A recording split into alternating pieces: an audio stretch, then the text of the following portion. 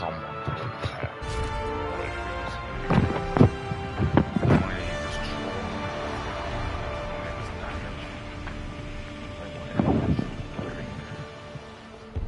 I just want to make everything happy.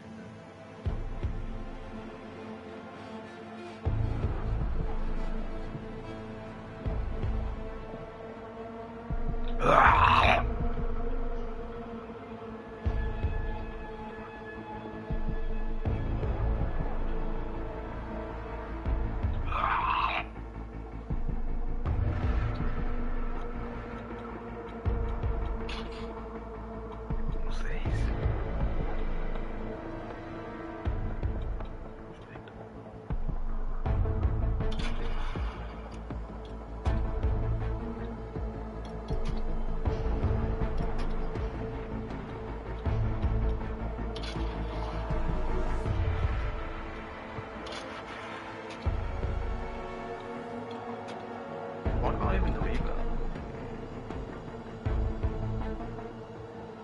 Like, why am I not even to like delete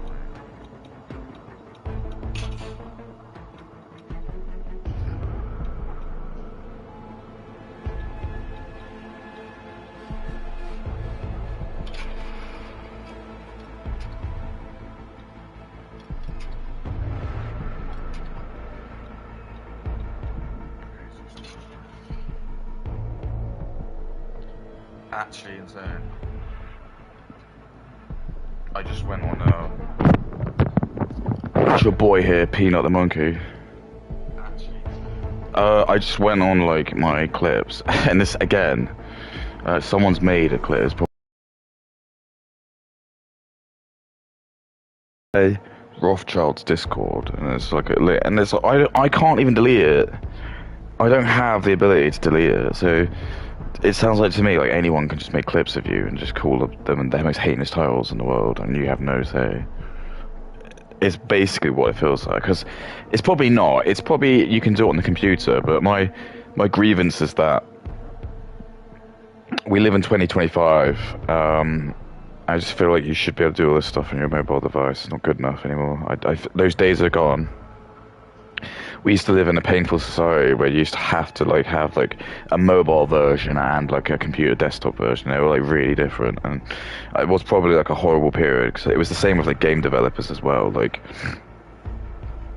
yeah, like I don't know, The Incredibles comes out, and you got like design, you got to make like 6 versions of the game. It's not like today where everything's just like one thing. It's like back then you'd have to make like the Game Boy Advanced one. You'd probably make like GameCube, PS2 one would probably somehow be different. No, actually, the PS2, Xbox One, and GameCube might be the same, but there'd be like a phone one, but that would be like a new game. Then there'll be, yeah, like a Game Boy Color version, maybe a Game Boy Advance one. And sometimes you would get like different console, like you could also get a PC one. Like, I don't know, but like you would have to make like loads of different versions back when there was like loads of different consoles. I would just be like pulling your hair out. So I remember you used to get like like the DS. It was just like the DS versions of all games were so fucked. I remember like my friend like being like so trying to like big up like when it was like Call of Duty came out for the Wii, sorry, for DS. It was just so shit. It was really shit. There was like this James Bond GoldenEye game, because the one thing that the DS was really solidly good for was that they let you normally play like a sort of half decent version of the 4-player online with one cart. With some of the games literally just being like Mario Kart was the best, because Mario Kart with one cart you could play 4-player, but the only like thing that was different was just like if you play with the carts, you could pick your own character, but if you can't, then you just played as like a shy guy who was just like average. But it just didn't matter because it was just fine. It was just so worth that trade-off. Same with like Super Mario 64 x 4 as well, which is still a very expensive game. But it is fun because you are literally just playing like the whole of Mario, like portably, which is fun because like getting an N64 out is a little bit like annoying, but if you can just have it on like, and also you get like, they just made it a little bit easier, which I know a lot of the true fans hate, but actually like just for like casual gamers, it just makes it easier because like some of the characters you can choose to break the game a bit because like they did a good job with it. I think people were like really harsh with it when it first came out. Because I remember, especially for me, when the DS came out, this wasn't like the 3DS. This is like the actual just standard DS. I was worried there was a period where they were just gonna. I was like, oh, they're just gonna like transfer every N64 game over because they were doing it with like. I think like the first game I got, which came with the DS, was Rayman, one of the Rayman games, and that was just that was literally just a port from the N64 Rayman onto the, and it was a faithful game. It was a good rendition of it. But it's not new, is it? It was just sort of like that dark chapter with gaming where I was like, oh, are they actually going to develop any IP, their own stuff? Was it just going to be... And it was like, yeah, then Majora's... so then they had like Zelda come out, Ocarina of Time. Majora's Mask didn't come out until the 3DS, actually. So there's like components to that, which I don't think use the 3D, but... It's just like a stupid, like... Whether or not the hardware actually was better, I'm assuming it must have been. Because I think that the games probably do just perform better. And 3D was actually not bad. It was like a little bit of a gimmick, just because, like, why not? But it actually wasn't that bad. Considering you didn't have, like, any, glasses, because 3D TVs were fucked. I remember like how big they were just when they were like coming out, and just like this is like shitty like little zeitgeist for almost like a year where it was like they even like all of the TV channels had to like reevaluate and come out with this like 3D version of their channels, and it was just like must have cost them so much money because they would have had to have bought these like fuck off 3D cameras, which are just irrelevant today. I'm sure no one probably used like if you'd spent like probably like $100 grand on them. I know, I'm joking. They probably do cost something. And you have to have someone trained up to use it, and then literally the 3D TVs was a gimmick for about like a year, and then just no one liked it. Like it was just the sort of thing that you bought and you invite all your mates around for like one night, and you probably like have an interesting night, and it'll be fun, and then that's it. You would never really want to go back and do it again. You just probably think everyone would just think like, oh, it's nowhere near as good as Avatar. And I think that's the biggest shame. Is Avatar was just so good. I don't think it's ever going to be possible to truly like emulate that. That's like a true magic moment, I think, that I'm glad I did do, because I don't think we can ever really do that again, unless they just like re-release it again, which they might do. And I know that the number 2 ones come out, and there's another one coming out. I don't even know if they are free. I don't think they are. I think they just completely poo-pooed that now. But I do remember watching the first Avatar when I was in college. It was incredible. It was so good. I remember just thinking, Jesus Christ, like this is the future. And then of course they did like the 3D thing. Everything has to be 3D. But the problem was that people weren't making the films around the 3D. They were just like making films, and they just had like a 3D component to it. So I think a really good one I always think of is like in Megamind, because that was like that. It's a bit where he like destroys this like massive tower, which is like got a massive point at the end. He like chucks it at Megamind, and it's just like when it's like grinding into the ground, and the point of the buildings like it just like zooms in to the point, but it's just like so obvious that would have just been like, it would have looked pretty good in the cinema with the 3D. And it's just like, I think Despicable Me had one of those bits as well, where it was when I think Gru lands his spaceship back on like Earth when he wants to go and like after he stormed the moon, And again, it's just like as it's like yeah, it's literally like pretty much the same scene. It's just like you see like the point of the spaceship just. It's just like when you watch it now, it's like really distracting because it's just like you just think, oh, why did they decide to pick it? I suppose actually it doesn't look that bad. It doesn't. It does kind of still look like quite an impressive scene, like I suppose. But it's just you probably do think like it's a bit of a strange. But then when you hear it, you're like, oh yeah, I guess that makes sense. Or like things like Monsters versus Aliens, where there's just always going to be like a random scene where it's like, I think right at the start of that film, for example, there's just like a scene where it's like they're picking up the signal. They're picking up the signal of the alien, the spaceship that's coming to like take them out, and then it's like there's a guy, like the people who are working in like the NASA satellite office. They're just like slacking off because like obviously nothing ever happens, and one of them's just got a yo-yo, and he's just like throwing the yo-yo at the camera. And again, it just when you watch that without the 3D, it just looks really distracting. But when you find out, you're like, okay. Yeah, they probably had like a little tick box. Probably had some executive dude coming over, and they were like, how many 3D bits have you got in there? Needs to be at least a 3D component every like. And it's just like that, and then it's just like there's loads of these distracting, like forced scenes they've done where everything's just like designed to be like for a 3D effect, but it doesn't really make sense when you don't have it in 3D.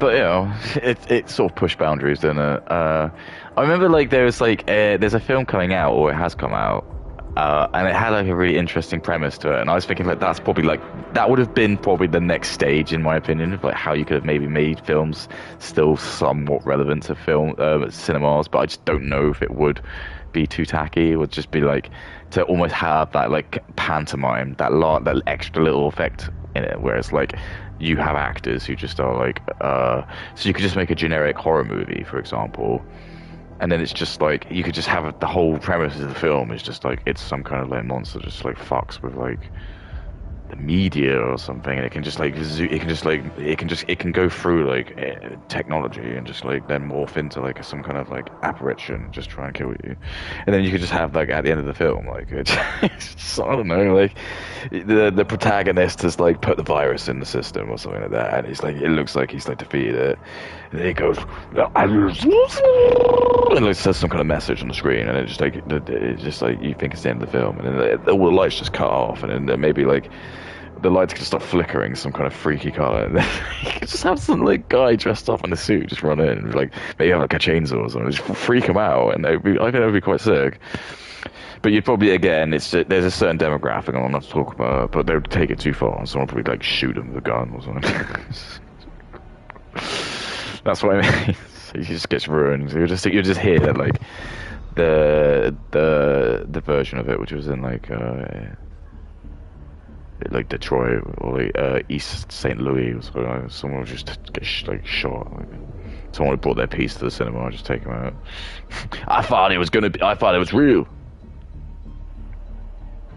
But I think there was a film about a guy who he was like that. He was just a bit of like a shyster, where he was just kind of like any way to make money. So he would like he got these like really crappy movies made, which were just designed mostly for like he did that like 4D effect in this film, but he just did it like very cheaply to again try and maximize some profits. So it'd just be like, yeah, he would have like his like stage hands like just dressing up and just like running out trying to freak out like the audience, or just like throwing buckets of water and all, and spraying like gas and like smoke into the room and stuff. He just tried to do everything like really cheap, and it's just kind of like a sort of charming story about, you know,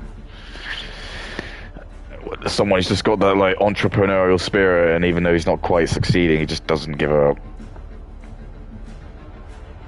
It's always something quite captivating about that, especially if it is real. But I always thought that would probably be like the most organic next step to kind of try and bring films out. Unless maybe they could do like, I was thinking like they could potentially have a fun situation where it's like, you know, you can go into the cinema and watch the movie, and like before you go and watch it or something, you can scan your face and like maybe like you can do your voice. And then it's like when you go and watch the movie, it's going to randomly put you as like one of the characters in the movie. And then it's just like, it's just that could just have quite funny implications, kind of. So you know, everyone. So you could just film a film, but everyone's just wearing like green screen, like those morph suits, to make it even easier to like kind of just. And it just be like a funny little social experiment where you just sort of like there'd be like loads of different implications of the movies because like different people like one time it might be like some old 60-year-old woman, it's like the bad guy, and then I don't know, some really fat guy will be like the protagonist. And there's loads of scenes of him doing like crazy like backflips and like being like really active and stuff. It could be really funny, but I don't know. I don't think Hollywood.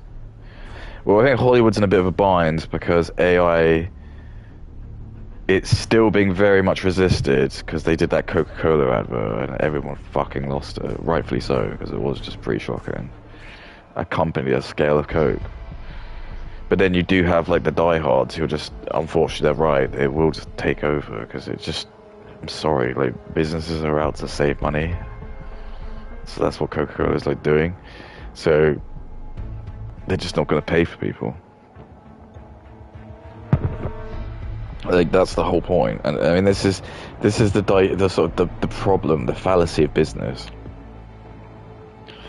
In a way, a business is like trying to provide a service to you, isn't it? But in reality, it's like it's just trying to like get as much money out of you as possible. And also like because they're trying to make as much money as possible, that does also mean like they're trying to like minimize all the costs, and that usually just means like the most expensive attribute of a company is the employees.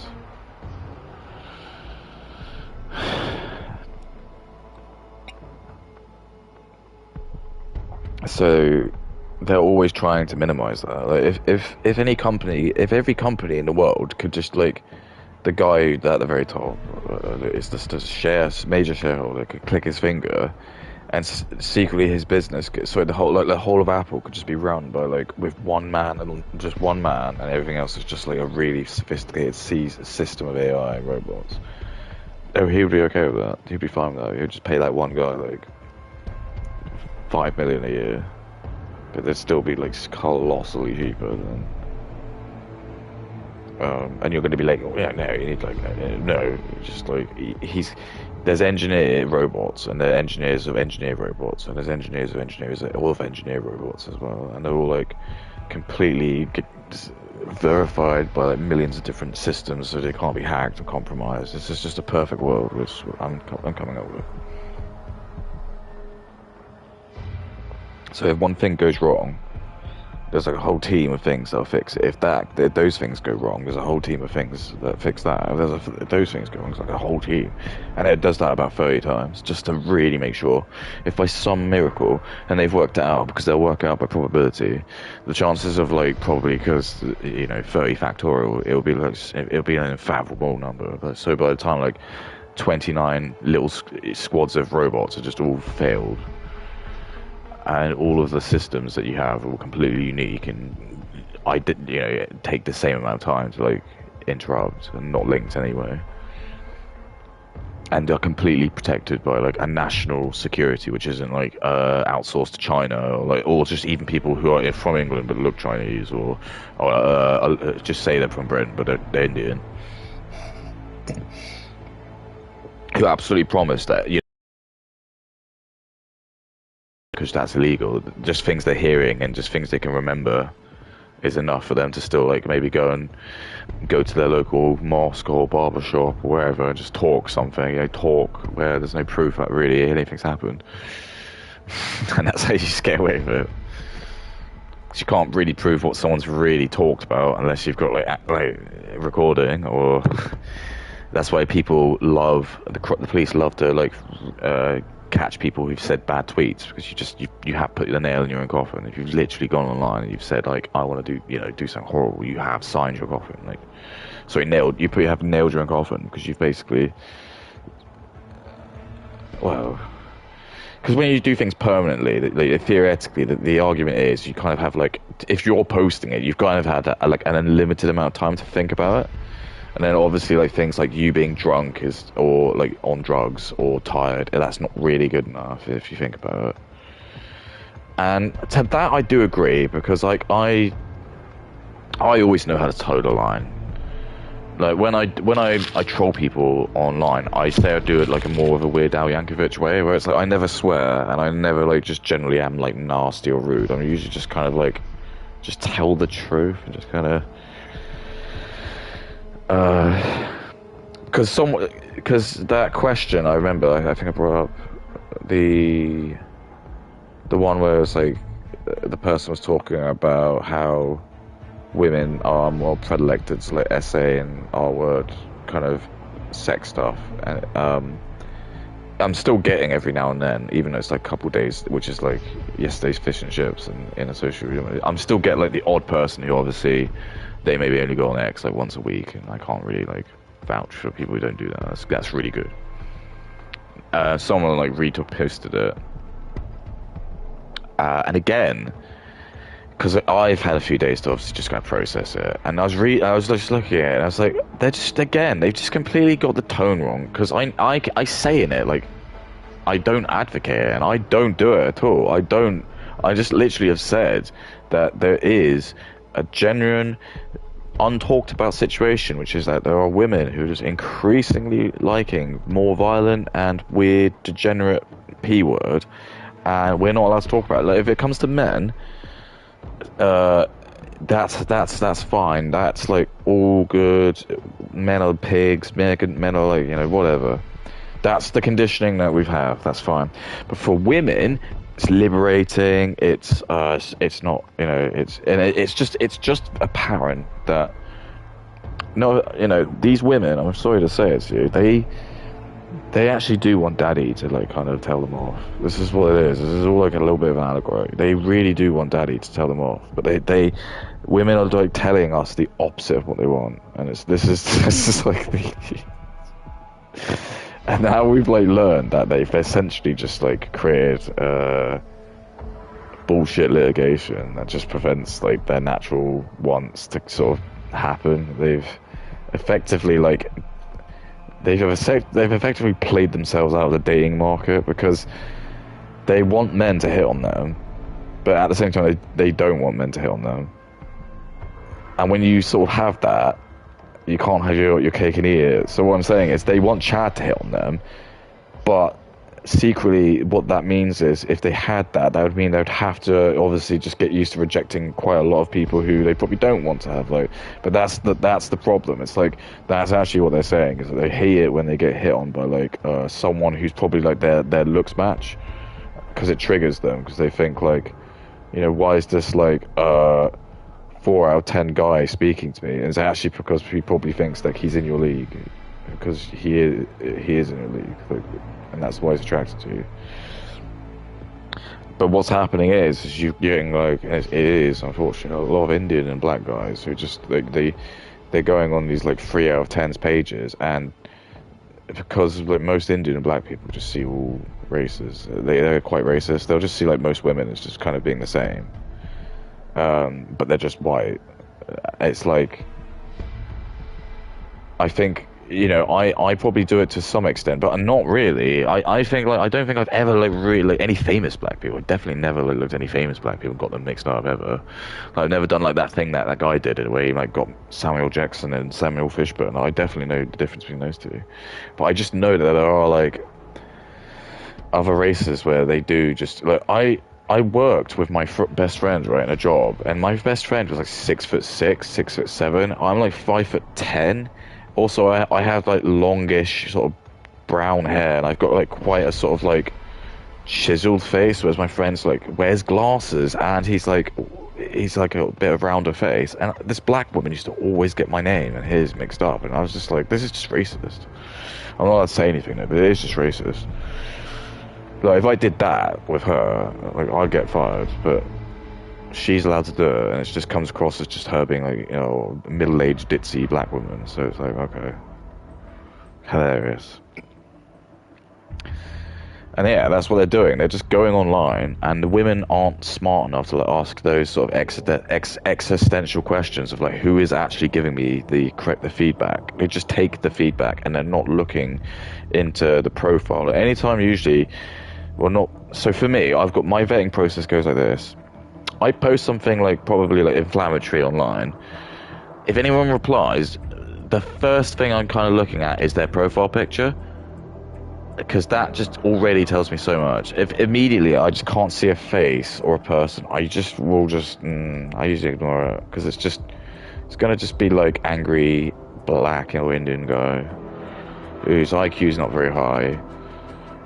It's gonna just argue bad faithfully because probably what I've said is actually a joke, but they just don't take it like that, and they'll just say something inflammatory and rude with no like wit, nothing smart about it. And then they'll either normally they like their own post, and I can tell it's them because like it happens within 10 seconds of their posting. I'll even sometimes I'm there that quick because it happens. I'll immediately screenshot it and I'll just say, look, you even liking your own post, just like the most, just shows that you guys have got to do anything to get ahead. Like you have to use like bots, you got to use like these likes, because this is what they got to do. Someone like me, I don't need to bother and try, but I have to like. Because these guys are gonna like they've made it very difficult. They're the ones who need to really get loads of money to have loads of play to get the women. Like I don't really need to try that because I'm a white male. I'm a straight white male. Unfortunately, straight white women like straight white men the most, and there are just a category of straight white women who just won't have who won't have relations with other races. And the people are going to say, oh, you know, Indian and black guys are like, well, yeah, well, that's the same when the other way around. Yeah, true, fine. But I don't like other races, really. I don't care if you want to call me racist, I don't. And all you're admitting is basically just like, you don't like your own women, so you have to like, you have to sleep with white women. So it's like it's like you're defecting that you prefer white people, because it's almost like you're saying, I prefer white women, so ergo I kind of probably must want to be a white man, because I want to kind of try and change my bloodline and try and like change my skin, like try and get my kids to now become white. So there is like a weird sort of psychology about that, or they're just openly admitting that they are just vindictively sleeping with like white women just because they think it's funny that they're destroying like our society. And that's generally more what I think it is, because you do get that like, oh, sometimes I lurk in the comments and someone said that and it's just gets like vengeful, just like hood rat looking black guy who's just got like, he's just like smoking a joint in his like profile picture, and he'll just be like, yeah man, I'll go and just like deliberately go out and try and slam as many like white virgins as I can. I just get off on it when I know like I just pump and dump them. So these are the people that are just ruining, like, because every single one of those women probably will be ruined now to some capacity. Because what I mean is like, if even if he's like some kind of like bum black guy, but he's got his own place and his own car, he will probably already be more enticing to women, because they'll just like look at the guys in their sort of like age range and they will be like, nah, these guys are broke, they don't have their own place, it's like we'll have to go around their parents' house and that's not cool. But if I go to 2 Chainz's, then I can go around his like crack house. See what I mean? So it's like, and then if 2 Chainz sleeps with her and then pump and dumps her, it'll be hard for her to go back. She still won't want to really go out with like the guys in her year, because she's tasted like what she would think is like the hypergamy. And it's like, I knew that even when I was in school, and this is how disturbing it is, because yeah, we had girls in the UK. It's different because it's 16, but actually you say that, but actually no,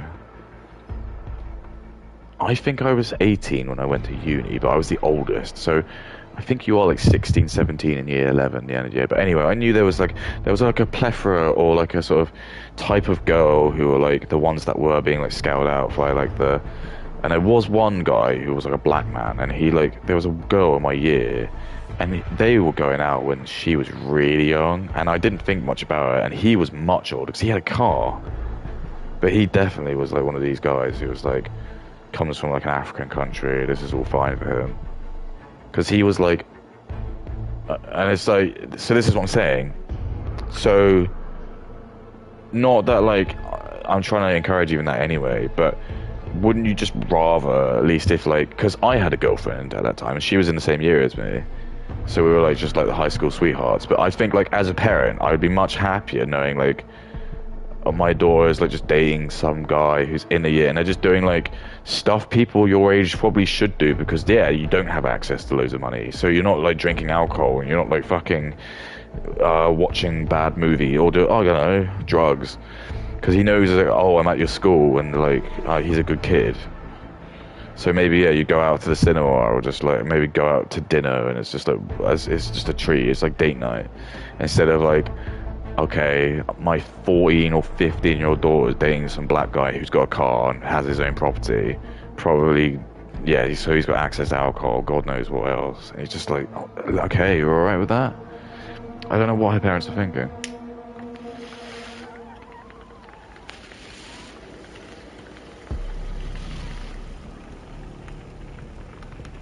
And no, it didn't last.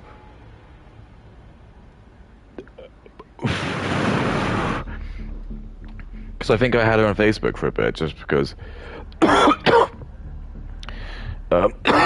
I did have a Facebook, it was around that time, I think, like around college, end of secondary school. So you just added in everyone.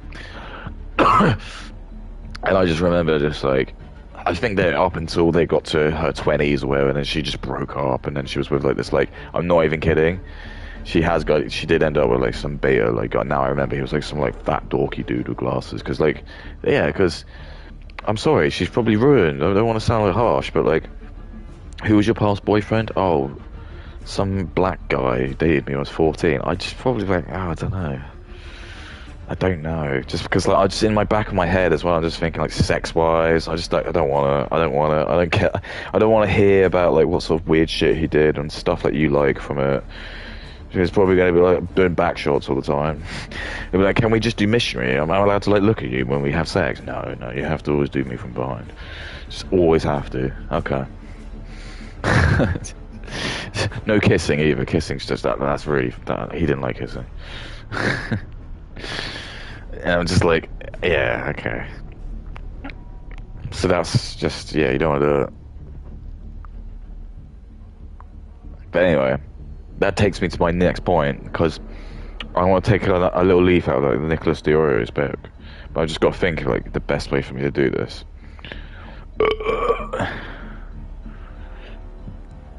So I've got like, I'm going to like watch a video and I'm going to try and review it while I'm playing a game.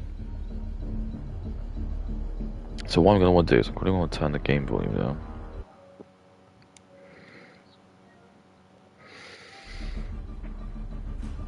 Because I feel like, fuck it, if I've got...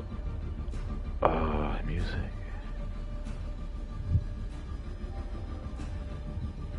No.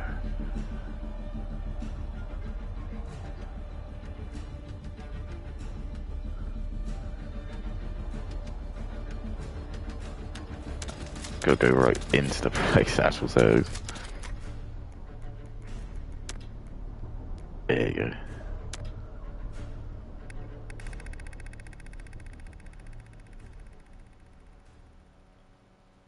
It's like when you want to play COD, when you play Battlefield, it's like, it's 2 in the morning, you just can't sleep. And your missus just like, just fucking go and play in the COD, turn the sound down now. Bang, can you hear me? It's 2 in the morning, you just can't sleep. Yeah, okay, fine. So I'm not as equipped as like Nicholas Duro, so unfortunately I don't have uh and that comes in for me just more like I like to like lie on a sofa, I think, when I like play games. I know like that's somehow become very archaic because everyone's just brought up on a, but I don't want to sit on a chair. I'm sorry, I don't like spending a lot of my day sat on a chair. I'm going to be really honest with you. I actually try to not sit on a swivel chair for as much as I can. And I do find that I'm probably better off for that. I think probably, and you're going to be like, well, input that.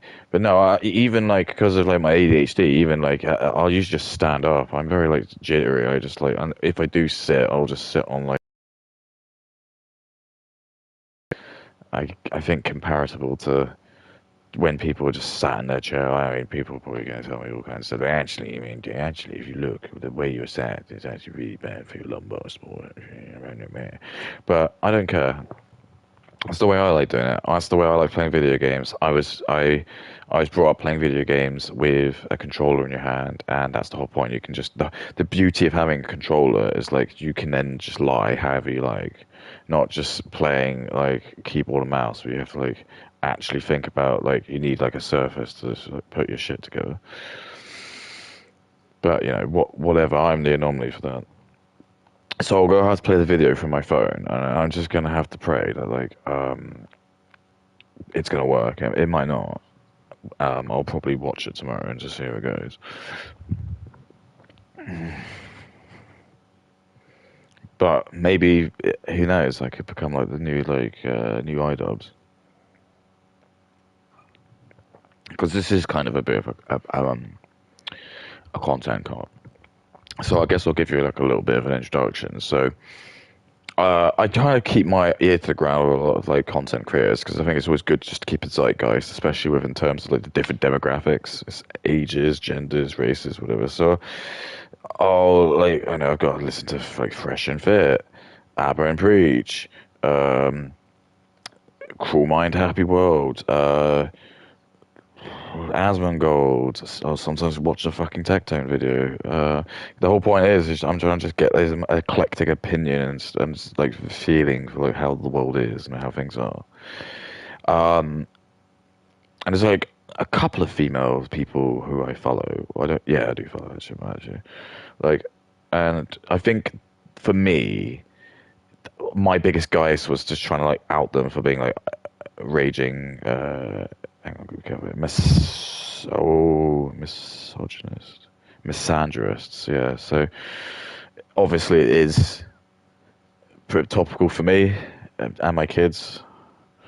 Growing up, I feel like I need to kind of ensure the world that I leave for them to the best I can is going to be the best for them. So I need to vet the content. So you get like a lot of these people where if you write like a bit of a comment or critique, you'll get like the flying monkeys who are like, look, man, if you don't like the content, don't watch it. And I was like, no, it's not good enough. People have to watch it. People like me need to watch it because I need to give like make sure stuff isn't just coming out and we've got these echo chambers of women who are just like vitriolically hating on like men just because they dated 2 Chainz when they were 17, like the woman I just spoke about, and because they're taught in university all men are the same.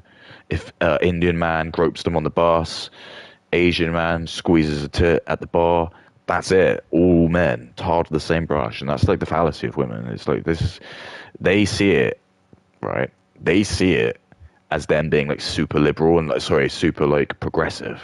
Oh, we don't see color, but actually, that's the lie. That's the huge lie. That's the huge lie. That's what everyone's unfortunately going to find out. So all the Chinese people, they're laughing at us. They go, I cannot believe they even got all the black and Indian people the same. That's ridiculous. They're just saying that. They're literally saying that. Why is Israel like well, that's been an ethno state? It just is, okay? Just is. Everywhere else, different. Everywhere else, all the Muslim countries, that's fine. It's just in the West, only in the West, because we've given certain people too much power and they've abused it. And what I mean by that is, like I told you, Abraham Lincoln, if you want to test a man's integrity, give him power and see what he does with it. You give an Indian man the ability to report all races, he's just going to waste, he's going to abuse it. He's going to go around, he's going to report. So he'll swear at you and call you like a bloody bastard. And if you like say anything to him, he'll just say that's hate speech, and then he'll get you banned. Because he's Indian and you're white, because you're like, I don't know, they'll find out. He'll just get deferential, he'll just get special treatment. Even though there's no such thing as racism for him, like he'll just go into India, and if there's black people, he can probably call them the N word, and if the police come around, they'll just like start probably joining in with them.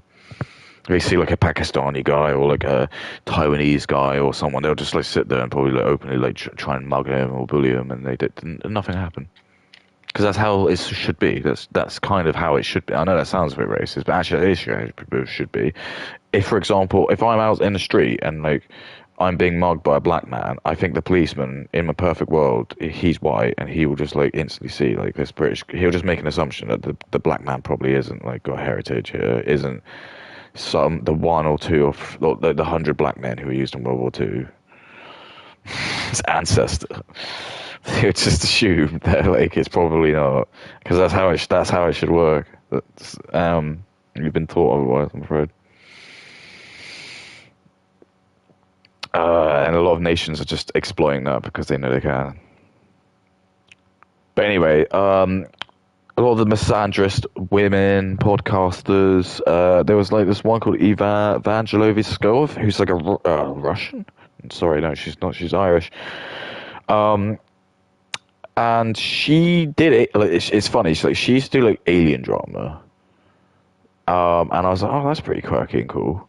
And then it's like slowly over time, and then like because she's like a lesbian, so that stereotype, just like over time they become more and more bitter as they get older and older. And like, I think she's probably in her 30s now, so she's hit the wall. She does look a little bit dumpy now. No, I don't care. It's not it's not sexist to say that. I can just talk her. She wants to work in the man's world. Dog eat dog. This is the man's world. You're going to be open now to ridicule because you women don't want to. If women stayed at home, and I wouldn't dare ever making fun of a hard-working mum who's not on the internet ever. But if you're going to go on the internet and just have an opinion, you've signed that contract that states that people like me, anyone who's got a camera, as long as I'm not just hurling like, hate speech, I'm not. I'm allowed an opinion, which will never get taken. No one's going to care. I know I'm speaking to win, but it's because there's a certain ilk. Let's just say that there's a certain echelon of people I'm looking for. I don't need many, but some big people in the world have done a lot with not many people. But you just need to make sure they're the right people. That's what I'm going to say. So I don't care. Like people say that, like black and Indian guys get like, but you only get 100 likes on your post. I don't even get that. Sorry, you get 100 views on a post. I'm lucky. I'm like, yeah, because I know I'm not like saying stuff, or like I'm not like going to post just a cat video, which I know will just get views because I don't care about them. I don't not there to make money. So for me, it's redundant. It's irrelevant. I'm not a paid account. So all I'm doing is, so you got to think like, so what am I doing it for then? Because you can on my account it says I don't want to be famous, which I don't.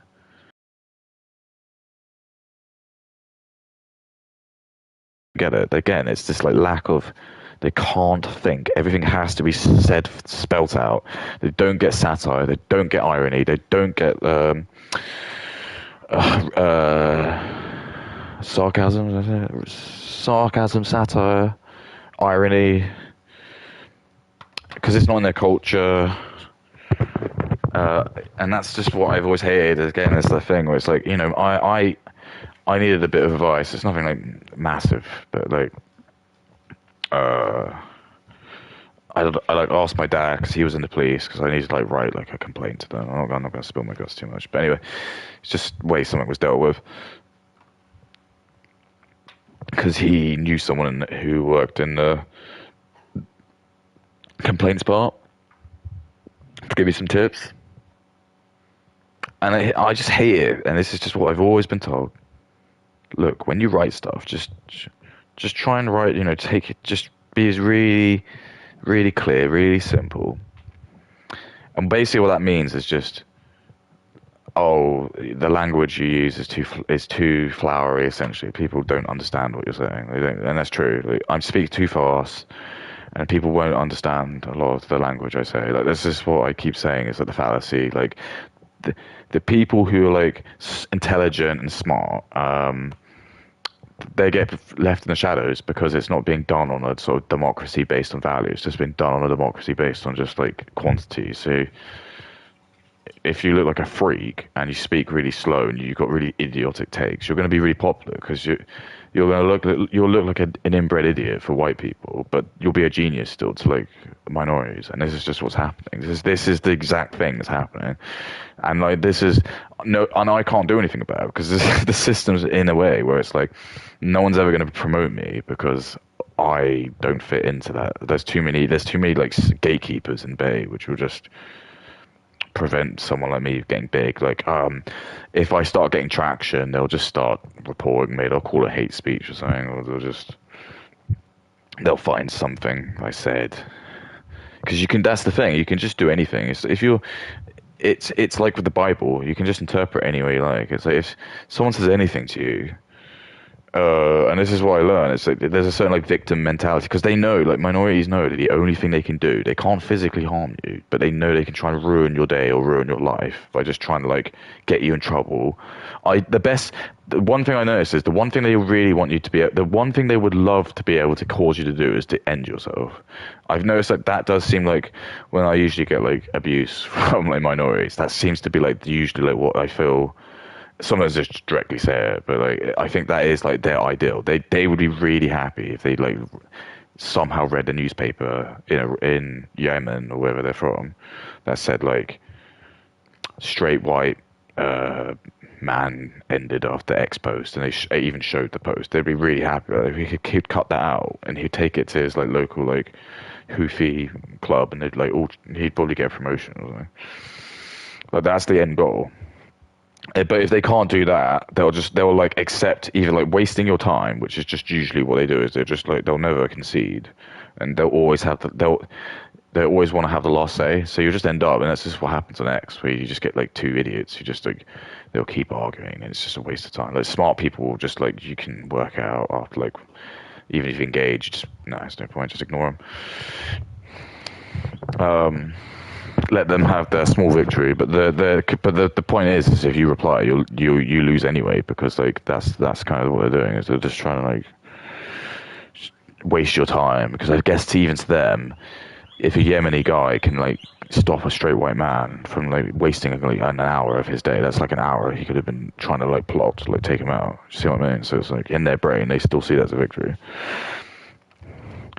That just be generally like insulting, but again, you got to remember, like that's the whole point. Is if you're from like Yemen and you just live in a hut, you're going to be really angry because I don't live in a hut. I live in like a nice flat, and I've got heating, and I've got plumbing, and I've got a fridge, and I can make food.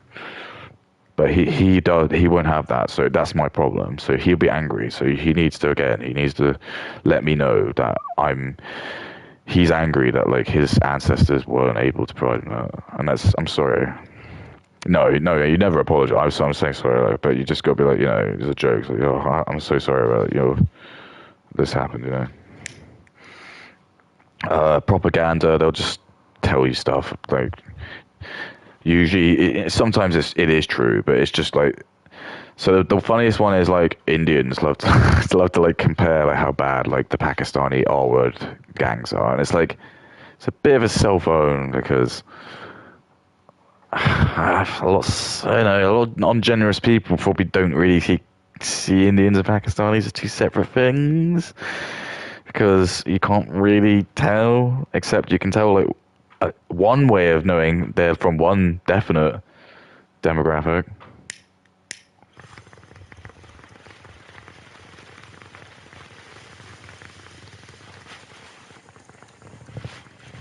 That's what I mean. In the same way that the Indians are racist towards white people, in the sense that they keep like keep making like really ugly white guys become like famous. We are the same with the Indians, where we don't care. We're not like, oh, you're Pakistani, you're Indonesian.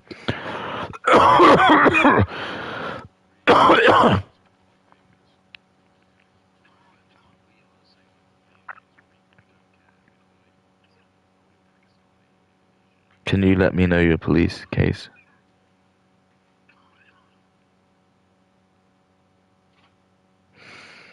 Okay, let me just do that.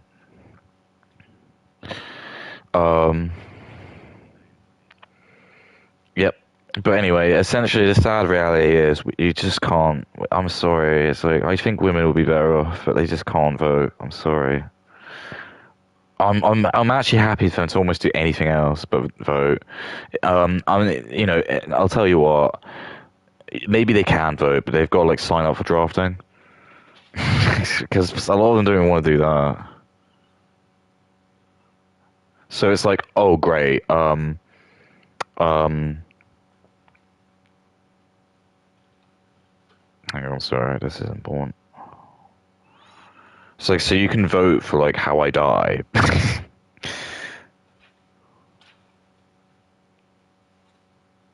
Yeah, exactly.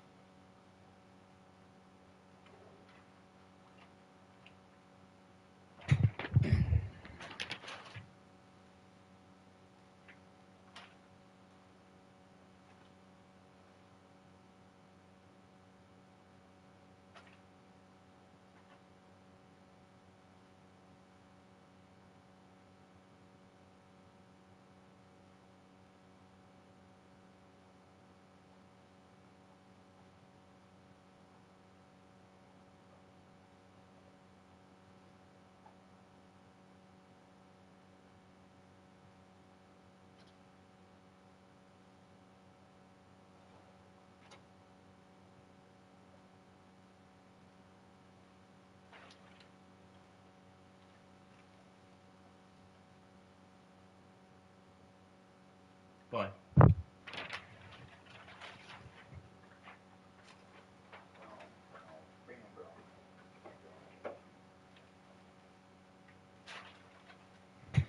But yeah.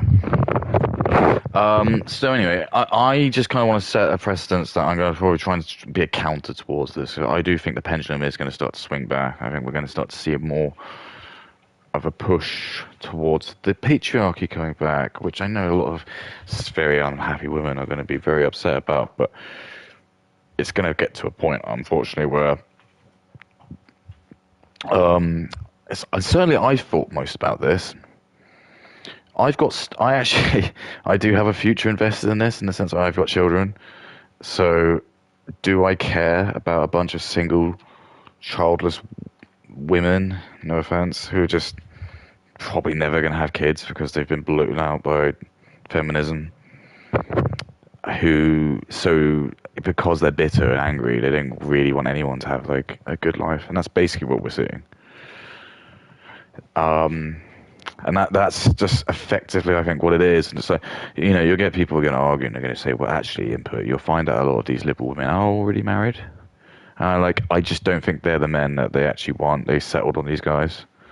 They're not. There would have been in their brain, there would have been some Chad who, like, was the one who ruined them in the first place. Whether that was 2 Chainz or Drake or LeBron James or, I don't know, whoever. But that's not the guy that they wanted to end with. That was the simp. Usually it will be a simp because, like, most high testosterone dudes are probably going to be more Republican because they're the ones who are probably going to go and had a kid. And even if I think even if you just had a kid and been effed over by like the divorce courts, you still, just out of being a decent dad, you just want your country to be as good as it can, especially if you've got boys like me. Like maybe if I go now, I'd still obviously still feel like that. But so I think it's good to have that, and I know it's going to be next to a nay impossible because, as you say, my demographic is just the most hated in the world. No one gives a f. No one wants this. Like it's clear.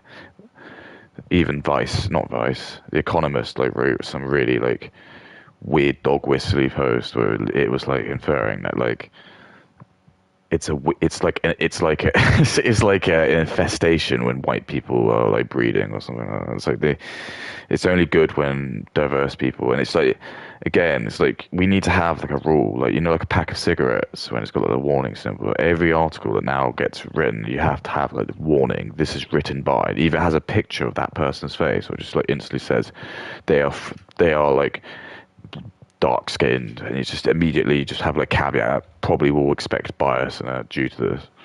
And then, oh, what surprise you read it? It's just like the white person's always the bad person. The black people have been repressed. Um, Come on, we're just bored of it. It's just, we wouldn't mind if you had like a new one to do, but at the moment, like it's like they're running out of things to sue us for. They're like, oh, we've done sexual harassment, we've done child court, we got all their work sorted out, but they're quite clever now. Like men are just aware just when they go to work, just not to do anything. Um, they know social media. You know, you can't go on Battlefield and tell someone to do something bad. What else can we do? And this is what they're doing. They're trying to think of like the new thing they can do. And it's probably going to be like, yeah, I think at the moment the new thing is Islamophobia. That's the new thing.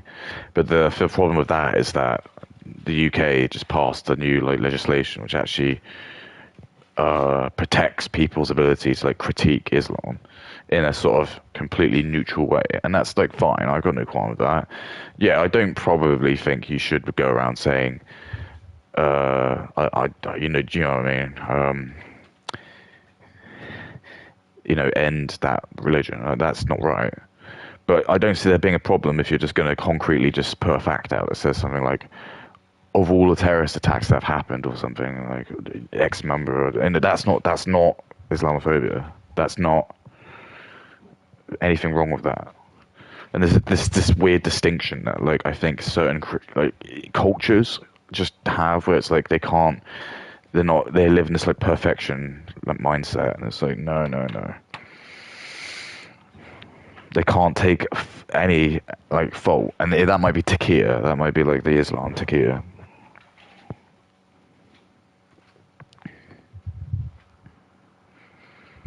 It's like you got useful idiot Sneeko, and there's a litany of like reasons why being black and being in Islam is hilariously stupid, but they'll just ignore that because again they'll say they've met because they all get flown over to like Dubai or Saudi Arabia, and they go and meet with like the special high clergies of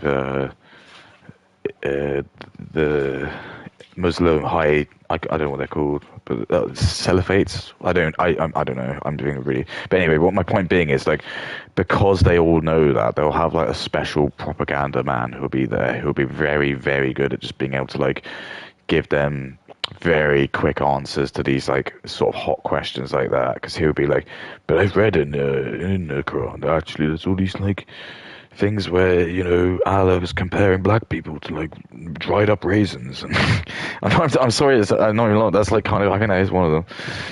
And just that no one who's black is able to go into like the afterlife, and he'll just be there and he'll be like, no, all of that is just like old scripture, and so actually that wasn't what they were talking about. They weren't talking about black people. They were talking about dark as in evil people, and it's just yep. And they'll buy it because they'll be like eating like in a 7-star hotel, and they'll be like have like a massive like bag next to them just filled with like expensive Rolexes and a crypto wallet with like 100 grand in it. And then they'll be like, so all you need to do is just sign this and then go on your stream and just actively say now you're a Muslim and just keep actively going against Israel. And if you do that, we'll make sure you stay like no matter what happens, we'll make sure you can stay afloat on a platform because we'll just pay you crypto. And yeah, you just keep doing that, and that's it. They're useful idiots because that's like the whole gimmick. It's like idiots are aware that but as soon as I see any of these celebrities going to like meet with high Salafite members of like the Muslim religion, my eyebrow goes up a little bit, and I'm just like, because it's very interesting. It's like they even get invited to that for one. But you got to remember, like, why? It's probably because they have something he can do for them. Because he probably wouldn't give a crap otherwise. Why would he want to speak? It's because it's the Islam, the Muslim, who are doing the. Like, if you hear Myron as well, it's funny because like a lot of these people, they just self-report themselves. So he always goes on about how like the Jewish are like the ones who are doing the plants, and it's like he's getting them mixed up.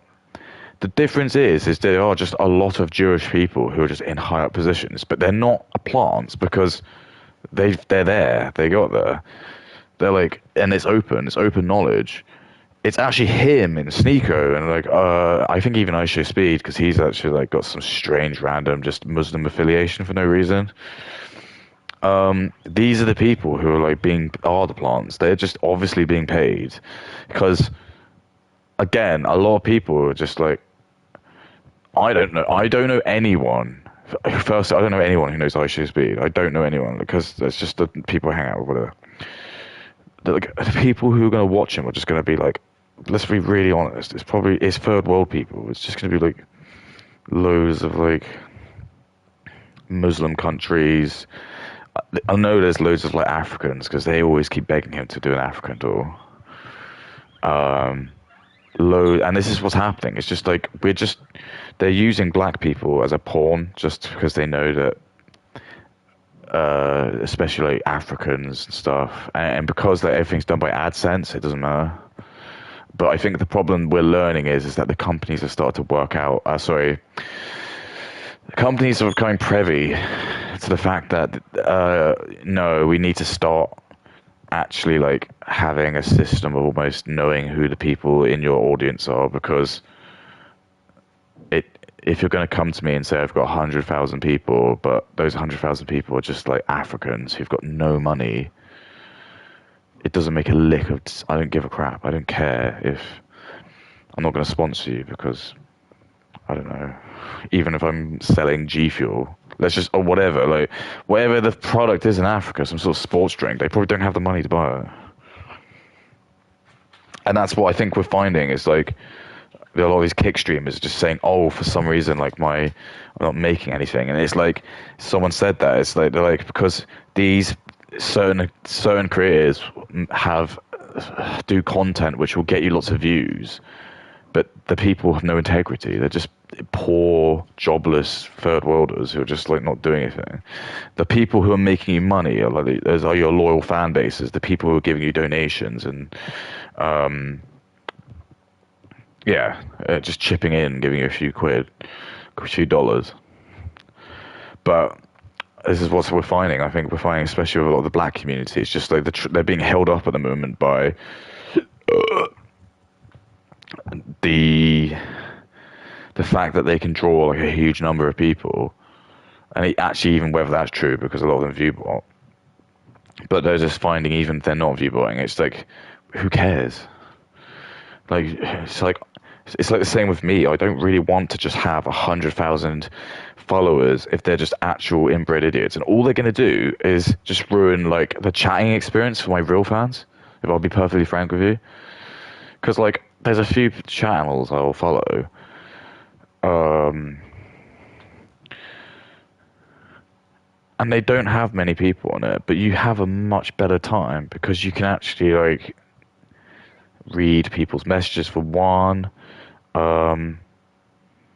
And then you kind of start to remember people a bit. But just once you start to hit like that million range, and it's like you're going on your live chat, and it's just full of like third worlders and just Indians and they're not saying anything. They just keep spamming emotes or thinking it's funny. Just put as many characters as they can, but just fill it up with just like a stupid emote, and just like loads of them just doing it, and you just can't see anything, and it becomes useless. So you end up just like spoiling your like demographic. So your loyal hardcore fans, they're just like, great, now we're just like forgotten about because like you've gone mainstream. I mean, that's what we're finding. It's just like the people who are making the money are the white people and the Asians. And like, again, it's like when I say the Asians, it's like Chinese nationals. They're not going to watch mainstream media. Streaming. Japanese are definitely not going to be watching that shit. Because it's all the races that are like over 100 IQ. So you just left again. This is what I mean. So this is why I keep saying it's like numbers don't mean anything anymore. This is the whole thing. It's like people need to be valued more. So even if we're just going to talk about from a celebrity perspective, I think like if Elon Musk like said something and like it was a fan, if Elon Musk subscribes to your channel, that's just should be like automatically equivalent of like you having like 100,000 followers, just regardless, just because he's Elon Musk. So even if you have 100,000 no ones, one Elon Musk is the equivalent of that. You just immediately get like a silver play button. Like that's the one I'm talking about. Because what we're having at the moment is just like these people aren't doing anything. They're just all using ad blockers. They're all just like, they're probably not even watching adverts. None of them are going to give you any money because they're all just scammers or just they don't have any money because they're all just third world people just watching it for free. That's why they're watching it, because it's free. And then because they're all from India, they're born with like knowing how to use like VPNs. So they're just probably like LARPing as some like American man. And it's just they openly brag about it as well. I would never do it, but I always go like, oh, I always get an advert during the stream, and then someone's always just like really like brazenly just goes, oh, I never get them because I just ad block. And I'm like, dude, like at least try and support this guy you're like watching. Do you know what I mean? At least I know I'm watching the adverts. If it's even if it's pennies, it's still something. Just think if you're just gonna be a dick and say that, I just don't think you're like. Do you realize like you're not sticking it necessarily just to YouTube at this point? So you're just openly admitting, oh, I haven't got any money. I'm not intending to give any money to this guy. He's here entertaining us. And that's what I mean.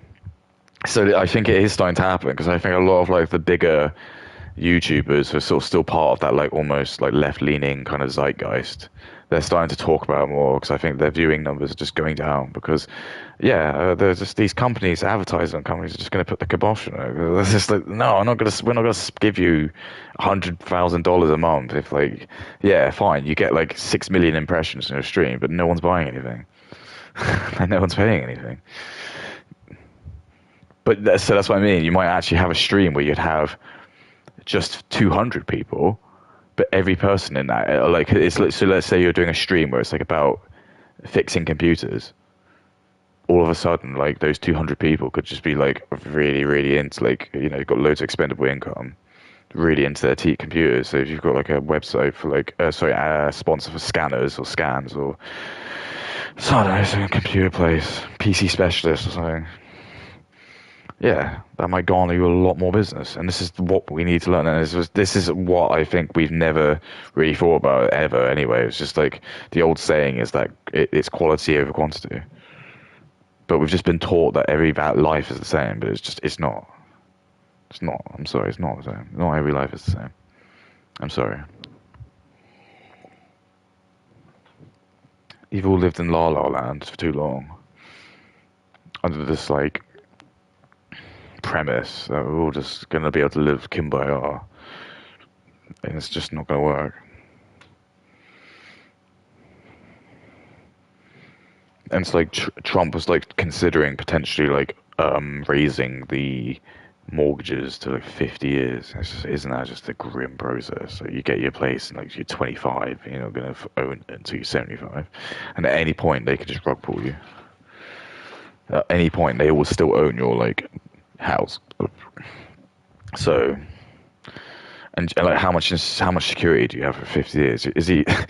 Is America even can still is America even going to still exist in 50? You see what I mean? So I'm not even trying to be like stupid, but like when I got because when we had the divorce house, we had a mortgage for it, and so when you do see like the date and it's like 2056, it does make you go, oh Jesus Christ, that's gonna be like soon.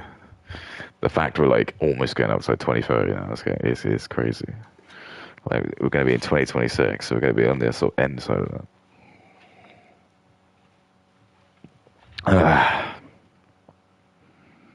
Yeah. Anyway, so I was going to watch this. Her name's Cataclysm, and she's kind of been on my radar a little bit. I suppose I got a little bit of a soft spot because she is also from the UK. So sometimes her using the sort of colloquialisms and slang is a little bit of a refreshing to just hearing people say, the hard R word, But I kind of Yeah, so I had an original account and it got taken down. It got completely flagged for cyberbullying. I didn't even get like a strike; it just got completely taken down. But anyway, I think there was a video on there, and she essentially just had this kind of very misandrous attitude, very much just like uh, it's like men bad guys basically. It was just a summary of it. And I actually wrote her a reply, and she's not like a small fry. I think she's got like 150K, so she's got a silver play button. She's established by no means. Um, and I suppose you're probably thinking, well, input. That sounds like you're punching a little bit above your belt. To which I'd say, yeah, but I think because I have the wisdom, I've got like, I'm, I think she's only in her like mid to early 20s, so I've got like that like extra wisdom of being out there in the world, and I've experienced the marriage and the divorce, and I've got kids, and the dating world. So for especially for her, like everything for her will be anecdotal because everything's different. It's completely different. It's completely different, and I think women don't understand how hard it is for men, especially today, in the dating world. So my first sort of like thing I'll say is like most women, especially if you're white and you're not fat, even if it doesn't even matter actually if you're fat, you can probably get laid in the day if you're like going on a dating app and you just like put yourself out saying like I'll just bang anyone. You will honestly get like loads of dudes. You'll have like your phone will just be going off.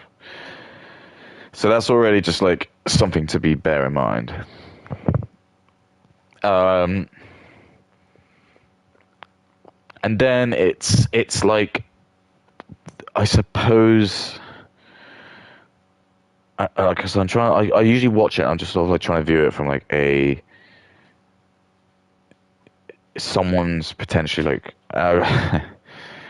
like is anyone going through like any potential like trauma, any issues? Have they gone through any bad experiences in the past? And I think it's interesting because you're going to look at me and you're going to say, well, that sounds a bit, is it ableist, I suppose, but traumatist. But what I mean is let's go back into the olden days, right? Where we used to have like, remember we used to have celebrities. What was like the sort of things that we used to love about our celebrities? We used to like they generally were very good looking. They were generally like quite stoic and very like, well put together. Usually really charming, very funny, witty. Uh, and they were, fun and pleasant to be around. And usually why that was because, they didn't have a chip on their shoulder. They're not doing stuff out of like, oh, I was traumatized, therefore I'm going to make this. It's like some kind of like message, I'm going to be some kind of like, uh, what's it? Be a crusader. This is my mission. I've got to like, I've got to go out there now, teach everyone about that. And I think there is definitely like a category of person who certainly does feel like, because for me, I wouldn't want people with trauma to become influencers because I don't think personally they are necessarily the best people. And you're going to say, well, that's really offensive because people can grow. Oh, yeah, I know that. But we have to just understand that, when someone is traumatized, it usually does mess with them. And we still don't really know, like, the extent of that. But I'd rather like, have someone I know who hasn't really, or if they have gone through it, they're just professional enough not to really go on about it, and they don't have to keep harping on it. Everything they make has always got to be about it. You can just kind of be objective about things. You don't have to add emotion, because that's sort of, what separates us from just saying just anything because we just the way we feel. It's difficult to say, but you have to sometimes just broach things in the most factual, logical sense. It's just what's been presented with you. try not to add like any of your past iterances, hiccups, trauma with things. And she replied. So I wrote a comment, and she replied, and I was surprised because she's not small, and I could tell immediately just reading it. Like, right, she might not be thick enough skin for this. I don't blame her because it's social media, and I think especially women don't get it as bad. Women have been very much like mollycoddled more. They're just kind of taught to like no, especially they don't have like male role models like dads to like tell them to like not dress like in a provocative way, don't date certain people. Their mom will probably just let them do whatever just because they'll be like if they're a single mom they'll be angry against men because of the divorce, so they will want to empower their women, their daughters as much as possible. But it just, I don't know, it kind of comes across as just bad faith when you watch stuff and you just think, how many different times can you say it's the man's fault?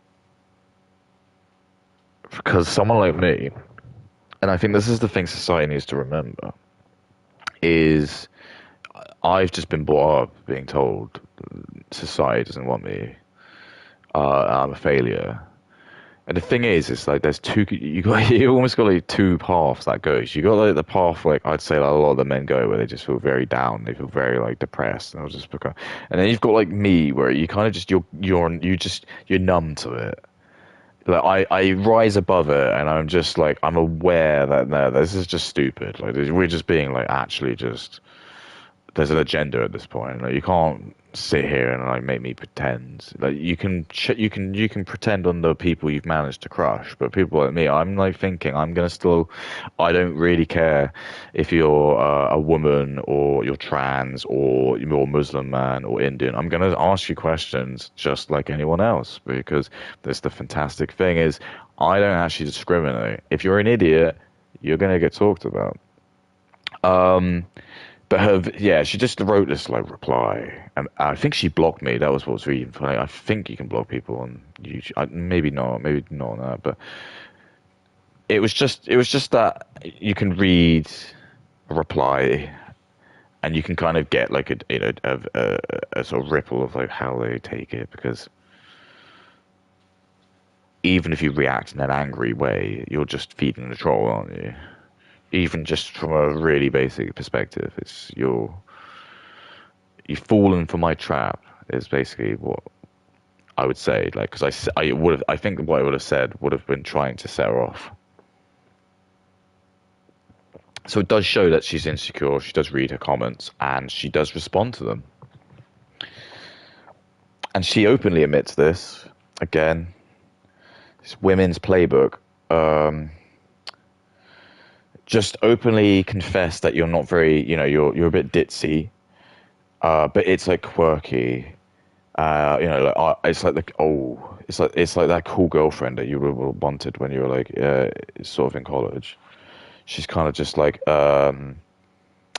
she says like very vulgar things, but it's like she's still got that kind of like I'm a girl, but like don't mess with me because I could probably beat you up attitude. Covered in tats. Yep, that's fine. I mean, Sydney Sweeney doesn't have any tattoos, but that's okay. That's fine. That's just horses for courses. Loads of piercings. I think she has a nasal piercing. There's nothing wrong with that. Absolutely nothing wrong with that. Uh, she's got like a massive tattoo on like her sternum. And again, it's just, I don't know, fine, whatever. It's not me for me, but that's fine. Because actually, like, I think she says that. I think, like, there are a few, like, moments where it's like she does, like, basically confess that she has done things to herself to try and make it. And this is what some of these women do. What do you mean by these women? I mean, like, Cataclysm, you'll hear her voice in a minute. I think I've heard from other like liberal women. They say like they've cut their hair short, done this, and that deliberately to try and like prevent certain male gaze. And so, I'm going to play armchair psychologist here, but and that's okay. No one's gonna listen to this anyway, but even if they do, who cares? Because we're all gonna be gone in 8 years or so, anyways. But anyway, I would think this has probably all come from trauma, and I can't pretend I don't know, but I think she has openly confessed that she's had some bad situation with some person when she was like 19. So you remember what I was saying about Two Chains and Drake? If a woman basically has like a bad sexual experience, it just that's it. It will that's her. She is unfortunately kind of ruined. That unfortunately, I know no one's going to want to hear me say this. Women are actually their best if they don't have any other sexual partners, and it's not. I'm not even trying to say that's what I want, but it's just absolutely that is what seems to be true because it seems like the more sexual partners they have, the more they just become, I suppose, broken. Is the phrase I want to say. It's like it's we're at now. So even still, me saying this, I maybe could still get in a lot of trouble. But I think we're going to find probably in the next year or so that ball that we're going to be on the other side, and my rhetoric's just going to become a lot more open about this discourse of these kind of people, far lefters basically. That just it is. It's like she's like the last boss of feminism. Um, and it's just like clearly she's like had some bad experience with I don't know what race they are. She'll probably never say, and even if she did, I can't even believe them because no offense, these people, women, they love to lie, and she will either admit she does, which I'd be surprised if she does, because that would mean accepting accountability, and also because I actually admit I lie because I do lie because I know that's just a thing everyone does. Um, I admit that most of the time I do tell the truth, but I do lie. And generally, if you just call me out, because normally the lies I'll say are just like really like blatant. But if you just call me out and say, "Oh, you're lying," I'll generally just say like if you just actually do call me out, and I'll be like, "Yeah, I am lying." But in general, like from what I'm saying now, I would like to say I am telling the truth, but I do lie. And that's the other thing. It's like you'll just speak to some people, and if they say they never lie, you just know that's wrong. It's just you just know in bad faith. It's just impossible that no one lies. It's just it doesn't happen. So what? Even if like I don't know, your phone company calls up and says some kind of deal, and you lie and say, "Oh, actually, I'm at work." So you're telling me you've never do that? Exactly. You're just full of shit. Just bullshit. Um, Yeah, they lie, and it's apparent that happens. We've just seen all these crime reports where people have come across as like being black, and they report them as being white. And I can guarantee you, there's probably was women doing that because I've heard from women as well. I heard from like loads of testimonials. There was like some woman who called up LBC. She was like, "Oh my God, my husband's a racist," and then James O'Brien was like, "Oh, what happened? Tell me what happened about it." She's like, when there was that stabbing going on the train, he was like, what race was the guy on the train? Oh my goodness, how you doing about that? Huh? I told them, but I really wanted to say, just make up and lie and say he was white. And I'm like, that's it. That's the problem. This is the problem we have. These women don't care because they know they don't get in trouble for it. They want to be punished for it, but they're not. They don't. And they're making it as hard as possible. And, well, I can't really, I can't be angry at them, I suppose. But this is just what's happening. Right, anyway, let's talk more Dewey. Alright. Oh, I can actually play the kick video while I'm playing that. I mean, that sounds next level. So maybe I can do it.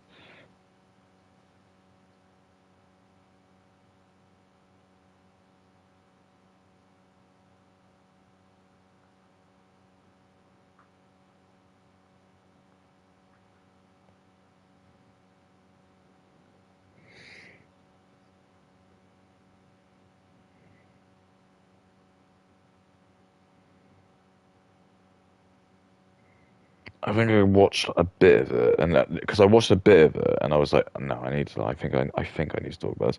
So it's called "Oh, Nice Guys Are Is Outrageous." So she's doing one of these like classical. Classical, classic. I wish it was classical.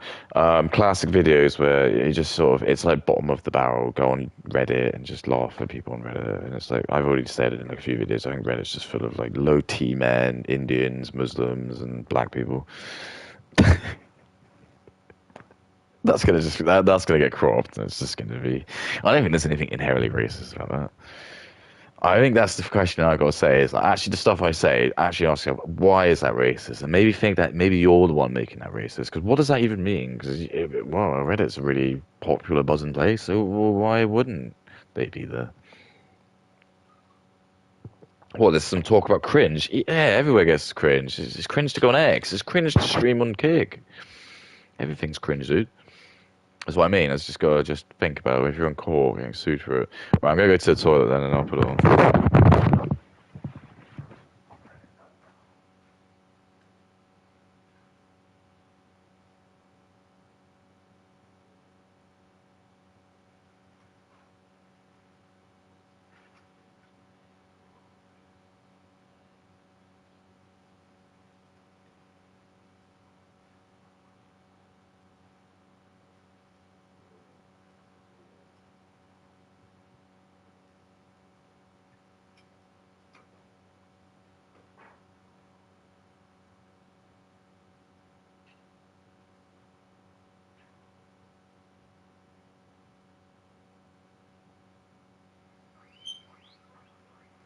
No, I know, girls.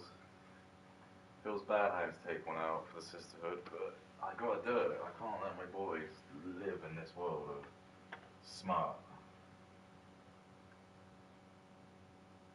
Like, if they say, "What did you do for your boys?" I've got a litany of things I can show them. I'll be like, "I was on X. I was telling people what to do. Kept telling exactly what was wrong with the country. I was dogging on people. I was denying everything." I don't even know what that means. I don't know what denying everything means. I'll redact that one.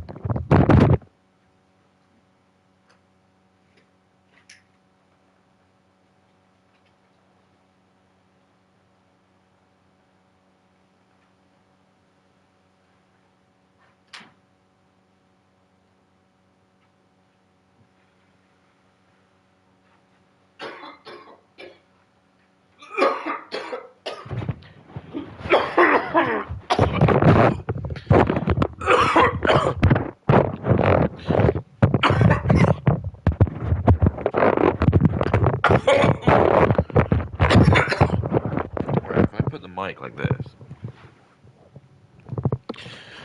I think I get the best of both worlds.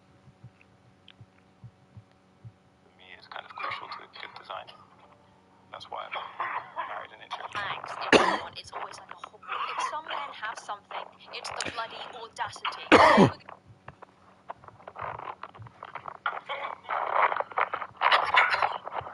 If I put the mic like this. Hang on, so I need to hear how good it sounds. I think I get the best of both worlds. Me is kind of crucial to good design. That's why I'm married and interested. Thanks, everyone. It's always like a whole. If some men have something, it's Right. the bloody audacity. I mean, we're just gonna have to see how it goes. I think it'll be alright. Like I said, it's just a work in progress. Right. Today we're gonna. So it's called Nice Guys is Outrageous. Now I can't show you what she looks like, obviously, but well, I could, but it doesn't matter. I think it's more fun for me to explain. So uh, she's in I guess a bedroom, and she's got like loads of IKEA furniture, like those I've got. It's literally the same thing I've got. It's like the classic like cube compartment thing, which you just use as shelves. Now, to describe her bedroom, it's like. So first of all, I know what people are gonna say, but input, you've got like models, and I'm gonna my models as a trophy because I had to build that. So it's not just like I bought it. It's not just a piece of shitty plastic. I actually had to sit down and like build like these Gundams and these models, which took a lot of time and a lot of effort, and a lot of people couldn't do it. So that's part one. And then like part two is just like it's the weird disturbingness about this, and this is where I get into like the sort of like I'm just gonna have to be really careful about the sort of things I infer. But everything is like so she loves like sort of like Hello Kitty, and it's like this weird like for me, it's like it's that brokenness that I see. It's like she still like has this feminine side to her where she like wants to kind of be like I like Hello Kitty and sort of thing. She's got like, a lot of Pokemon stuff and like just a lot of like the sort of like the cutie sort of Japanesey kind of logoist stuff. But then at the same point, she's like her face. She's got like so she does have a nasal piercing. She does have a nose piercing. She's got I think a couple of eyebrow piercings. She's got like those plucked kind of like almost like 2006 sort of like you'd I don't want to be harsh like corn star kind of like because I think she normally does wear a lot of makeup because this is the thing, right? She's sex positive, but she's porn against porn. So armchair psychologist here is going to sort of explain what that means because you're going to say, well, that sounds okay, but I think it's important when I sort of instruct like what kind because I might be wrong, but I don't think so because the way she dresses is like in a very promiscuous kind of way. And I might be wrong. Maybe I'm wrong. Maybe they're just women who love to dress really promiscuously in the sense of I don't know, like covered in tats, covered in like uh, piercings, and yeah, they have sex, and it's just really it's just missionary. They don't they don't like it. I don't know. Part of me just doesn't think that's the case. Part of me is going to think that there's probably going to be like a bit of I gotta be so careful with her. Just read between the lines. I think you can see what I mean. Like it's potentially going to be a bit more crazy. There you go. And that's where it's like it's strange because it's just like you got like that dichotomy where you're just like you're looking in a room and it's like okay she's got like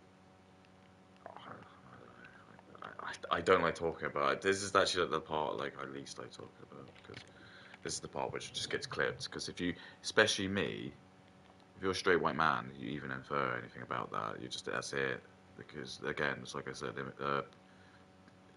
people of color who don't even necessarily they're not punished for it in their country. They're the first to know that that's the thing. They can easily get another white man. Like, if you want to get rid of a white man, just immediately like, if he says anything slightly pedophilic, just like, or infers anything to do with that, just instantly just like for him because and just take everything he says completely out bad faith.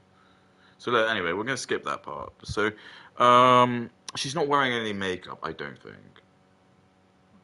because I do notice that she has an Instagram. I don't use Instagram, but I think she puts pictures on there, and she does by the look of it. I think she probably is one of these like.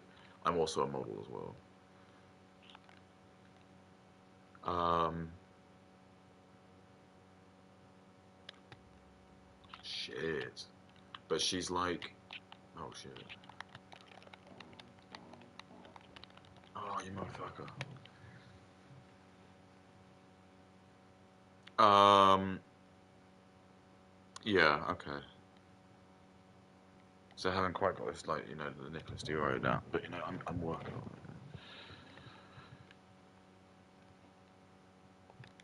Okay. Okay.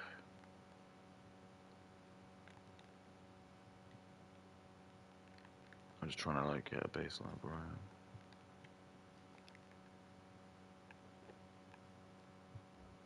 Okay, fine.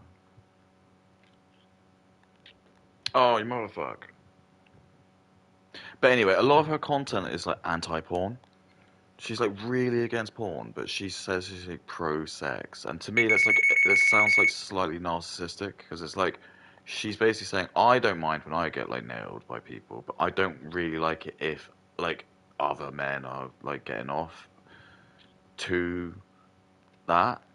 And I think she'll like phrase it in a way where, and this is where again, like it's difficult to trust what women say. I'm sorry, but like she'll probably phrase it in the sense like she's like worried about men, but she's not. She's probably meaning it in a completely like because I've been around women, I know how they are. And completely like for her sake, she'll be annoyed because maybe she's been with. I think she said it as well, so she's outed herself as well. Because I've watched. She said that I think. She's had a boyfriend who had. So this is what I mean. All trauma just like plays in. So this is. She said that she had a boyfriend who didn't want to have sex with her because he watched too much porn.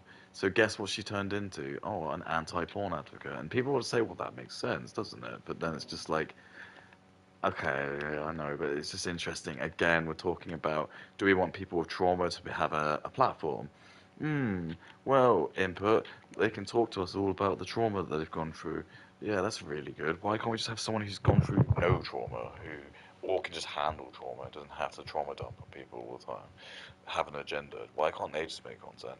Because it's not interesting. We want to, wheel out our Victorian freak shows and laugh at people because deep down, everyone is just very uh, is a bit of a dick to each other. Which it's probably mostly that is the case. Because if we're going into like the KYC, know your clients, know your audience, KYA, like we have no idea. Like, but I think most of them are going to probably be like liberal women, the gays, um, probably a lot of trans as well. They're very, very, they're very incestuous. Like I've got to be really careful. Like if this video does take off, I'm fucked. That's why I'm actually kind of biting my tongue. As part of me knows like doing this. I'm like, oh shit, like you're just gonna open yourself a massive can of worms. Of, like some trans guy's gonna find this and spend the next week going through all my videos and just trying to find out where I work, trying to find out where my kids live. Um, but who cares? I'll go for it. But shit.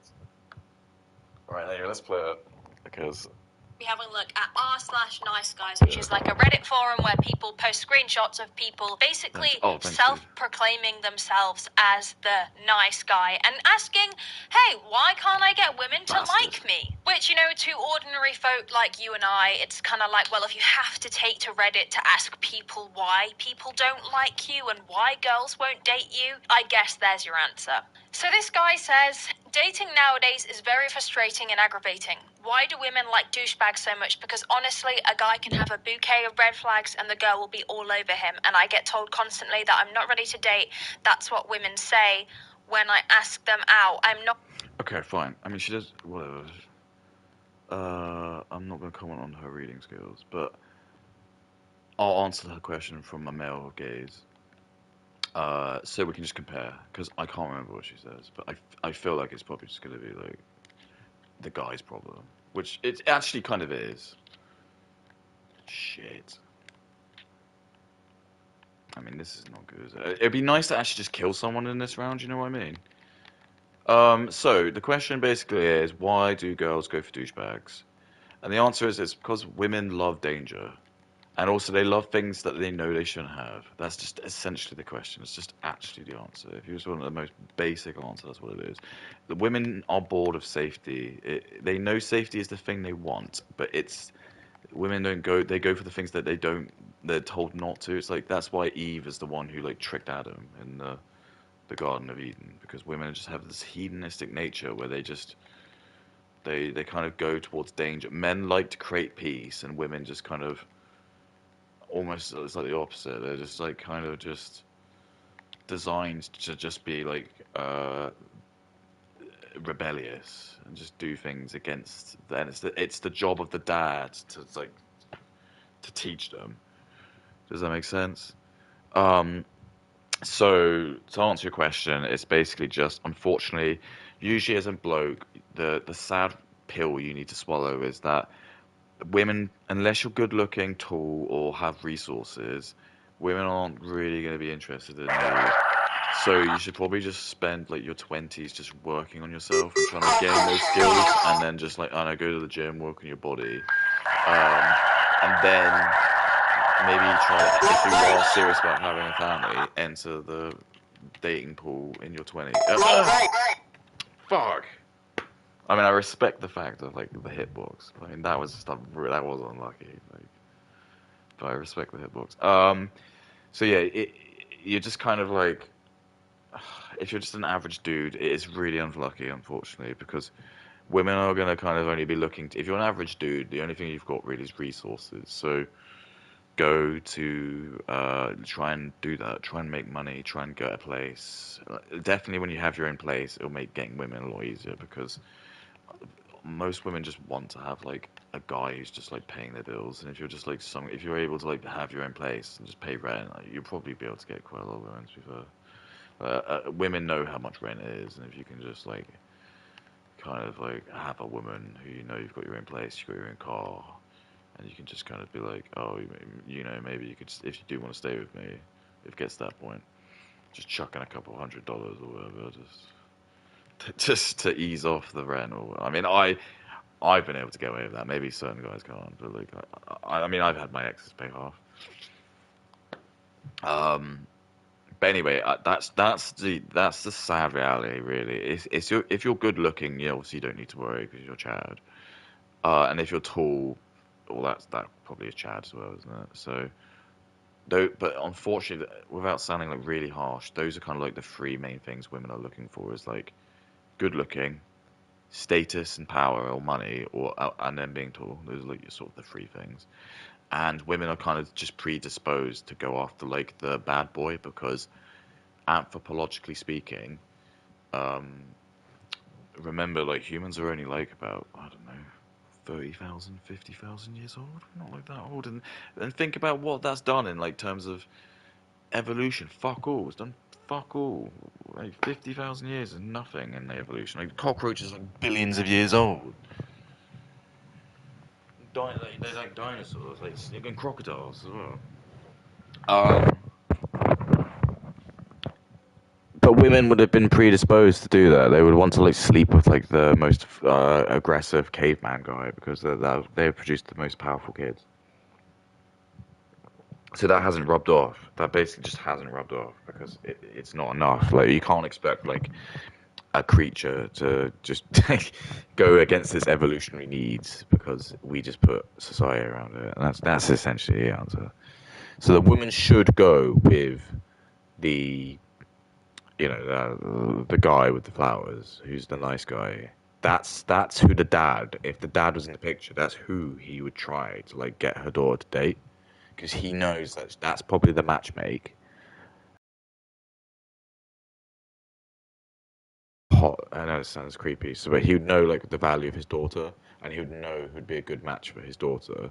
So he would know which men to vet for the daughter because he would like know like what his daughter likes. He knows like what his daughter, black, you know, stuff like that. So he knows that like her daughter will probably try and date 2 Chainz because 2 Chainz is just be like a rapper and he just wants to sleep with loads and loads of women, and he knows that 2 Chainz will just use like the games of like trying to get the girls to go on like a jet, and now kind of like enamor them to just sleep with them because they're paid to go on a jet. So you don't want them to go on 2 Chainz or Drake or LeBron James. These are the bad ones. But that's the allegory of this. It's like she's talking about like he's talking about like why does the girl want to go with 2 Chainz, and the real answer is because yeah, he's like the one that people say shouldn't sleep with black men. They shouldn't do that. I think of Pearl Davis. Like I think that's what happened with her. Like she grew up in like this like really like white area state. And probably had like a really like right wing racist dad. He was like, I could never have my daughter sleeping with a boo. And then that's what happens. Like, the women like it drives the girls crazy. Like it's like the church girls. They like come like ravenous like horn dogs because they just like suppress it so long. And it's just like, because that's the nature of women. They're just kind of like that's it. They're just gonna like push the boundaries because they kind of know that men will let them get away with it to some extent.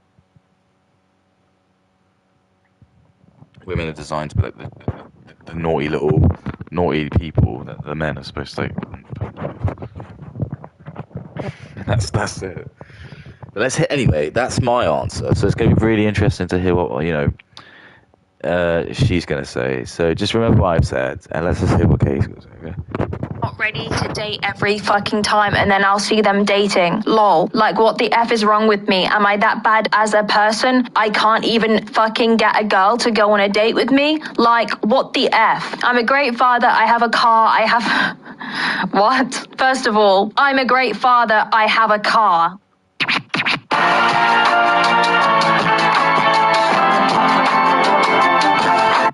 Great father, I have a car. What does that mean? Oh, you're a great father because you have a car, or...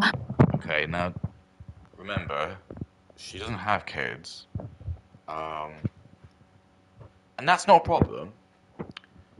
But I do seem to find there is like a massive what's the word? There's just there's a large group of people who seem to just openly have an opinion on how people parent without.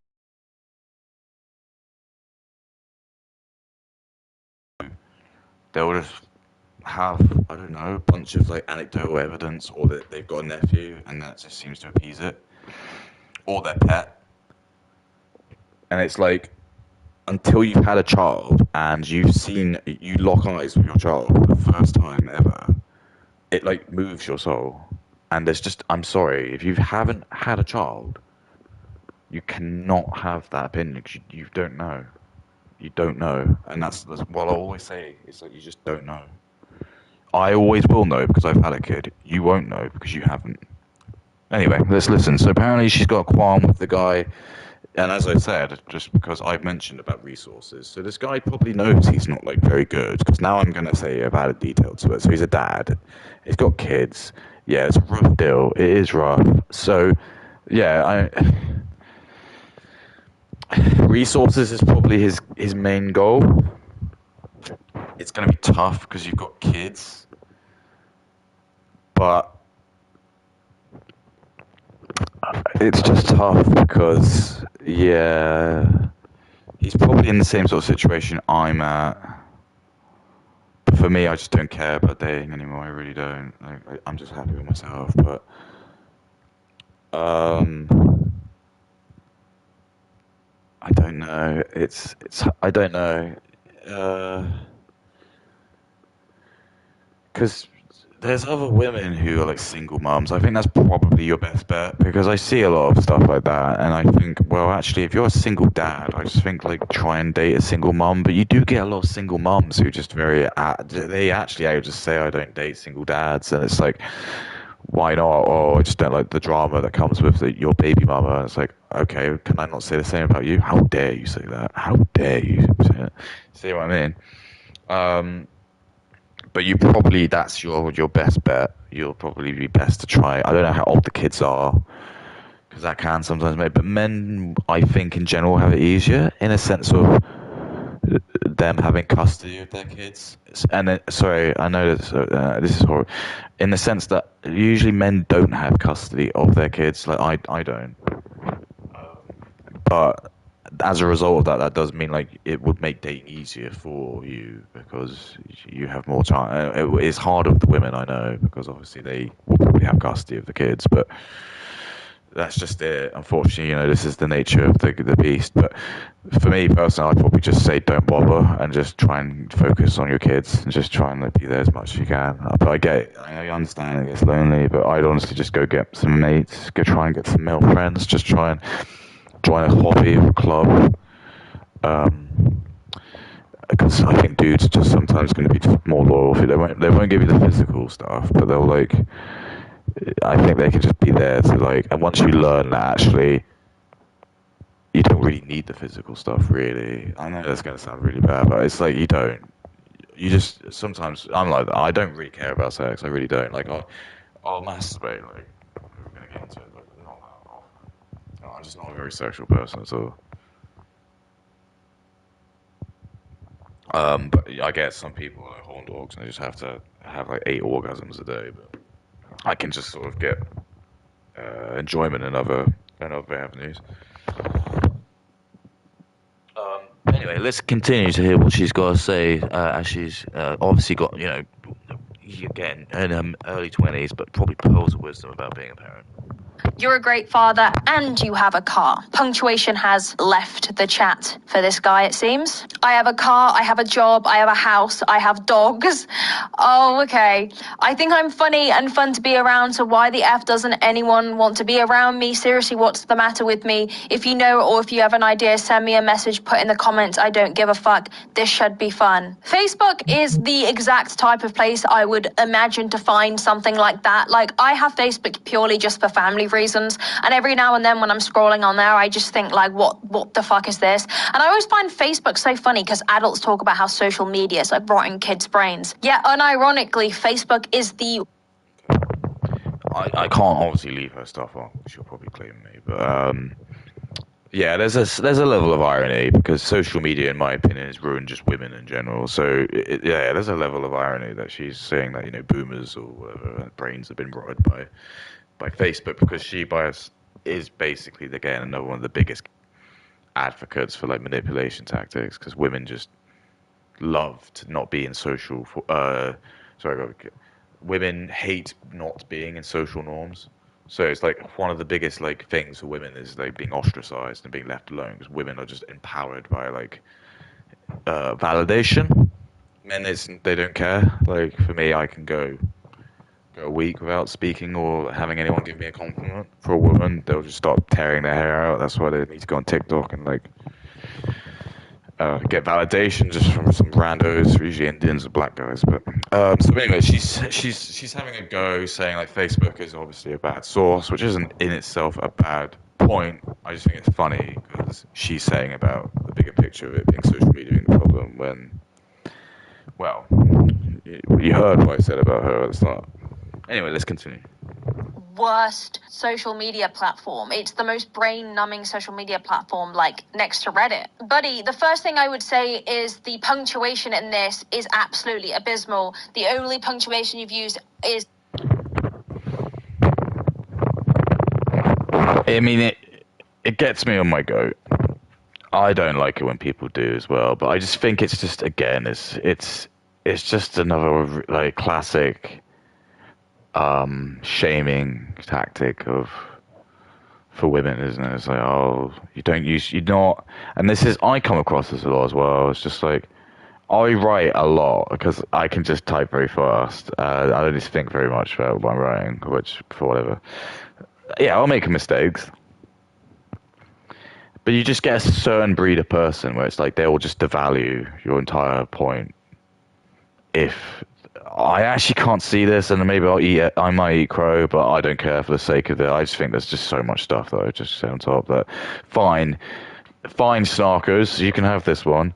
Because I haven't actually read it 'cause the screen's too small, but I'm going to assume it's probably just minor stuff, but it might not be. Maybe it is really bad. But I just don't think it helps the situation, does it? Because it's like, okay, if this guy generally is not very smart, like what are you doing then? It's just like, so what? We're just going to shame people now because they're stupid. Am I allowed to shame you for being stupid?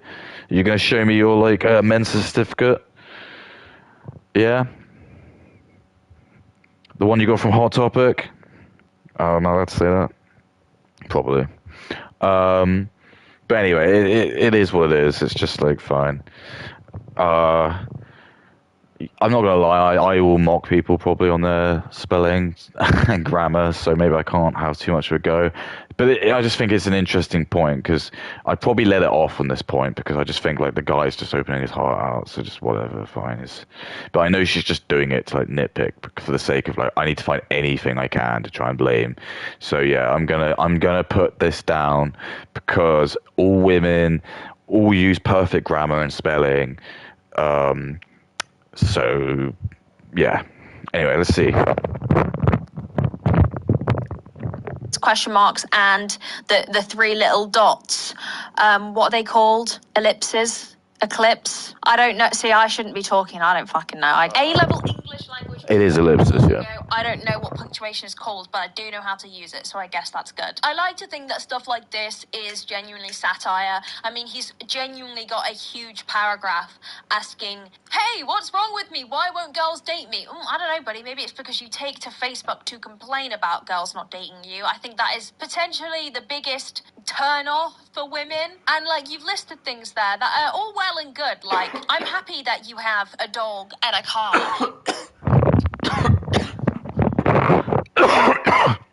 Yeah, this is always like a false fallacy sort of thing, because it's like, it doesn't matter, because it's just like, this guy's just got grievances, and he's probably at the end of his rope, and he's just trying to ask for help. So yeah, probably he has alienated himself from all of Facebook, but who cares? Do you see what I mean? It's like me going on Reddit. Oh, obviously it's different because he's probably got his account. I'm assuming he's got his name and stuff. But like, fine, maybe that's just like, yeah, he's aware of how broken the dating market is, which it is. And I'm sorry if you're going to sit here cataclysm and say it's not. The reason I'm going to say you know that is because the men that she chases are going to be the guys who don't have this problem. She's not going to be talking about this dude. The guys that she goes after are going to be like very successful. They'll be like they're going to have to be as rich as she is. Probably be like good looking. Because she'll be like that. She'll say like she'll know how much she earns. She'll be on a lot more than I am. I mean, I work a job, but she'll be earning a lot more than me. So like again, even if we're going to talk from a personal perspective, she wouldn't even look at me. She would just see me as trash because she'd be like, oh, he's like, what? He's got like 14 people and it's like in his kick, and even what he says has any integrity. It doesn't matter because like there's not millions of people watching him, is there? Who are these millions of people? Doesn't matter. But they're not watching him, are they? They're watching I Show Speed. So I Show Speed's opinion must be much more important because loads of people are watching him. Right? So yeah, he's just at the end of his tether because the game's broken, and men know that. And he's at that point now where he knows he's probably, unfortunately, gone from a shitty marriage into a system where he knows that his marriage is the game of marriage is broken because women get given the ability to do no fault divorce, which just means that they can just wake up in the morning and have a dream that, like, I don't know, their boyfriend cheated on them, and that's on grounds enough for them to divorce because they'll just like go into court and just say blah blah blah, emotional defense, financial abuse, blah blah blah, whatever, he's a covert narcissist, whatever. And that's enough. The courts will be like, brilliant. Absolutely brilliant. And he's got a couple of kids under his belt, so even better. She's got like a nice little tidy retirement plan. Nice little 600, pounds. 600 pounds. Nearly $1,000 every month goes to, mummy's bank account. And mummy doesn't not work. Mummy has a job. So, she's not only able to work a job that now a man doesn't have, but she's also now just depriving, because she'll probably not let the daddy see the kids as much as he wants. She'll deliberately know that she can just like twist the knife in and make it as awkward as possible. And now he's like come out of that, and he's just like, look, maybe I was wrong with this one girl, but let me see if I can date someone else. And he's just trying, and he's like, look, I've spoken with 50 women, and they all just say the same thing. Look, I don't want to date you because you've got a kid. And they're even women with kids, and for some reason, and he's just at his tether, he's like, oh my god. So then he finally lets all out, and this is the post that you're reading, but now you're dissecting it as he's some incel simp, because you're seeing him at his lowest, ergo, and this is what I mean, and this is what I just don't like, and, whatever. I'd actually like to hear her retort to this. Go for it. If you can retort it, go for it. But anyway, let's hear what she's got to say.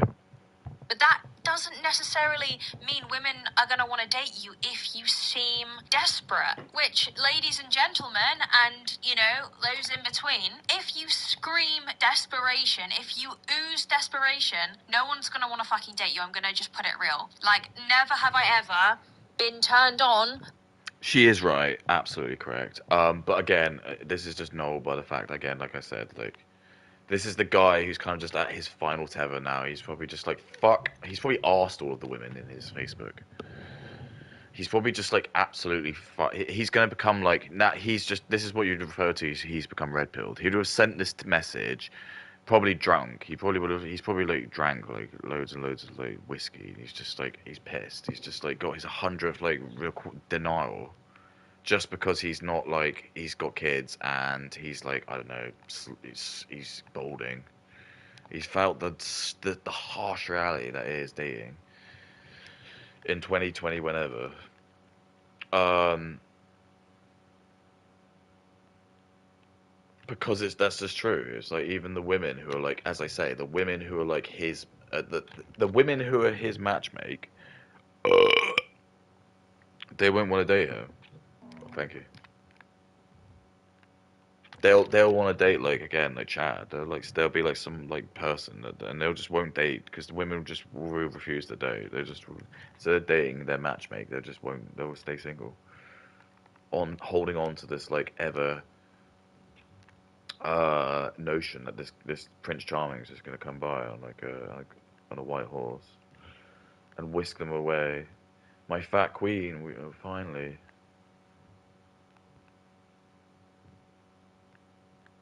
And they'll be like that because when they were like 19 or 20, when they were like hot and young, they would have once gone on a date with like a billionaire.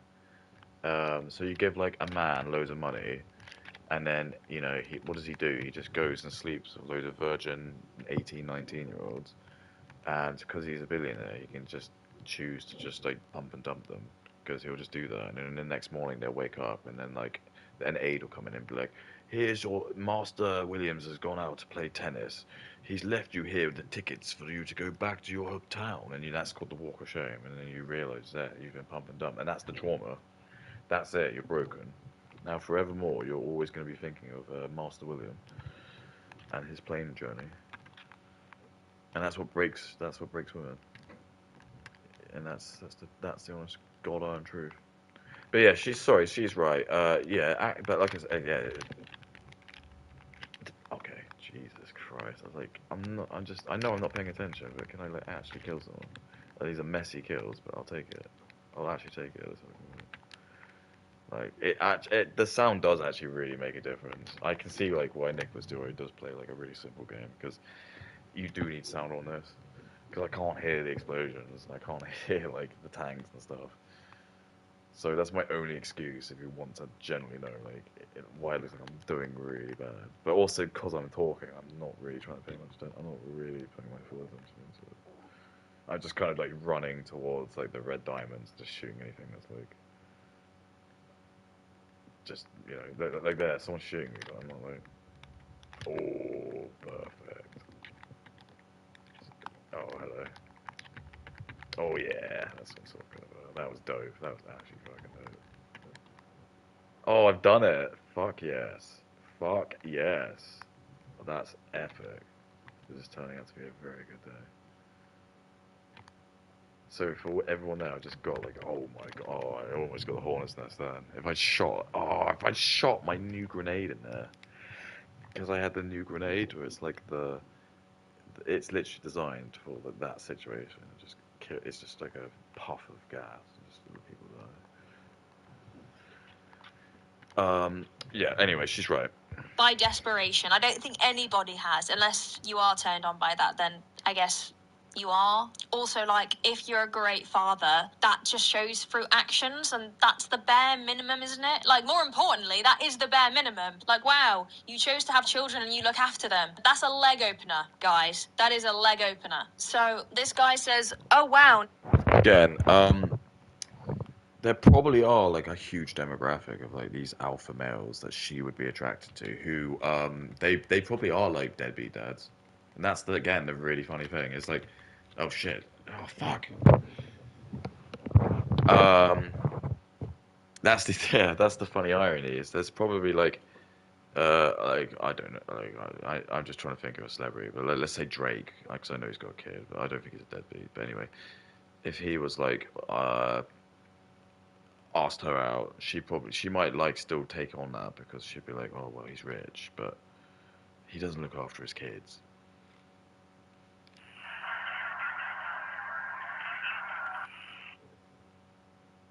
Oh bullshit. Plus the fact I know there's plenty of women who just do not look after their kids at all. And literally just use them as a paycheck. And I think it has literally been proven as well that like men generally, when they look after their kids, are better. But you're not allowed to talk about that. And it's almost like it's like systematic almost that they would just let the women be the ones to choose that based on that information. It seems very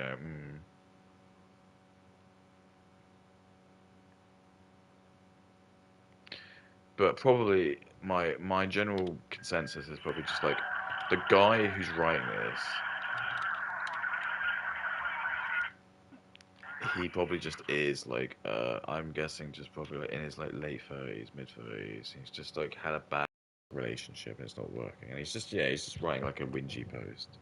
But this is what I'm trying to say to you. It's just like why I wanted to cover this. It's just like again when a man comes out and has like a sad like thing and wants a little bit of help and support, we just laugh at him. And I've had a moment like that where I freaked out on like social media and just everyone laughed at me. It's horrible, and it's just that this is it. This is why men just like grow up the way they do, where they just feel like fuck it, like no one cares. Because like look, this poor dude, he's probably just like he's trying his best for his kids. He's getting mocked by this woman. Like no offense, she's never gonna have kids. She's been alpha widowed probably by 2 Chainz, um, and some dude who like jerked off to too much porn, and for some reason now like that gives her just like free access to just have a platform where she can mock these people, and it's like I'm sick of it. You know what? Whoever this dude is, come on my chat and let's have a talk. Because I'm sick of it. Let's get together.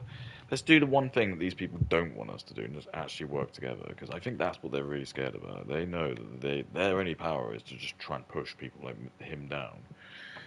Because it's fun, but they know that like it's because that if they learn that what they can do if we just work together, they'll like literally like we're looking at the game. I'm playing the game version of what happens when we can work together. So we've got some pretty impressive tech. Like she's not gonna know how to use it, is she? She'll ask for a man to do it. She'll be like, "How do you use the tank?" Let's get my black boyfriend to tell me. See what I mean? It's just because I can't hear. Playing this game deaf would be useless. Anyway, let's hear. Nice meeting you. To meet. Nice meeting you too. So what you like to do? Is it just the set fact that all of these people don't know how to spell or string a sentence together? Cos. I mean, again, what can I say? What can I say? I'm sure she'll show me her mensa certificate, and I'm sure it's going to be really, really. It's going to be obviously really big. It's going to be higher than average because everyone's the same. We're all the same, and it's sexist for me to even infer that like she's not just going to be like a genius. And I'm not even suggesting that I am. That would be awful. Like, can you imagine a straight white male saying that? That's just fucked. That's just like it'd all be black and Indian people would be all the really smart people. Like, people like me, it's weird like idiots. Too much inbreeding with my family. I think way too much. All that famous. Oh, never mind. I don't know. Fine, she's gonna go down that avenue. I just think she opens up a really scary door because women, they. Well, I'm not gonna say, but I just think like if I generally scour through this enough, I'm gonna find a lot of like things she's gonna probably say that. So you just gotta be really careful if you're gonna like take the mick out of people for like this. Really make sure that like I'm off script and I'm aware of that. So this is my caveat. She's not. She's editing it. This is not. So if I make mistakes, fine. But like I'm speaking to you like just off the cusp, and I am drinking alcohol as well. But I'm not using that as an excuse. So if I do still say something like the N word or call her like something really offensive, I'm not going to use that as an excuse. But I'm just going to say if I was anything like slurring or like not me being like as fully like engaged as possible, there is our reasons. She's not, as far as I'm concerned, she's fully sober. and she's written a script for this or edited everything. So any utterances that she's doing, this is the best that we're seeing. She's not like just watching this and on a stream, and that's like another thing that we're doing. Is like we need to start actually like viewing that as like that. Like when I'm watching her video, I know this is like she's garnished all of this, all of her utterances, all of those gaps. They're all gone because she's gonna sat there editing it, having to like cut out all the time. She goes like reads it and goes,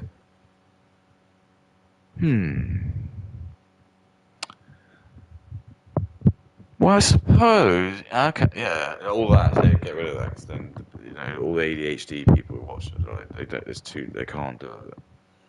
That's why I've got like, look, got bullets going off. I've got like, look, got guinea pigs. Look, this is crazy. This is it, man. This is the future. This is 2025. What entertainment do you want? I wanted to see some British guy watching some British woman ripping on her when she's ripping on guys, and he's playing a game where he goes around shooting Japanese, I don't know what race, Americans, they're probably American. But there's like loads of races of them. Shit. Oh, great. Oh, great.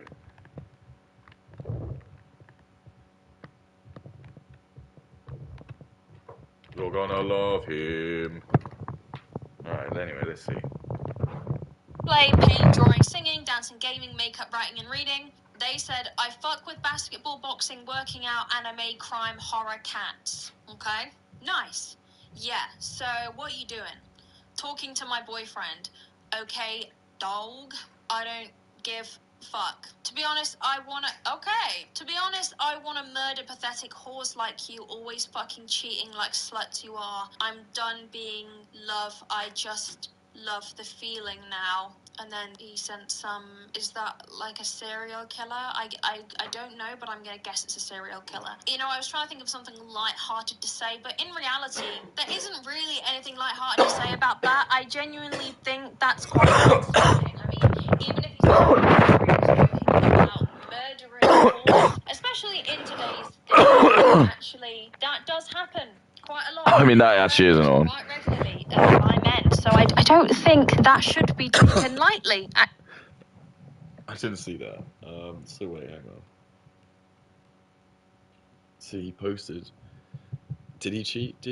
How's that happened then? Love, I just love the feeling now. And then he sent some, is that like a serial killer? I don't know, but I'm going to guess it's a serial killer. I was trying to think of something light-hearted to say, but in reality, there isn't really anything light-hearted to say about that. I genuinely think that's quite concerning. I mean, even if he's not being serious, joking about murdering whores, especially in today's day and age where actually that does happen quite a lot. Women are murdered quite regularly by men, so I don't think that should be taken lightly, actually. And I hate stuff like this over social media, because how do you do anything about people like that? Like, how do you report people officially for threatening to end a woman's life? And I think especially using the word whore, I think it's very obvious that that's a very misogynistic driven rant and clear.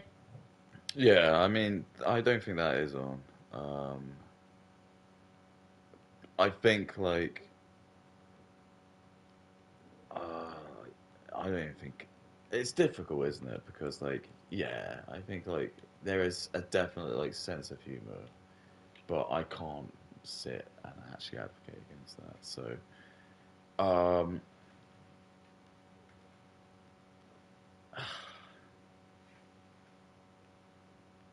yeah, I mean that's a difficult one to talk about, isn't it? It's because I'm trying to think can you even play it? It's just that's an edgy sense of humor. Probably not. Could you play maybe the context, but oh, I don't know. Did she actually cheat? Probably not. I don't know, but I guess you can't advocate against that, can you? But at the same token, or the only thing I can think about is just unfortunately when you do sort of see a lot of the stuff that comes out of the left, it does definitely seem like they're the ones that seem to be much quicker to jump into. Because for me, it's I just think that's part of me is like, I just don't really. It doesn't really impact me because I just think to some extent it's just like the internet is just the worst of the worst. And it's like for me, it's like as I was the amount of times I've had people like telling me to like even the other day I had someone like, literally telling me to KYS. And even if you report them, nothing happens. And I know it's like not really like good enough. And you're right. I just think people probably yeah, you should definitely report people. But I just think like I think people just web. This is the problem. People are just like really quick to just like want to become victims of things, and it's just like okay, fine. He just sent something a little bit edgy. I get it, but he's not actually probably gonna kill you. And I just know I can't say that. I'm not allowed to say that. This is what I'm just trying to say. It's just like yeah, guys do say some pretty shitty stuff. Yeah, they do, but so do women. Like, and I just think it's just again, it's like this whole thing in society where it's like you just get like people are just waiting to be offended, so they can then just like report them and like champion off it and be like, look at what this person's written.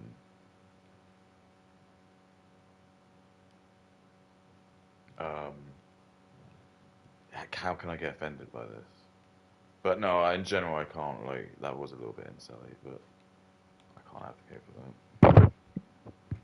The guy has a screw loose. I mean, imagine how he must talk to you if you're with him and he doesn't like something that you've done. And cheating, you asked what she did and she answered. How is that cheating? Oh, you're such a cheating whore for telling me that you like cosplay and, you know, the gym. That's cheating behavior, you whore. They should have an option online where you can report people and like actually get the police to We get into like the dangerous category where it's just like this is pretty much already what's already happening in the UK. Where it's just like what is that blur between being an edgy joke versus just I find it offensive, and I think this is the kind of main problem. I don't know because in my opinion, it's like I think there are like just certain things that like people probably can say and maybe like you should probably be worried about them versus just having almost like what I'd call like a backbone and just realizing that yeah, the internet's just full of like really douchey people. Um, and unless you're gonna want to like input like loads of like hardcore laws and rules that are just gonna gatekeep loads of certain demographics from being able to like use the site, it's not going to stop because you're just going to get people from third world countries who are always just going to like tell, especially like me, I just get told like to go end myself all the time, and it's just like, well, okay. But I just think this again, it's like with women, it's very much the case of like they're just wait, and this is and this is why I'm being really careful about what I say because I just again, even though I'm drinking, I'm just thinking like I've got to be so careful because I don't want to like advocate stuff like this, but it's just like I just feel like it is the sort of thing where I've been in situations like that where I just feel like women have set me up and they're just wanting you to say something so then they can like so they'll keep whipping you, keep whipping you, keep whipping you until eventually you lash out and you say something and then they'll clip it and that's like yes, got it. It's like now I got I got my thing that I can champion against. So this woman will probably now live off this for the rest of her life. So this is the kind of what the point. I'm not advocating this guy, whatever, but I'm just thinking like is this going to be a situation where this woman's going to now have trauma from this because this guy's done this? He's just put like a picture of a serial killer, which yeah, fine, you can report him, but is this now going to be like worth like ruining his life for? Or maybe and then people are going to like, well, he is a freak, but then it's like, is he completely necessarily a freak? Like, and this is the problem you have. It's just like we allowed to judge people just based on like a bad day or just like a bad thing where you. And do you want to have the same scrutiny as well when you go through life? Because you will, and especially if you're a man, you will. If you just have one bad day and you say this, like, I mean, is you got to ask yourself, is this cancel culture worth it? especially for men who do unfortunately feel, and we don't know the full context. I'm guessing it's, but even then, even the narrative that this woman tells, like, can we even believe her? Probably not. If I had to like listen to the amount of women who tell me that their ex-boyfriends are like COVID narcissists, my God. Say stuff like this and be like, did you send someone this comment? They're going to be like, oh, I'm sorry, I didn't mean to. Like, you just know that the biggest little... It's like, is there any phone calls that they had where she's actually said something in person and you don't know all the ins and outs, and that's the problem we have. It's just like, we get given a piece of evidence and then it's just like, we'll just jump down and just make assumptions based on that. And then it's like, maybe she should have called the police. Okay, instead of just doing this, why don't you just call the police? And because now you've done this, you might have even ruined it because you've like selfishly to make a point and ruin this guy's life. You could have actually called the police and made a report and stopped him from doing it for others. But now you've done this, now he can actually he maybe could do a court, on you, because he'd just say like, fine, yeah, I maybe I shouldn't have sent that, but at the same time, I didn't expect my content to now be flagged out, and someone's been able to work out who said it. You see what I mean? So it's like you got to be really careful about things like this, and I just think that a lot of the times we're just. But yeah, in general, no, I'm not gonna sit here and say sorry and make an excuse on that. I probably should have, but I'll still stay firm that I don't like the whole like. Yeah, cancel culture where it's like someone's had, but I'm not excusing that for everything. Like, again, if you like say I'm gonna bomb, I don't even want to say it, fine, but something like this, fine. Call the police if you're really worried, but maybe just you don't have to like try and go out and try and ruin his life. So I just think. I don't know. It just feels like there's just this sense of just where we are in life now, isn't it? It's like everyone's just trying to ruin everyone's life. Everyone's just trying to look for something to be victimized about.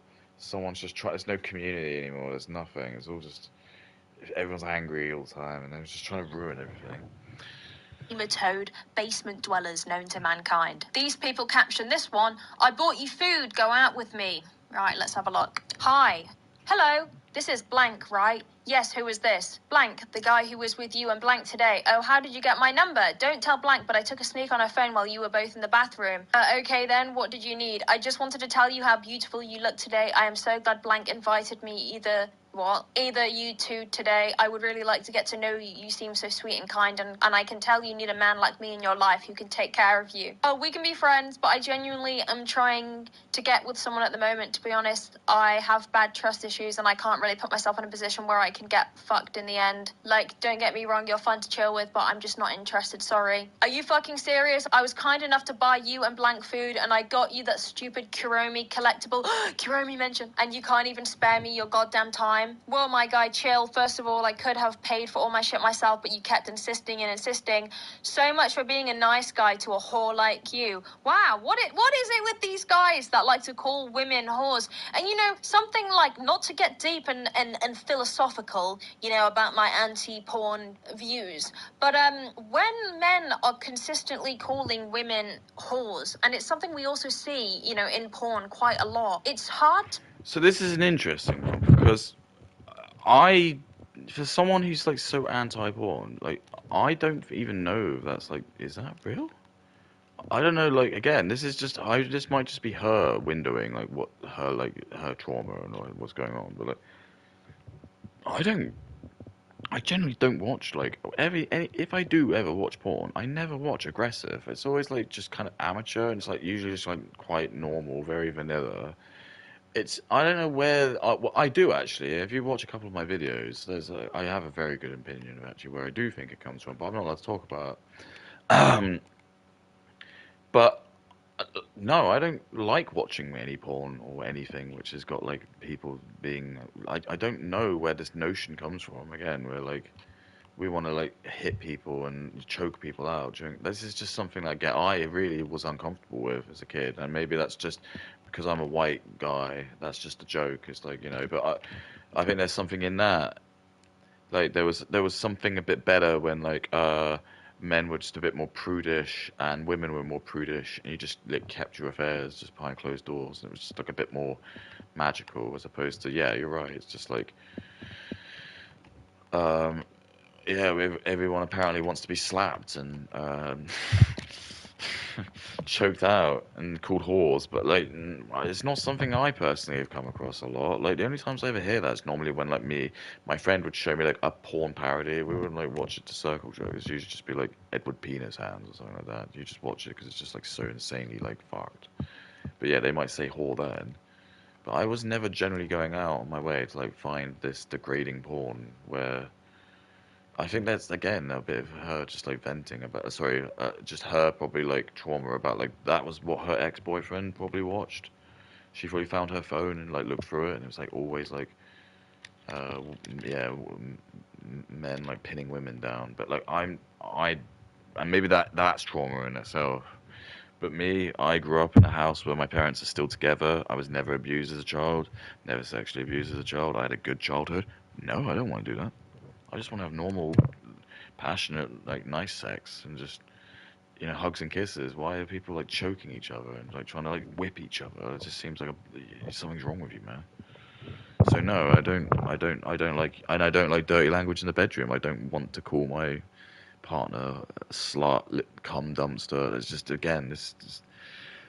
So I'm not completely, I'm still listening to the story that the guy sounds like he is a cock, but like kind of understand where that hatred begins and where the sexualization ends. I don't know if a lot of you will understand what I'm trying to say, but considering like men like to call women whores as a derogatory statement, right? As if they hate them. It's like, I hate you, you're a whore, you're this, you're a cheating whore, blah, blah, blah. But then also in pornography, titles are named, like women are called whores in porn titles. I want to switch it. I'm gonna change it up. Game on. Carbon Protect deodorant by L'Oreal Men Expert. 5-in-1 total protection. Porn titles as well as throughout porn. So it's always very scary to see men adopt that. she's not wrong. But I think again, the biggest wake up call for her will be looking at actually the sheer numbers of what races are kind of watching porn. And it'll be like when she realizes just like how many Indian men are like actually watching, like specifically like SA white women, like they're the ones who are like honestly, and this is the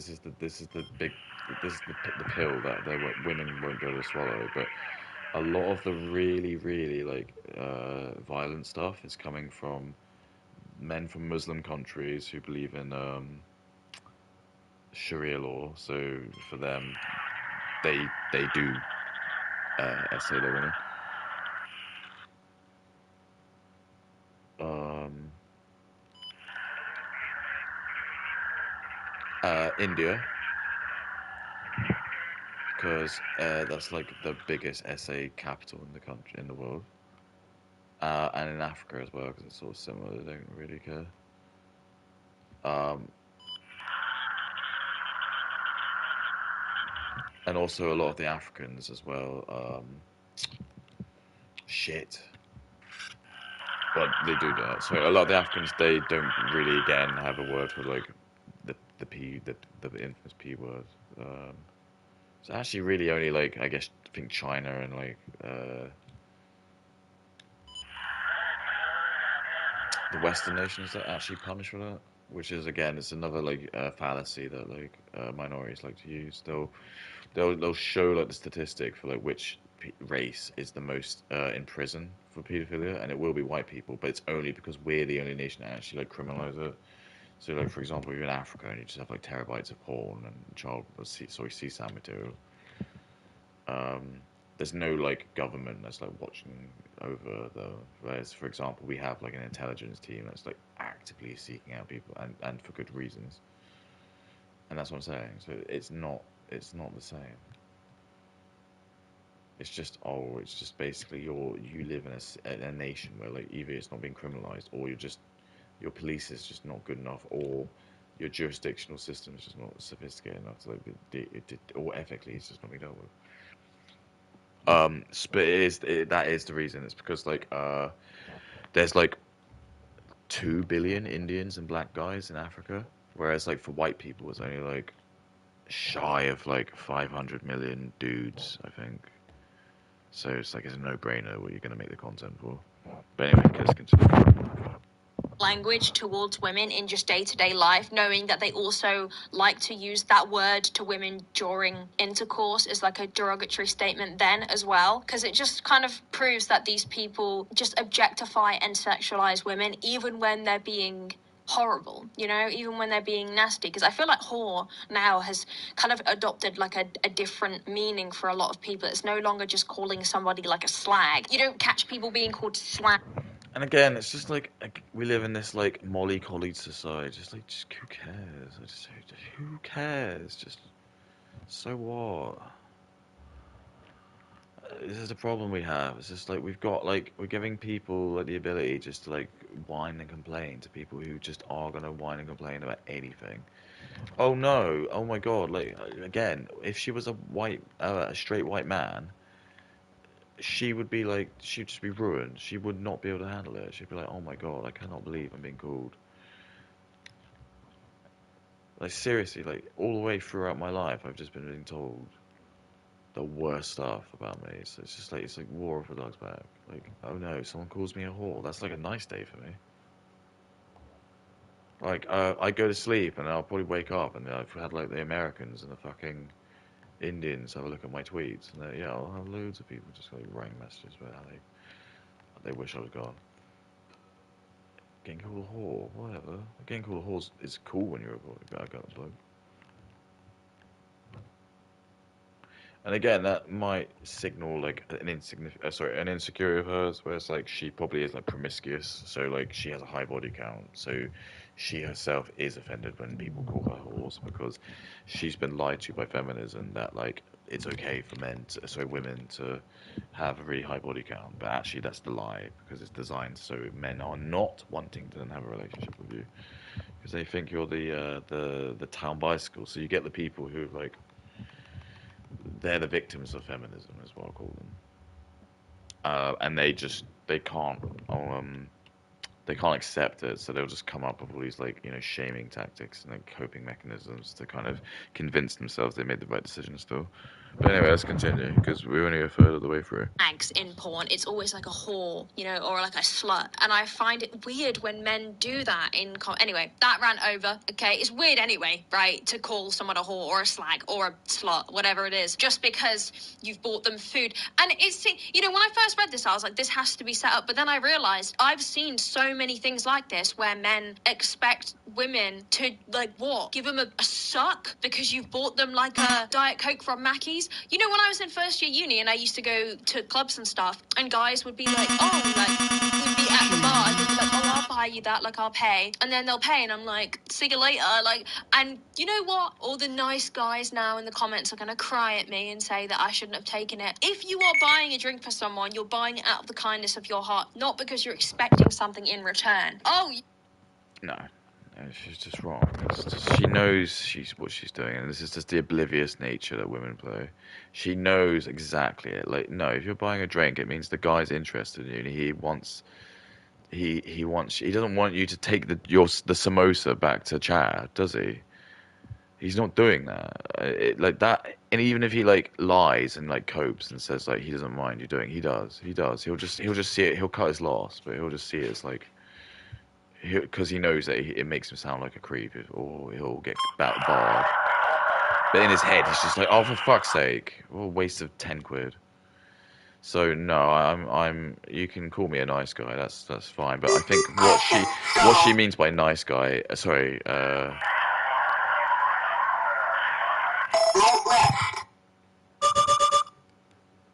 again, it's like the dating environment again is very different from men.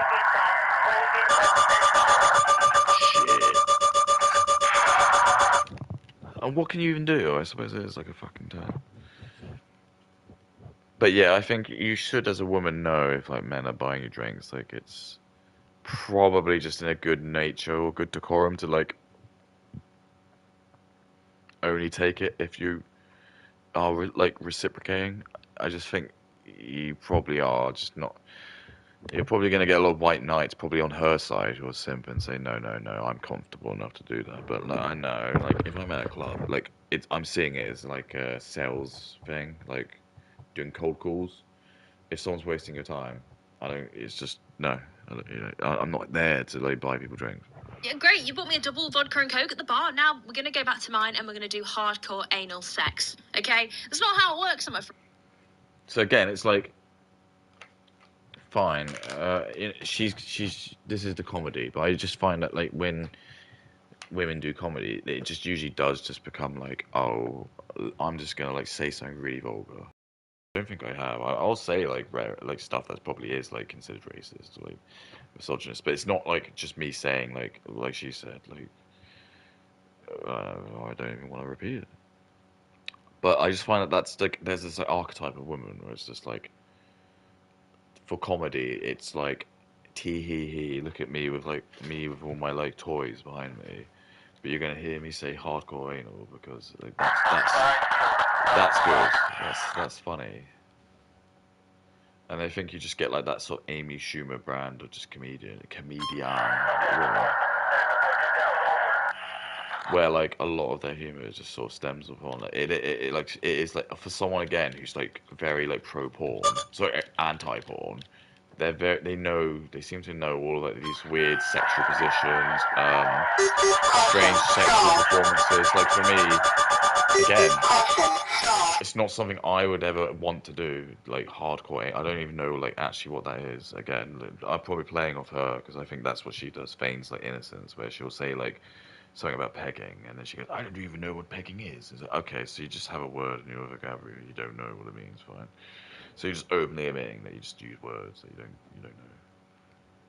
Ah, that's hilarious! I just go on the pipe and just go Selma. Oh shit.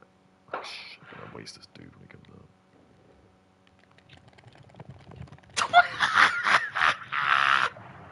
up. Should have shot him with my gun. Should have just shot him on the way down. Um. What was her point? Yeah, yeah. It's just like whatever. It's not funny. It's just like okay, great.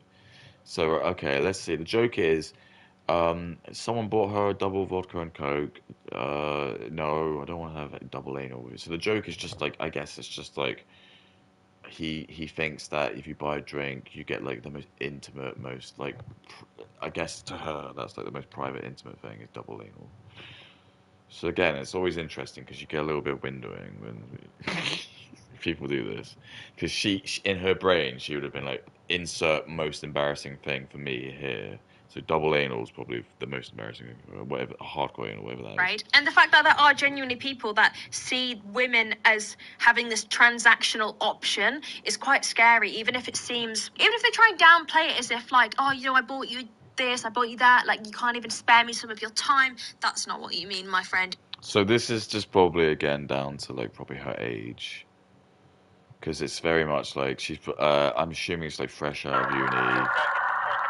So she's just like this is like 2022, 2023. Like this is how good they've got with like liberalizing the like women. So she's like she doesn't know yet that like the harsh. Well, she's a creator, so she probably does. Oh, I've actually destroyed someone at last. Ah, that's actually I can't believe I fucking did that. That was like an almost cool moment, and I just fucked it. Um, yeah, that's the first time I've ever taken someone out of the plane. I'm not even kidding. Isn't that really sad? Isn't that just I know, girls. I'm sorry. I'm gonna close the curtains. I didn't know to do fireworks twice. No.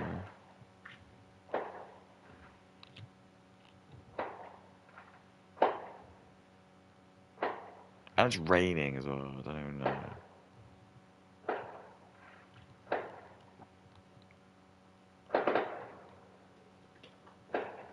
I know. I'm sorry, girls. I'll close the window. Give me a sec. Fireworks. It's distracting as well because ironically that's the kind of the perfect sound you'd want for this to give it 4K, the 5D experience. But it's very distracting.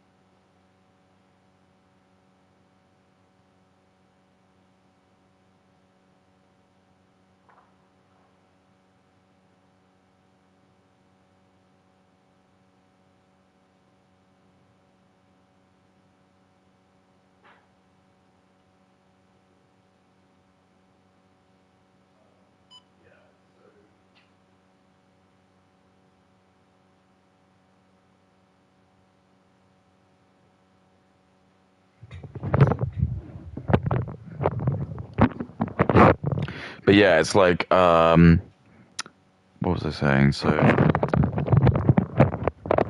I think the point that I was trying to like make is that I don't 100% agree at all in terms of like what most of these people are probably going to say. But all I'm going to say is as a guy, I've done stuff like this. I have. Every man has. I think every person has. So all I'm trying to say is when why like guys will just not make an effort and they don't try and date and they won't go out, and it's just because it's not worth it. It's just not worth doing this just to then have a chance that you're just gonna have like some person just like go online, put you, blast you online. You're just gonna be like, oh great, just look like an idiot.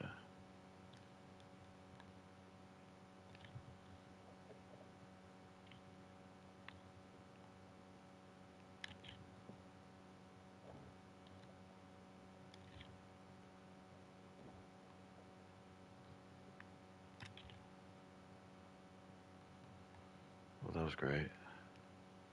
How can that thing not blow up? Think of all the stuff that you'd have that would like blow it up. Oh boy, I wasted all of it.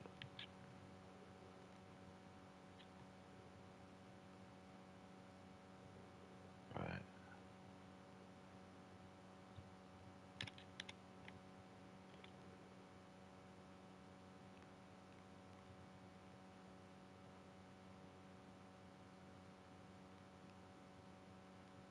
Oh. Oh, there's no vehicles. I thought that was a tank. Yeah, anyway, I need to try and finish this. You want to get laid, and you think that. Yeah. So anyway, it's just like, okay, fine. So you're just gonna like ridicule guys for having like, their moments. And yeah, it's funny, I suppose. And maybe like, ha ha ha, yeah, it's like, we don't know who they are. Maybe that's the joke. Maybe that's it. But I don't know. I just think what it does is you're just basically you're just gonna create like, men aren't just gonna bother anymore because it's just not worth it. Because anytime you bother, you're just gonna have fucking a chance of like, Tiffany's just going to post your Spurgo online, and then the irony being is if there's a woman, and there is a nice girls to be fair, and I can't like joke, but but I just think that yeah, women can just bounce back from that stuff. It doesn't really matter. Women all just always have someone, but as men it can ruin them. If you just probably do have like a legendary crash out and you just like stuck their face out, it probably does fuck with like a lot of dudes. For women, it's just like, oh, you're probably gonna have like a group of women who are just gonna like openly like advocate if there's like nice girls. And like, get your bag, hun. Hot brat summer girl. Uh-oh. But I'm not like advocating it. Like if people are gonna send like death threats, but I think like this story just sounds like one of those sort of classic ones where it's just like the guy is it's like the dude is just like he's probably I don't know how old he is, but I mean it's probably just every man has that time where you just like you don't really know how to read women very well. So I'm gonna assume maybe like you're in your teens, early 20s, and it's just like you've got a friendship group and there's just like a girl in it, and you just read the symptoms wrong and you think like they're into you and they're not. So you like end up like spending loads of money on them and you just realize uh you know, they're probably not doing it on purpose, but like yeah, you've just kind of you've misread it.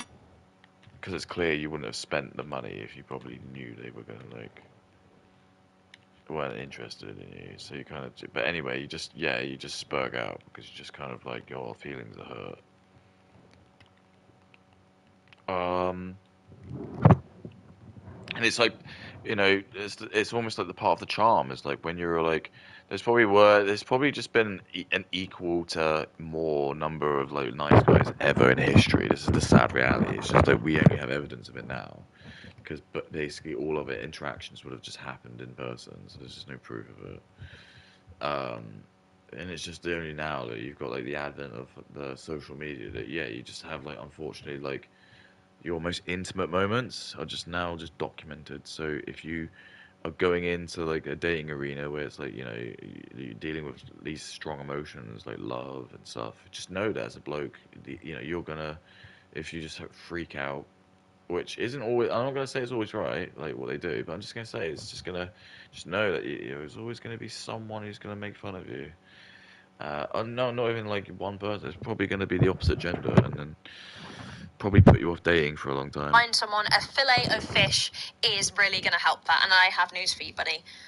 It's not. So the title to this one, be the judge of that, okay? When will we meet? Hi. Meet for what? Massage and lunch. Well, buddy is straight to the point, I see. No holding back. I'm not interested. Which is a full sentence. Remember, this is really important because if it was like Drake or Two Chains or like I don't know Brad Pitt, she would say yes. It's only because he's not attractive that she doesn't. It becomes a problem, and this is the big problem. This is like the thing with women. And I'm not gonna say to you that probably whatever this dude's gonna say, because I'm assuming he's going to fucking freak out. He's gonna like say some degenerate shit. It's not right. But I'm just saying it's like this is why the guys do freak out because they know that is the situation. They know that like they've seen like the video of like the Chad like just say something as like obscene as this and it works.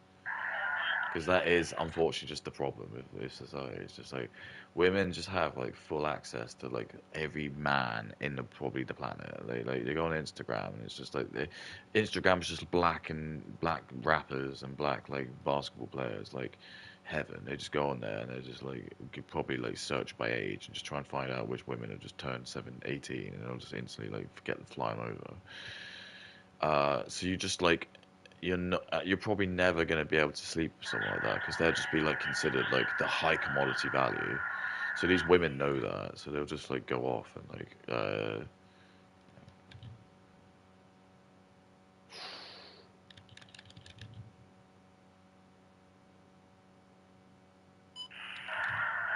I hit something there by the way?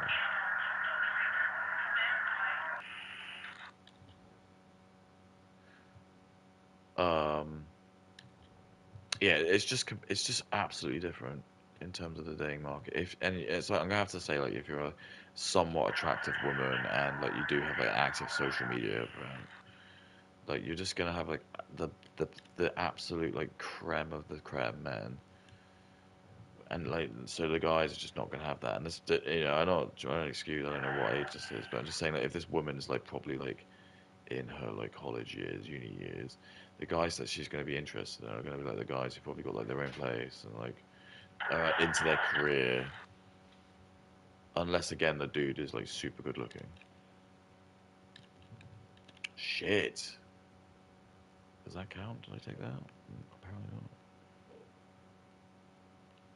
But yeah, I think there's just every situation in a dude's life where you're just like, you don't read a woman right, and you don't realize, sorry, but you just know that you find out she's not interested in you at all, and you've been an idiot, and then it just sort of like, you become a bit, you just don't, you'll just won't do that again. And this is the sort of like, it's not so much the trauma, it's the lessons that the men learn.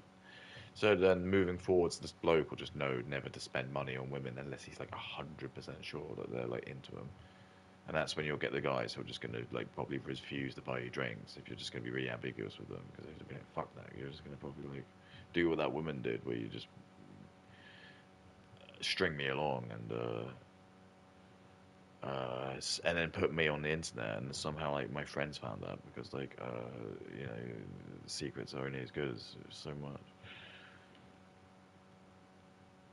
But anyway, let's continue. By the way, I think we as a society need to start realizing that if anybody of any gender says, I am not interested, that might mean I'm not interested. So maybe stop pushing, because it gets a little bit rapey when you continue to text. Even over text, okay? You know, once I say, leave me alone.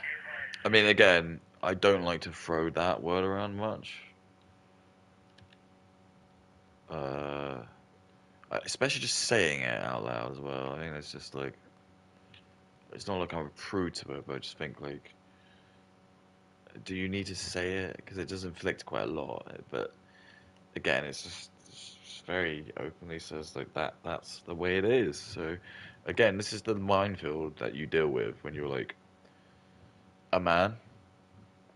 And just remember, by the way, a lot of women, their favorite books are like all based around stuff like that.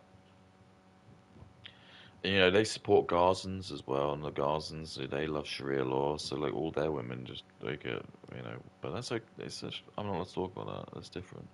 It's only white men, straight white men are the ones that are allowed to like be prosecuted and told off.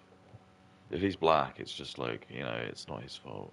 If he's Indian, like, he's a useful idiot. But straight white men, they're just like, nah, they're just fuck them. Man. They're like, they're the R words, man. I don't want to talk to you. You leave me alone, you know? Not me. Well, yeah, me and anyone. You know what I'm saying. Life is so short. Let's go somewhere. Send your new pic. No. Why? I will block you if you keep saying these things. Hi, I don't know what the fuck that says. Only a message. What the hell? Something wrong with you? Yeah, something wrong with her, buddy. That's it. No, something is wrong with you. What the fuck? Why would you want to massage a stranger? If I wanted a massage so bad, I would tell my boyfriend, not you. You got a boyfriend, you never told me. This is insulting, actually, for you to even think. Yeah. Okay. So again, it's an interesting one, because this does play very much into like that meme where it's just like, rule one, be attractive. Rule two, be attractive. Because it's again, if the guy who was posting this was like 2 Chainz, and I like just using the term 2 Chainz. I think he is a real person, so I gotta be careful. But anyway, I just use it as like a sort of generic like black guy name, black rapper. Um, if it was like Drake or like LeBron James or like Tom Cruise saying that, she would reciprocate. She wouldn't this you wouldn't even know about this. She would just be like reciprocating it, and she would have like, or probably taken the massage off her. It's only because she doesn't find him attractive. It's now become a problem. And this is the problem we're having. It's just like, you know, men aren't really allowed to kind of like find out for themselves anymore, because it's just, if you're ugly, you're not allowed to like even engage with these women, because they're just going to interfere. Everything you do is just creepy. But if you're like Tom Cruise, you could probably go up to most women and just send a dick pic, and they'd love it. I I know what you're thinking, but it's true. I guess it'd be like the equivalent. No, I don't know. Actually, like, I don't know. No, I think men are different. Like, I think most men, if you just like, if you were just like a bloke and you just got like an actual legitimate like Instagram picture from like an actual legitimate like, maybe not an OF woman, but just like someone who was just like,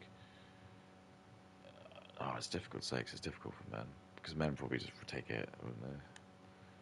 Because that's the thing. It's like men are kind of they have to work for sex, so it's like the equivalent of just like men being offered sex is just kind of like if you just offer men money, they're gonna take it. Aren't they? It's just free sex, free money.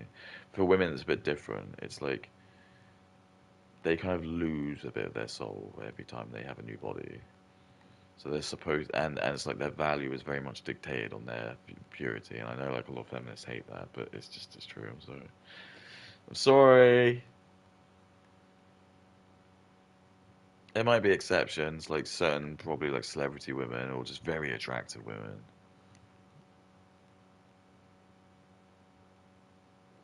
Like I'm sure like Sofia Vergara, I don't think she can still have children, but like if she could still have children, I'm sure she could still birth a few, but she's probably in her menopause. Oh, I'm with the fucking wrong glass. Sloppy Conk. That's a really funny name, Sloppy Conk. Anyway, let's continue. We're only a third I through. would I just don't go know. to lunch I'm with not you gonna just stop. for a massage. Not any lunch, it's a buffet! Oh, well. There's I might only something go special halfway. about you. I talk first too much. I'm doing like the Nicholas If Diorio it's a thing, buffet, where then I guess that's can obviously different. do Let it. me just hop in your bed immediately. Even if I didn't want your massage still, you're only a stranger to me. Then they call her, we'll get to know you. That actually Beethoven. says, we'll get to you know, which doesn't make any sense. So I'm So again, she's just puncturing, doing like the crap, the worst type of debating, where it's just like, fine, you're gonna like resort to like bad grammar and whatever. Like, there's a level I'll excuse, but I just think like in general, if just in good faith, if you can kind of understand it. I'm not to say that I do sometimes do it, but generally it's just like if it's like someone who's like pretending to be really smart, then fine, they're obviously open for that. But then the other one would just be like if it's like someone pretending to be like American and they're just using like obvious like Indian slang, which you can tell is just clearly like um not a native speaker.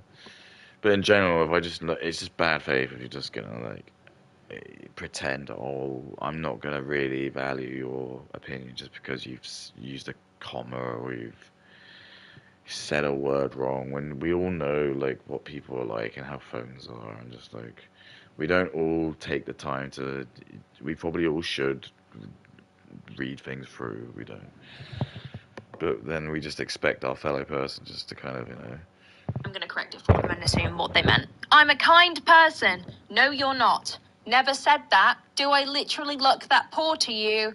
You making your own stories, life is short, fuck off, and then blocked. Yeah. I mean, you had every right to have blocked him on the first message, genuinely. What a weirdo. Okay, this one's also called Just So We're I mean, to be fair, again, I don't advocate it.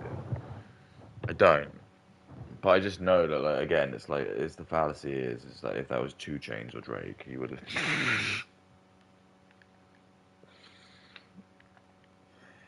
She would have done that. She would have left him. And that's just the fallacy of women. It's like you're not allowed. It's just be attractive. If you're not attractive, then I'm sorry. You have to just try and make loads of money, and that's why like loads of people want to make loads of money because it's what you gotta do. Make loads of money. Um. Yeah. Anyways. clear, I'm nice, which, yeah, it's a great start.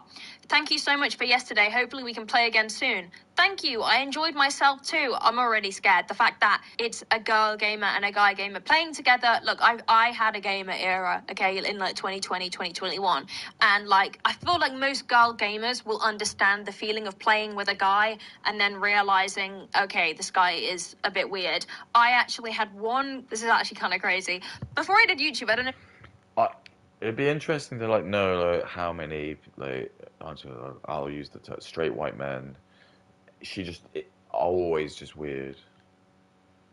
I just get this feeling. It's just like oh, anyone who's just like a sort of straight white man. There's something gonna be wrong with them. There's just gonna be some kind of like they've got something built in with them. They're just gonna be like R wordy, or they're just gonna be like inappropriate. And again, I just think like there's always going to be. I got to be careful because like I haven't quite mastered this Nicholas Diori thing, so I feel like I'm still like listening to half of things. So like, I don't want to defend people if they are actually doing something pretty in, but I'm just trying to like. There's a form of debating. I forgot what it was actually called. It's not stoicism, but it might be stoicism. But anyway, it's just like it's a good practice to always kind of just try and like be devil's advocate to people, to just kind of like try and teach people to like how to sort of have like a good faith debate. So I'm not like trying to like openly like advocate anything people are doing, but I'm just trying to like sort of see things from the male perspective because I think a lot of the times we just demonize the blokes straight away. And I won't. I'm gonna bat for them. I know that might sound really contrived. Not contrived. Well, it could be very forced. It might seem very controversial, was what I meant to say. But I'm gonna do it because I think that maybe that's what we need. Again, let's. They always say that. Let's go against the grain.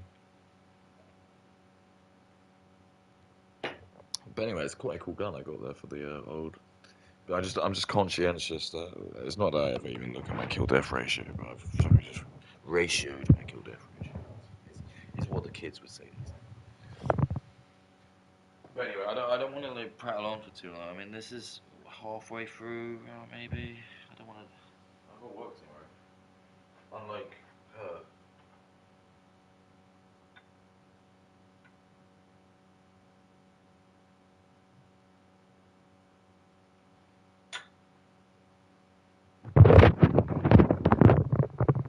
And that's kind of like the point of contention is just like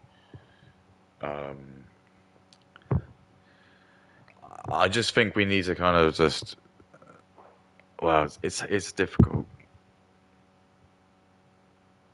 because it's clear that like it's like most blokes can probably be by themselves because especially like a lot of guys they just don't really have an opportunity to even like have any female interest, so they just learn at a very early age just to like. And it is really sad because you just think like there's just probably like so many like probably like maybe not the most conventionally attractive blokes, but they're just really nice, and it's just they're not gonna have kids now because a bunch of women decided to, go on Instagram, and then 2 Chainz had a yacht party, so they decided to go to a yacht party, and then they've been like ruined by them, and then no one, 2 Chainz doesn't get held accountable for it because there's just for some reason there's some really strict laws with like sex, but then there's some really lax laws with sex. So what do I mean by that? It's like obviously you're not allowed to like forcibly have sex with, that's just really wrong. But then it's like there's no law about like if you cheat, and you'd think actually that sounds weird, doesn't it? But I would think that actually if I was writing the world, I would do that. Because a lot of people would say, yeah, but how could you do that? Because there's no cheating and there's no love, there's no cheating in love. But then I say, well, okay, but then you got to be careful because then can I not argue the same with like people who are doing SA? Oh, I'm sorry, I love them so much, I just had to. I had to show them. And then it's just like.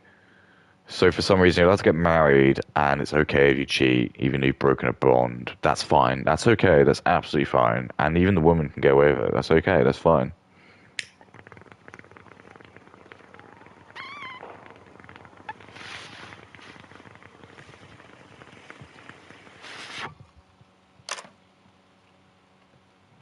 But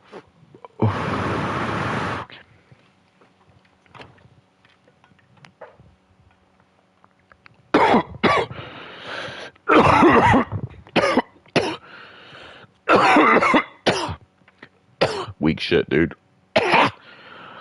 Play with my sack. Yeah, that was pretty offensive. What?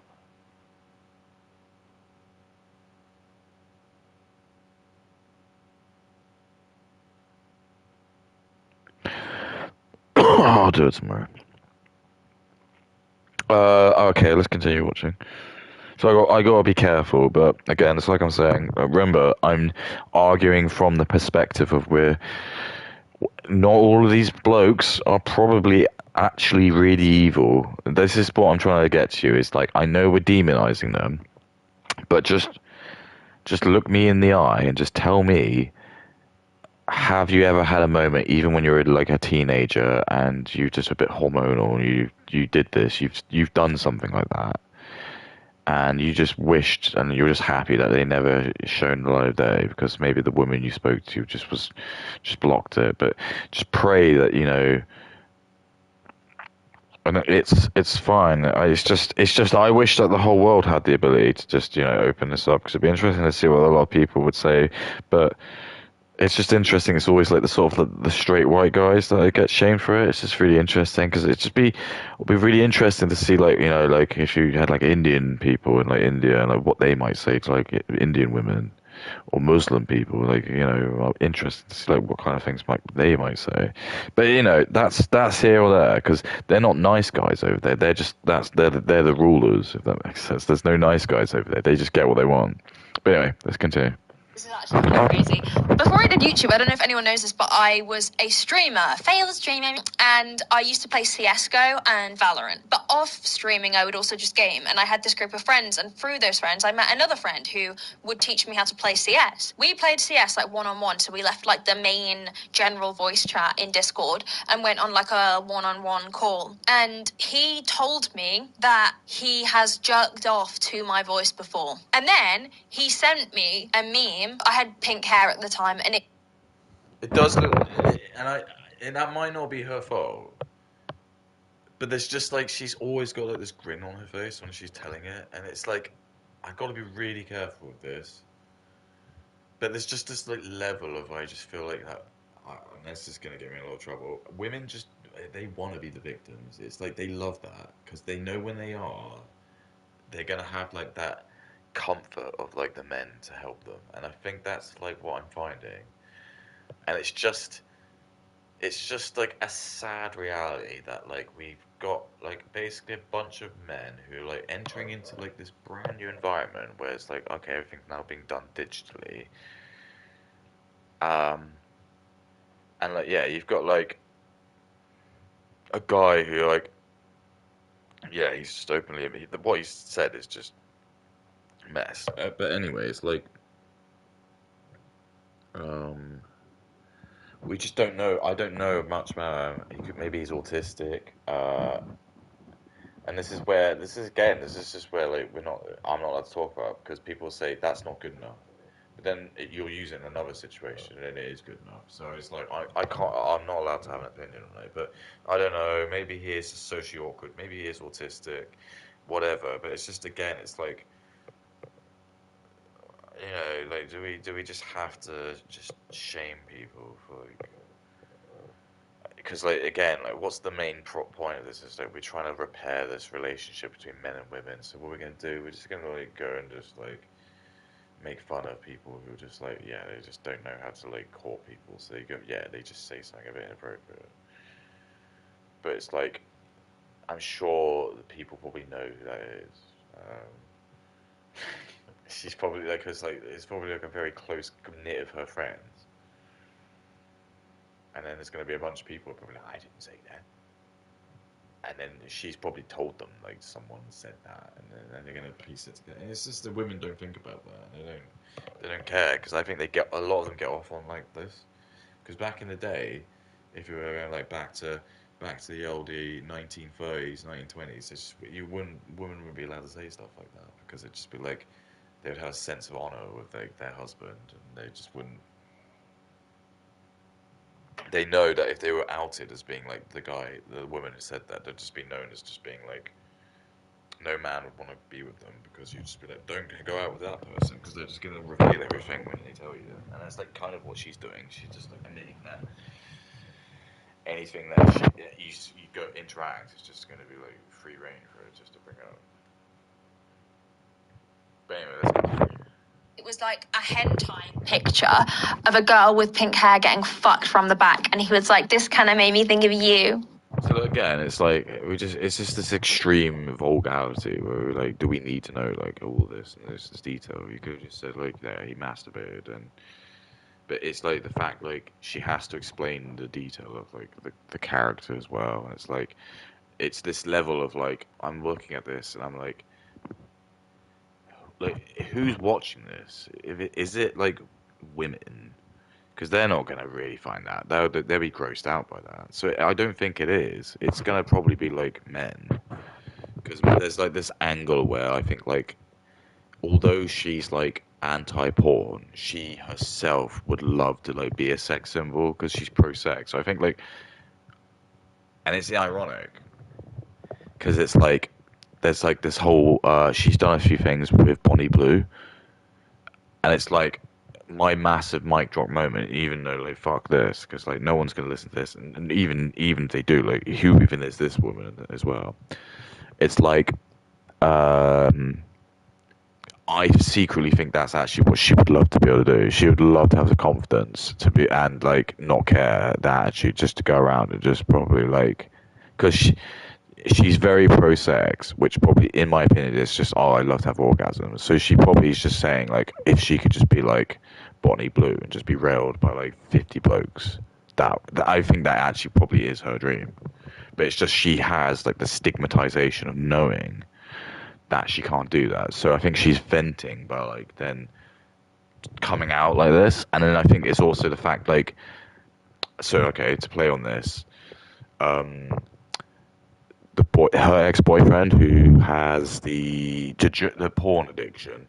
This would be like the perfect caveat, like way you do it is like to compensate. She would want to get railed by like a million dudes to then compensate that she was worth it. So this is it. And I'm not trying to like, but it's like I like to do this. This is my fun. This is like I don't care. I don't do this for money.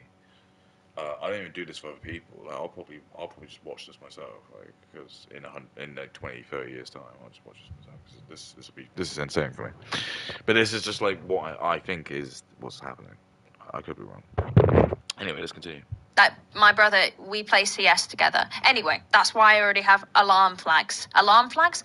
Alarm bells ring in my ear that they gamed together because I've just got. Oh, Katie. Oh my goodness. Did you just use the wrong term? Oh, and it's even more cringe because you get to edit. So, why are you allowed to like, have a go at the guy when he uses, see what I mean? So there's no point doing it. Bad experiences, but I mean, maybe it could be good. Maybe it won't be that way. We should set aside more time next time. I agree. Never heard from you again, so I guess you didn't have time. I sent a reply. Did you not get it? Sorry I didn't come up, but I've been really busy the last couple of weeks. Sorry I didn't follow up early, but I've been really busy. Like I hurt my hand today, so I can't text properly. Lol, no worries if you're busy. You do you, boo. I understand busy. It's 2025. We're all busy, but most of us do what's necessary. At the least, not to come across like an ungrateful fuck. I mean, I'm sorry. I'm not trying to be arrogant, but she's not reading it very well. I know like, I'm not allowed to say that because it comes across as racist, and they'll say like then she'll start saying that she's got like dyslexia and ADHD, and she's probably like a polygenic or something. Or, I don't know, just a litany of things, and then it's my fault because although I have gone through trauma, I just don't talk about. I don't really want to go through it, or I'm above it. I don't use it as a crutch. That's a problem because the other people who are dealing with their trauma and have echo chambers, they're the ones who are the true heroes. If I was going to give a medal to them, yeah, it'd be them. And it's not like from doing something properly valiant. Like I'm not going to like take that away from like Garzans who had to escape because that's different. But then I doubt they're the ones who are probably going to want to have like a YouTube channel because they're probably actually going to go through some proper trauma and they probably do need. And I'm not even laughing because it's funny. It's just like I don't want you to just follow me if you're just going to be like some schmuck. You're going to have to like be worth. So yeah, I'm the anti-celebrity. Like I don't want I want people of my value, like in my team. I'm anti-celebrity.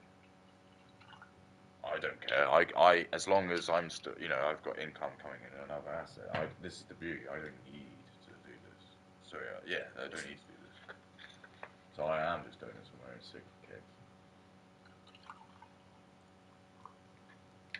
It doesn't matter. I'm not locked in here with you. You're locked in here with me.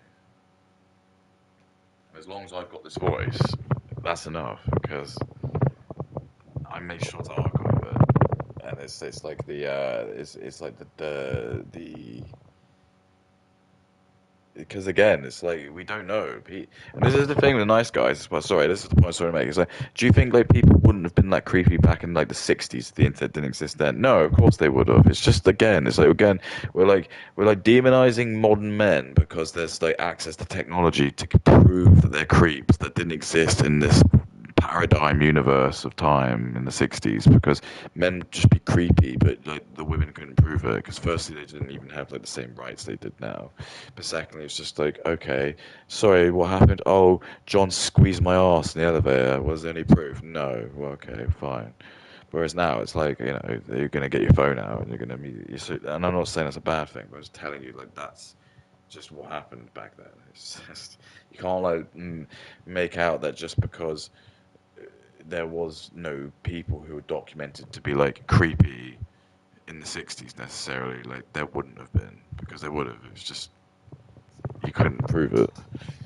Now it's just easier because like exactly, it's like this is the thing I'm going to teach my two male kids as well. It's just anything you're going to say to a woman, you just be really, really careful that anything you're going to say to a woman, she's going to probably screen grab it. She's going to probably give it to all of her like friends.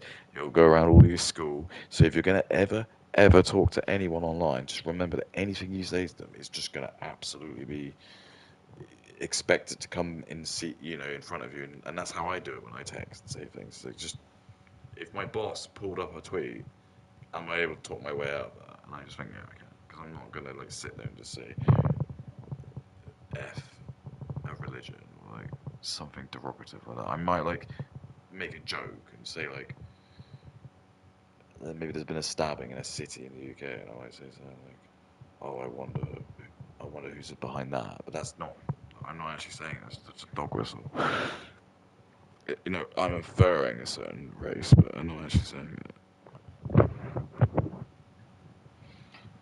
But anyway, let's continue. And then he sent it like 1,000,000 times. I'm assuming that was a mistake. Let me see if I have this right. I come over even though your place smells like cat piss. You have a dog that you keep locked out of your room, meaning you don't play with him, and I'm kind enough to go along even though I'm not in it. And then I just reached out and you turned around and say some obnoxious bullshit, then block me. Just so we're clear, I'm nice even though your place smells like cat piss. You lock your... I'm so confused. I know I shouldn't say this. I feel like I want to know more about the dog part, though. It says down here. Okay, they explained it there. That makes sense. The fact that he was like mad that you weren't replying, so then he tries to say that you're a bad person by doing X, Y, Z. If she's a bad person, why do you want to be friends with her so badly, or fuck her, or whatever it is that you want to do? I guess the latter, I'm going to assume. Okay, the title of this one is The other thing as well, if we're gonna like just play devil's advocate, is the fact that men just do not have apps at all the same amount of choice women get, and they don't get it. It's just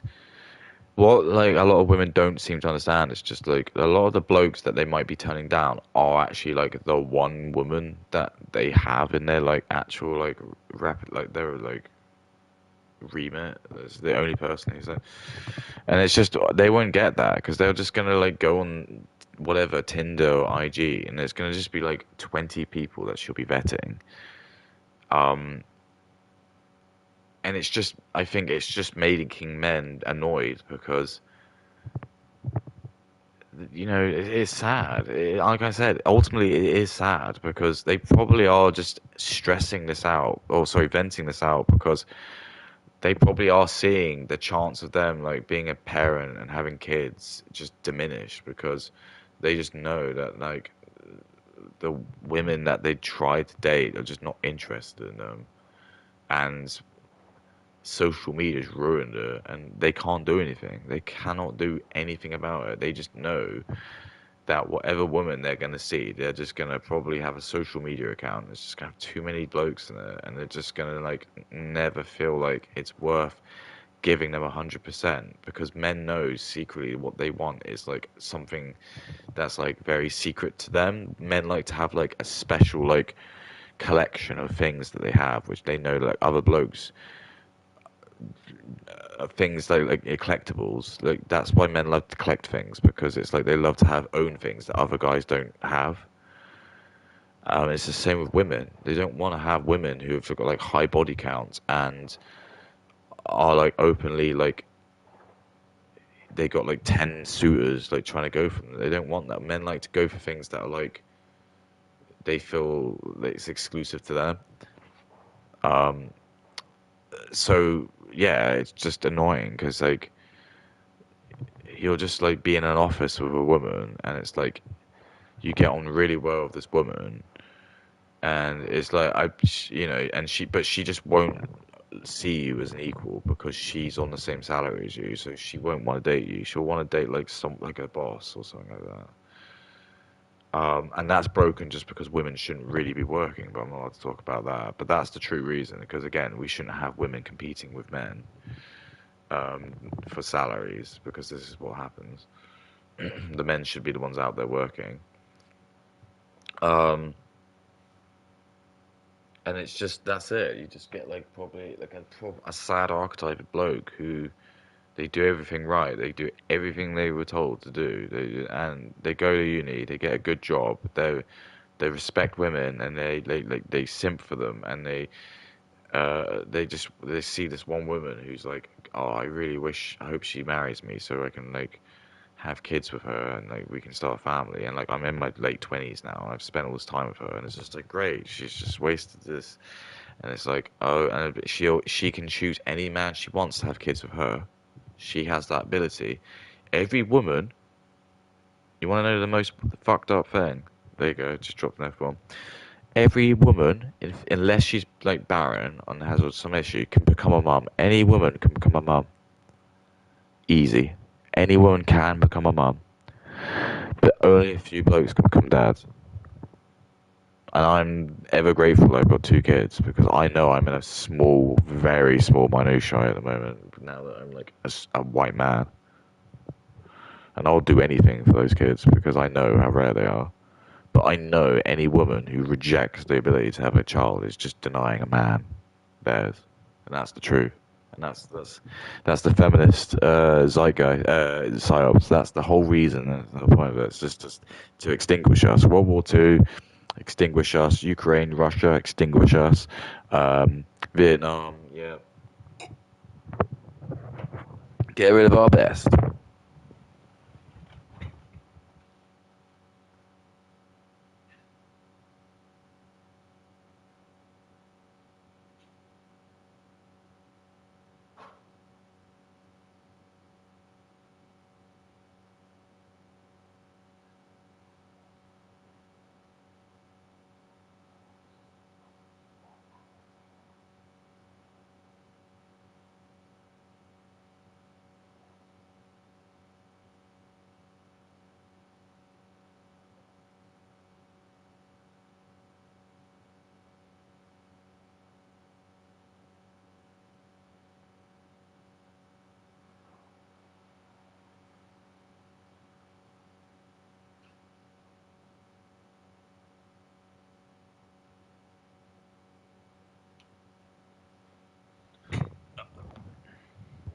Just trying to be honest. Nice guy tries to ask me out day before my year anniversary, even though my friend told him I'm in a relationship. Zed told me about you. He might have mentioned someone. He wanted to introduce me to you. Oh, the reason being is I kind of like you. What do you mean like me? Like, I know it's weird. Dude, no, not interested. I've been with my girlfriend for a year. As of tomorrow. Alright. Also, Void told me some of the freak shit you said about me. What do you mean saying that you'd...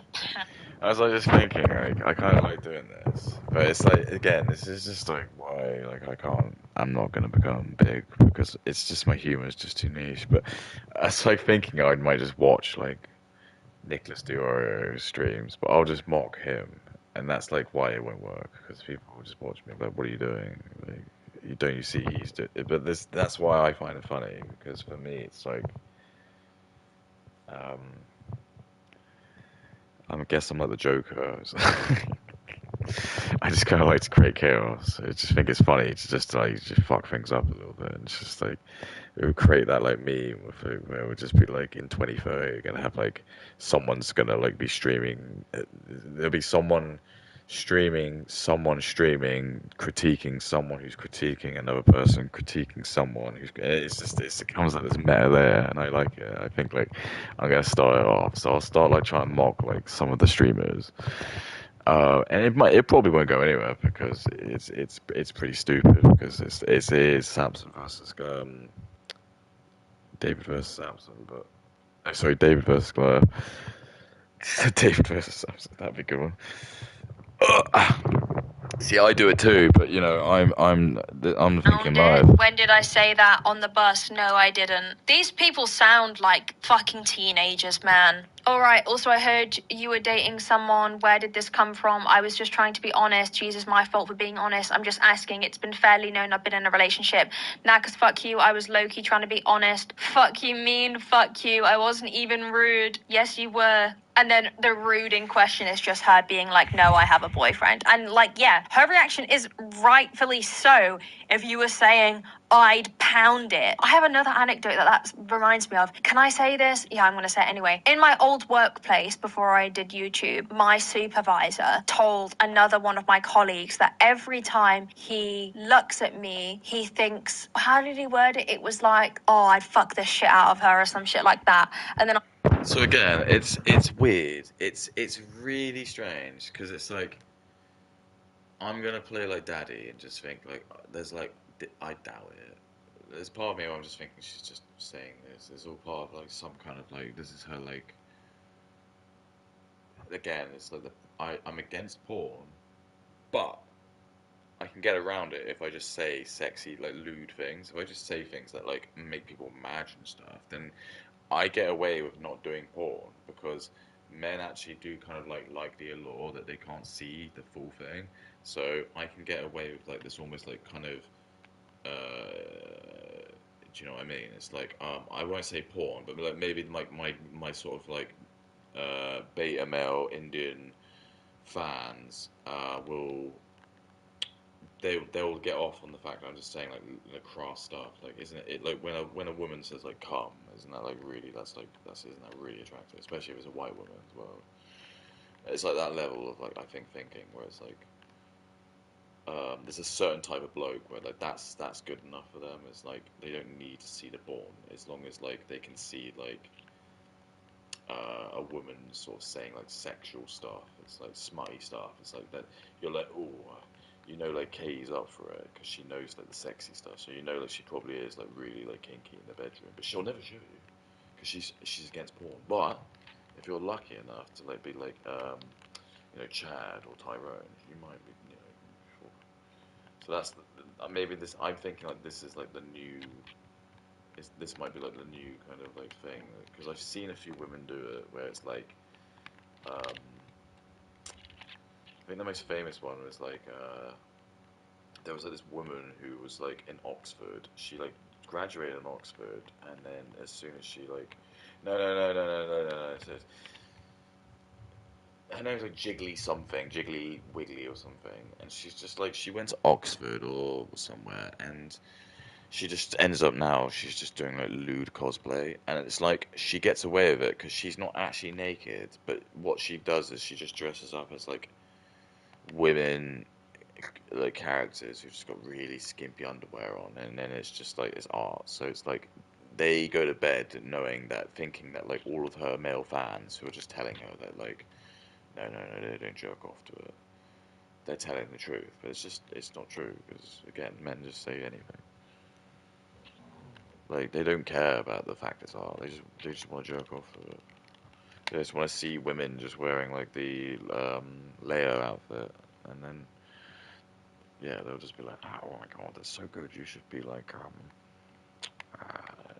don't know anyone else. Xena. Shit, Xena boyfriend.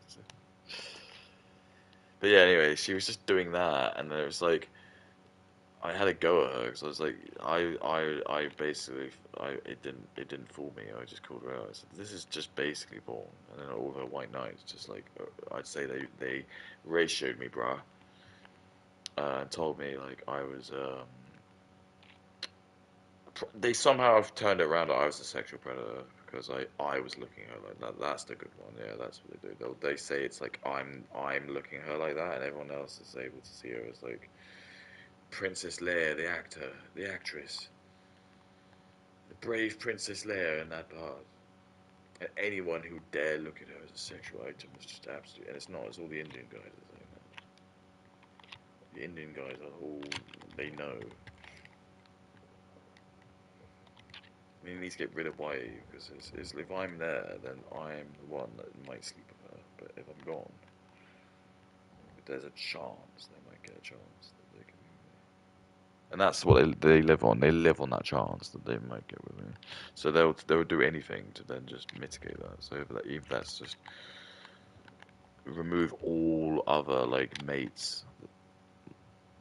I found out, so obviously I was like, okay, that's really weird. So I started to be really rude with him and like short and blunt, because like you're my supervisor and you're saying sexual things about me, like demeaning things. And then he Also, are we allowed to know the race of the supervisor? I think she's from London, so I actually do have there's a good problem. But again, out of bad faith, she might not even just tell me the truth. So I'm going to assume he's straight white man, loves beer, probably like really sexist. But I'm just going to I'm gonna put my, intuition. I'm like about a decade older than her, just like, and my interactions with women, and she'll probably blame me and say like, that doesn't mean anything, or I'm racist, or I'm a man, so my opinion's, invalid.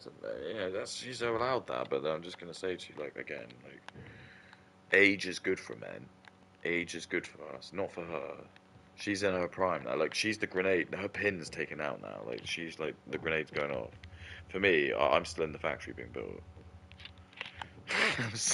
The scientists are still working on me. My full release has not come out yet. Yeah, take it. Waste them. See, look, now I'm starting to turn into Nicholas Duro. But like, oh look, guys, I just won the game. Yeah. So anyway, maybe I'll do that tomorrow. I'll start watching a Nicholas Duro, and it'll just fuck everyone off. People like this guy who just seems to be like mocking Nicholas Duro, mocking Cruel World, Easy Mind. It just doesn't seem to make any sense. But it might, maybe. And then someone will mock me, and then it's just, yeah, that's what I mean. It'll just become like the Onion effect, where we're just gonna have like 10 people just like talking about it. And you have so much content, because I'll be able to talk about Nicholas Dioro and Cruel Mind, Happy World, and Ethan Klein. So it's perfect. It's a perfect way to have like and then you don't have to do anything, because every inception level of streaming meta you become, the less effort I've got to do, because I can then jump on Nicholas Dioro doing his work, and he has all the effects and all the sounds, so I get that on mine, and I get all the sounds from Cruel World, Happy Mind, and I get all the sounds from Ethan Klein. So it's great. It's absolutely foolproof. I found it. I've done it. So you guys want to play with Fuckhead? Well, double Fuckhead to you, mate. I'm gonna break everything for you then. So if I just do this, then all I really need to do is just probably just let it play. Nicholas Joy will be like, rah, rah, rah, rah, rah, I love playing pinball, and then I'll just stop it and just be like, ha ha ha, isn't that funny?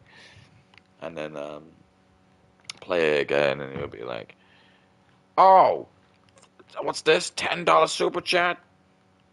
And he'll be like, Nicholas Diario. Oh, what's his name? Mr. Ario. And then, yeah, see, it's gonna be great. I'm gonna really enjoy it. Because I'll like, maybe he could argue like I'm making profit from this stuff, but no, I'm transforming it, so I don't think it does. I think it does. Like someone like him's got to be careful about like pushing the old report button. he got mad and was like, tried to be all authoritarian and was like, I'm your supervisor, you can't talk to me like. I'm like, well, if you're my supervisor and you're going to talk about fucking me to my co-workers, then you don't get any respect.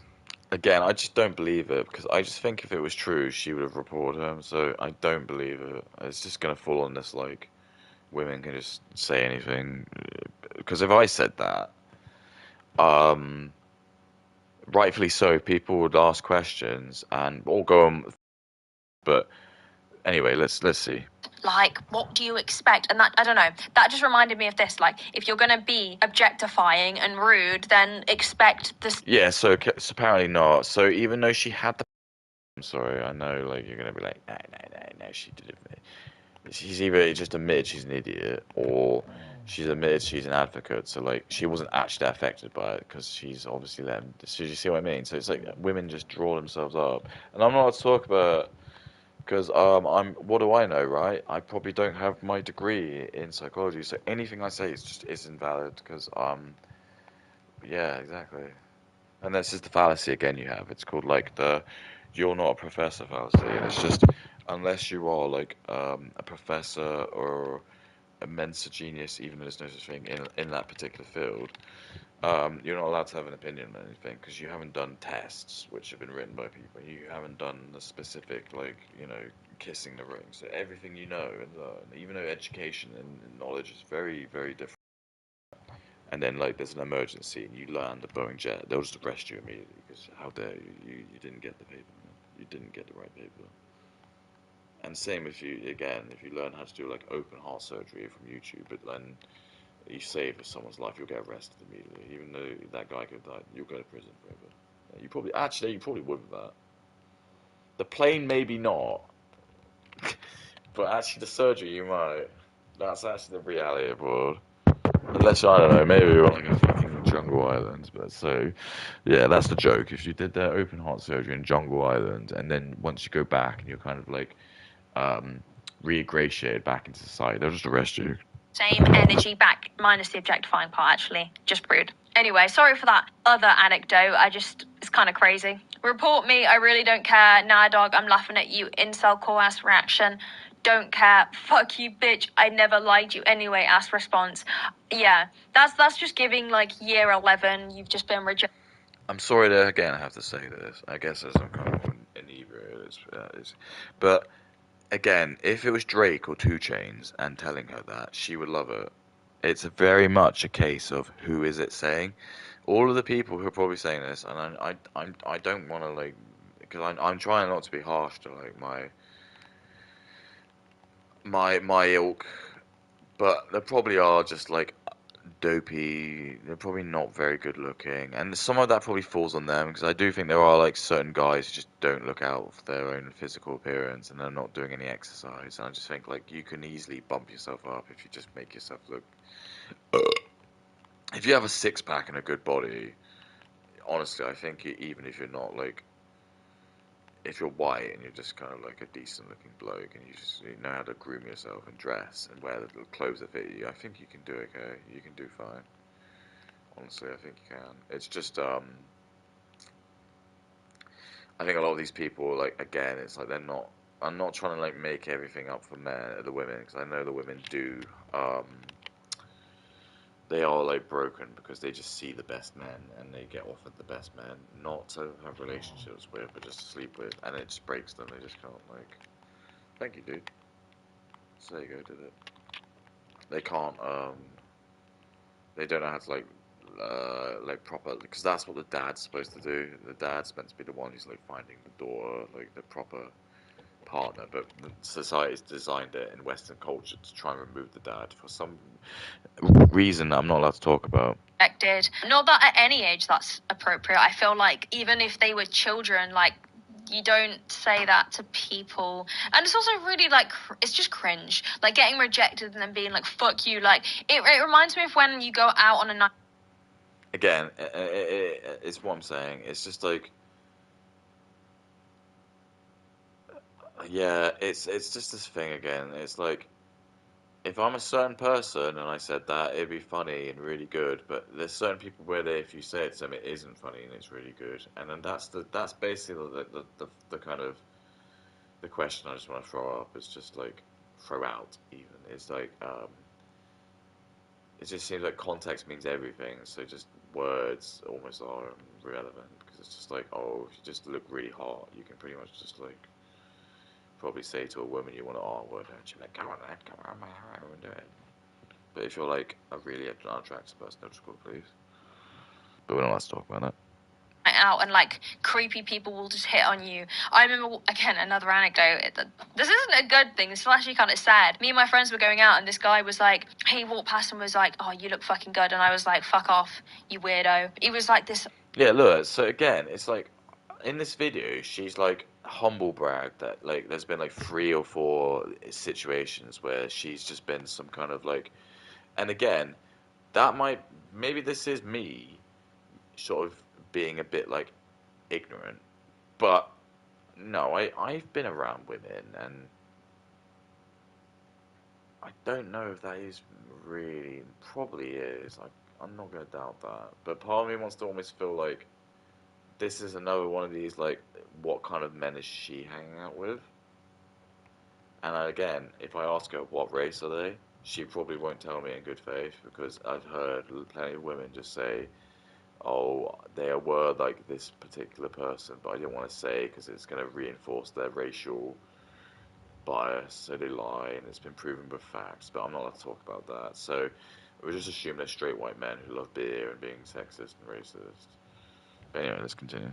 Old guy. It was really weird. And he was like, fuck you, slut. It's like, I reject you. You call me a slut. Like, you weren't bothered that I looked like a slut before. And again, it's, everyone will say it's context means everything, but there will be like probably like if she's like really really like in a relationship with someone, I bet they probably do say words like that, and she probably uses words like that in the bedroom.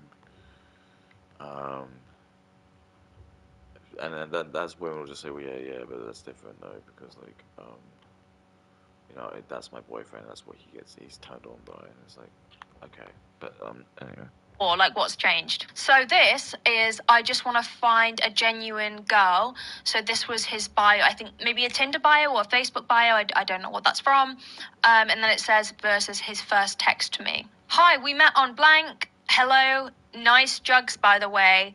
Offended, LMAO. I bet you this guy says male loneliness epidemic. Again, if you look like Chad or Tyrone and you said that, I guarantee you on Tinder or whatever, you would get like loads of action. I'm not even kidding. It's been proven. It's literally been proven. So again, it's like these are just like unfortunately the blokes who are just learning like probably the first. This is like what men do. Is like they learn a lesson and generally they don't make it again because they learn like the shame and pain they get from it for all like this. Because like again, there are like times where I've said really cringy shit. Luckily I doubt the people who probably well, that's what I mean. The time is probably gone, and they probably hopefully like removed their phone and stuff, and just didn't repost it. But there's loads of shit that I probably if people, because it's just when you're like at a certain age, I mean probably until you're like your mid-20s, you're just kind of gonna be a bit cringy and just a bit like weird with the world, just because it's like the world is a bit awkward. Everyone's awkward. It's like the joke of the world that actually everyone's awkward. It's just certain people just get exposed to it, and that's the difference. But like that's almost like what makes us human. It's just like, yeah,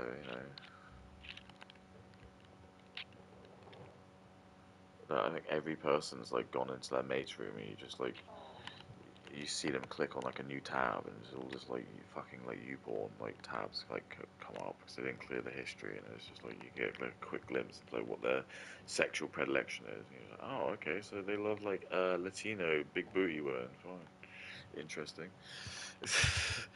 Every bloke's had that, but you just learn from it, and then it's like the next time you learn like just you always go like, on incognito mode, or you just you know what I mean? If you've got like a folder full of like rude pictures, make sure you like have like a password. I was like,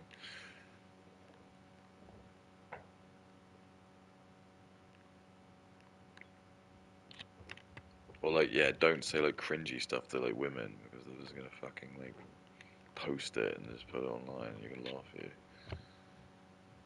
Because remember, the most modern women is like they get power off like humiliating white dudes. It's like all men in general, but white dudes is an extra bonus because they see them as the most powerful.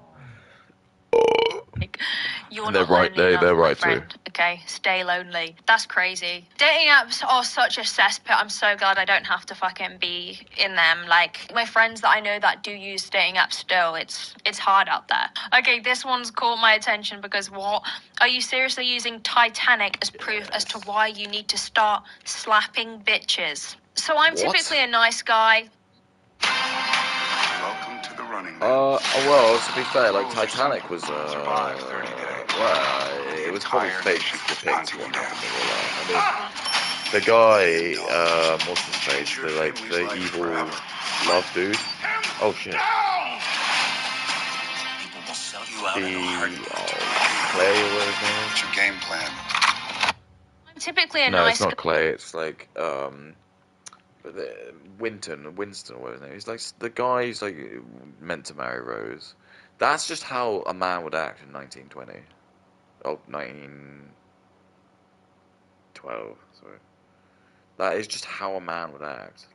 And Rose would just be seen as being like she. Unfortunately, if you want to be really honest, she would be hit. She'd be seen as being like unworldly because like how dare she, a woman, like speak out against Clayton, who's like the heir of like I can't remember. He's probably like I think he's like some really rich dude. He's not like some no one. So Jack is like the fake one in that because like Jack probably wouldn't even act like that either because again he would have been like a product of his time. So it's like this fallacy where it's like you've got Jack who's like he's some sweetheart who acts like a man from the 90s, but actually no, he would have been just like Clayton. Oh, I don't remember his name. The guy, whatever that guy's name is. You know the guy. guy. I'm gonna edge on the side of caution with that one. And I tend to get dumped because of it. Why do...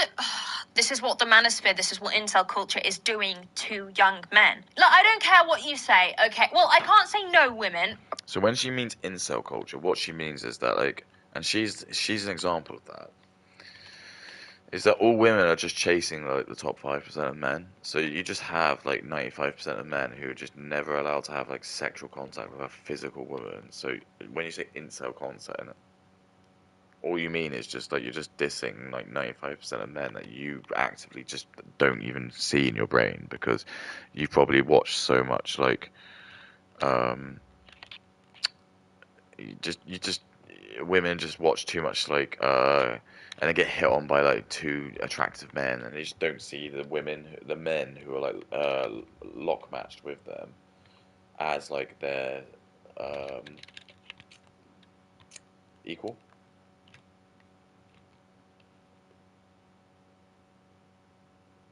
So they'll like go on a date with like a Russian billionaire. He'll pump and dump them because it's just nothing for him because he's a billionaire. And like him paying to take the virginity of a woman is worth like the 20 grand. That's nothing for him on a plane because he can just do it like forever for the rest of his life because he's got so much money. And that's just what they do. They're just like literally, this is the problem we have. We've just got like these billionaire sons who are just probably like just given loads of money. So go on, just do what you like. Just have sex with as many women as you want.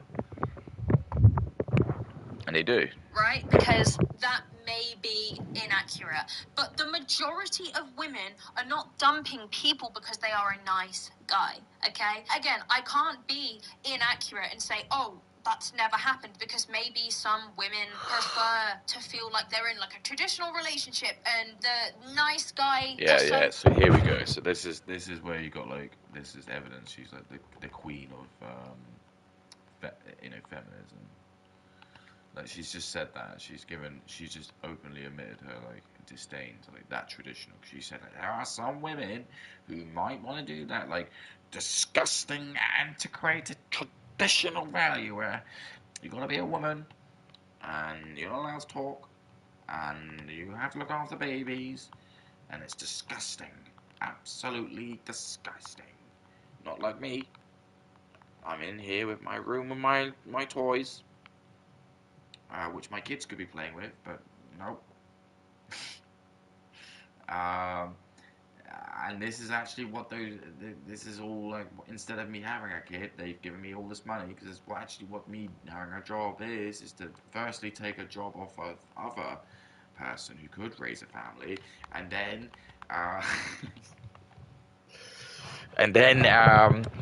replace that with me you're wasting the best years of my life to either be abused by 2 Chainz, so I don't want to have like, relations with any other person, or have kids, or I just spend all my money on products and become a capitalist minefield because they're just gonna. But I'm just gonna buy loads of stuff because I've got all this spendable income, and I'm not wasting on this stupid baby who's just gonna grow up. So dumb. Like, I'm sorry. Like I'm always ahead. I don't want to sound arrogant, but I'm usually ahead of the curve. People like this will just get openly mocked. Maybe I will, and I'll eat my. You know what? If I do get mocked in 10, 20 years, I don't care. Good. I'm glad. Maybe I don't want to live in this world, but I don't think we will. I think it's going to be the other way around.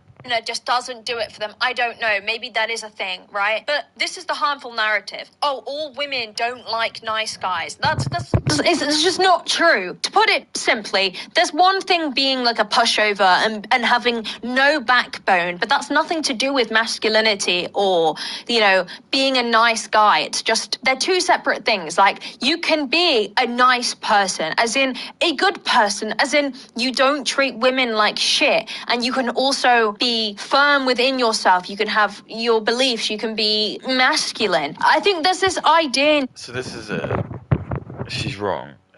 Because this is what we've learned. We're trying to find that women don't really know what they want, and it's like she's just kind of exactly said that. She wants like a man who's like able to respect women, but then is like also like really like masculine, and she doesn't really understand that. Because in her brain she's got like this picture, I think, of like what this guy is, but I think she does have a boyfriend, but I'm gonna promise you that whatever her boyfriend is 100% not the guy she wants to settle with or would settle with. She'll lie and say he is, but it's not true.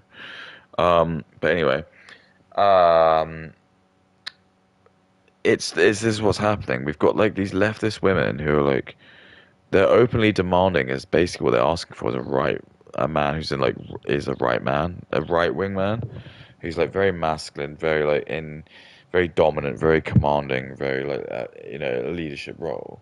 But then she's like, no, no, no, no, no, they need to be leftist. I'm not going to go out with anyone who like likes like Donald Trump. That's so or like Nigel Farage. That's just crazy.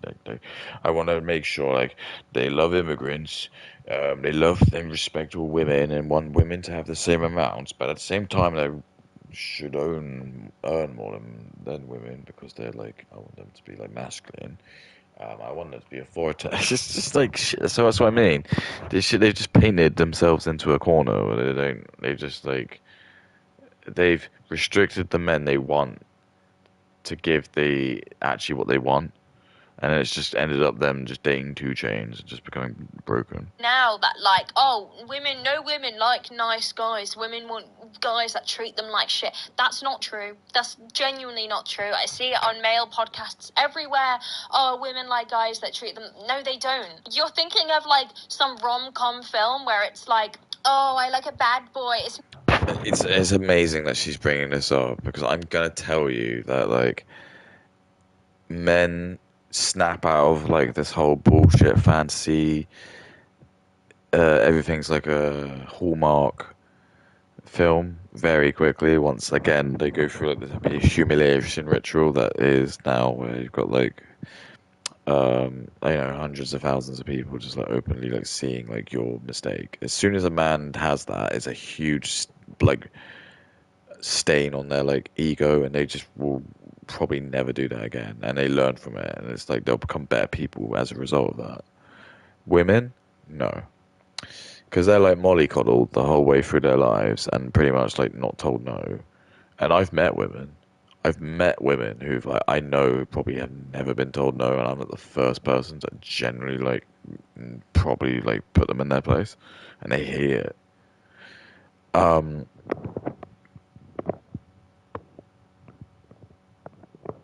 hang on. Not fucking like it's not real, okay? And there are plenty and plenty of women who like nice guys. I can't remember what the point I was making.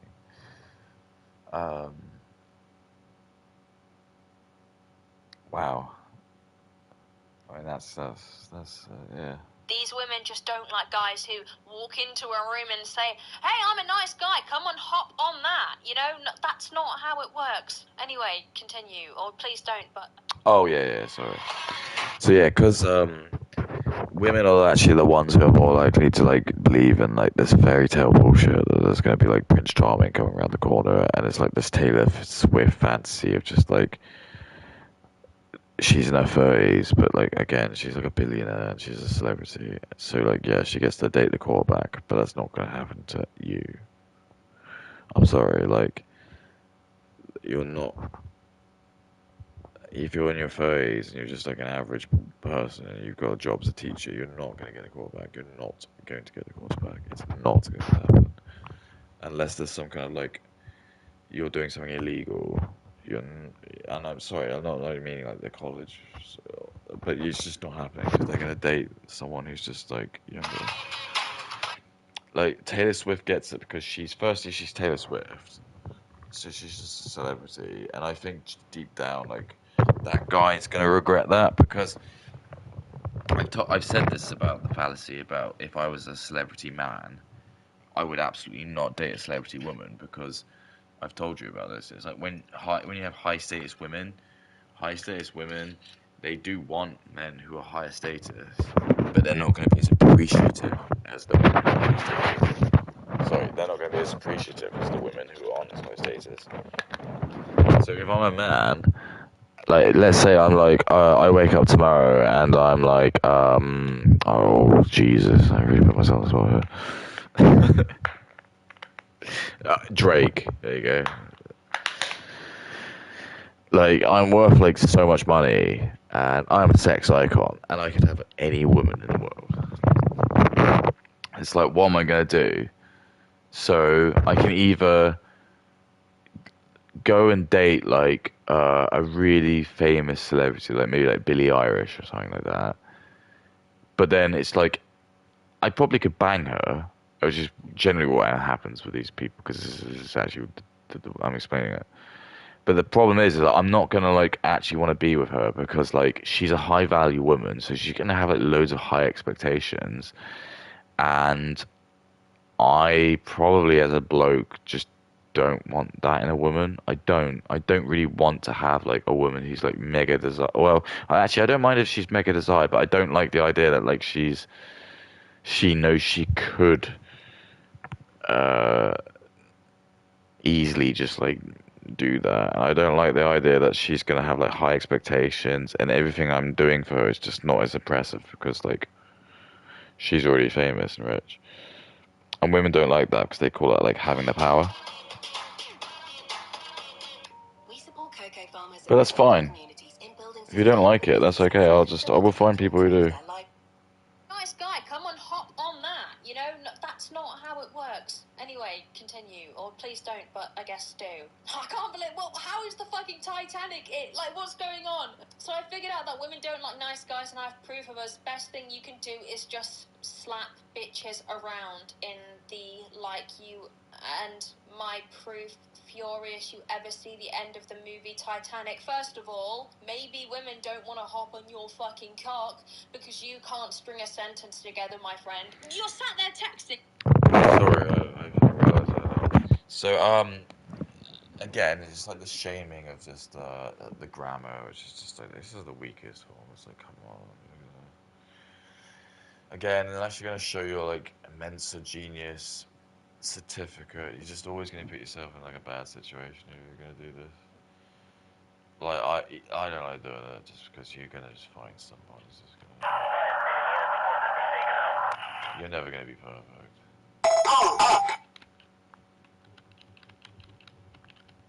And when people hear like if you're like a Mensa genius, they just assume it just means everything is always going to be perfect.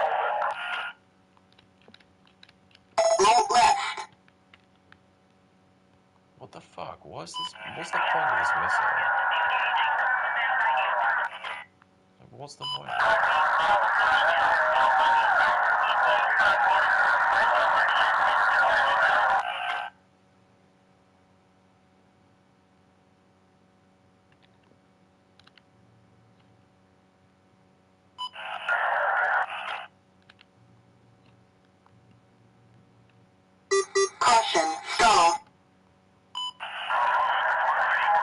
Did I live?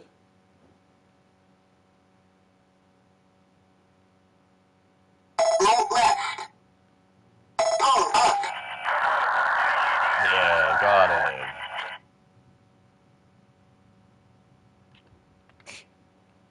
That probably wasn't the smartest thing to do. Anyway. This, right? You've got all the time in the world to put this into fucking Google Translate or whatever and make sure it makes sense. Instead, you're just... Again, it's like Kettle Pot Black. I've called her out. She's made digressions or mistakes in a video, and it's not worth it. Don't do it. You're never gonna. It just doesn't even come across as. It's gonna mind dump everything. Imagine how terrible this guy must be actually talking if you can't even manage to put a text message type thing together. Like, you made a... Again, it's like classic, just like, man dumb. Yeah. So remember, everything women do is always fine. It's just that's what makes a nice guy. It's like it's the fact that there's spelling and grammar wrong. post, and you've somehow managed to fuck up the grammar and the sentence and the words in the sentence so hard that I actually don't know what you're saying. Best thing you can do is just slap bitches around. You ever see the end of the movie Titanic? Poor Jack is holding onto the door and the girl is on the door floating. There is enough room on there for the two of them, for Jack was trying to be nice guy and he was making sure she wouldn't fall off because that's what a nice guy he is. But at the end she realised, man, this guy is really nice, but this will never work, and she pushes his ass. Isn't it great when people always read things out and they don't know how to put any tone or anything into what they say, and it just comes out like this, and it's really boring to listen to, but it's okay, because I'm a girl, so you can look at me. Off the door to drown. What? This is what you took from the movie Titanic. Like, imagine watching Titanic, right? You're on a first date and you're watching Titanic, and the man you're with gets, like, outraged and angry and butthurt about the ending. Oh, fuck's sake, stupid bitch. Like, oh, if I was Jack, I'd slap the shit out of her. Maybe this is why no one wants to be with you, my friend. You rage at the end of Titanic. You're meant to be crying at that point. You're meant to be, like, upset. But there's no way this is... No, that's the trap. Do not do that. She says she wants you to do that, but actually she wants you to do that so she can use it against you. Never cry. They never deserve it. Women never deserve it. You can cry when your child's born, but the woman she's always going to do something. She'll always go through change. And she'll laugh as she does it. I remember that. She doesn't want to. Oh my god. Real. If he would have been an asshole and said, "Move over, bitch, let me on the door," they would have lived happily ever after. Also, maybe it's because of the overuse of the word bitch in every sentence. Like, I can imagine that probably puts a lot of women off.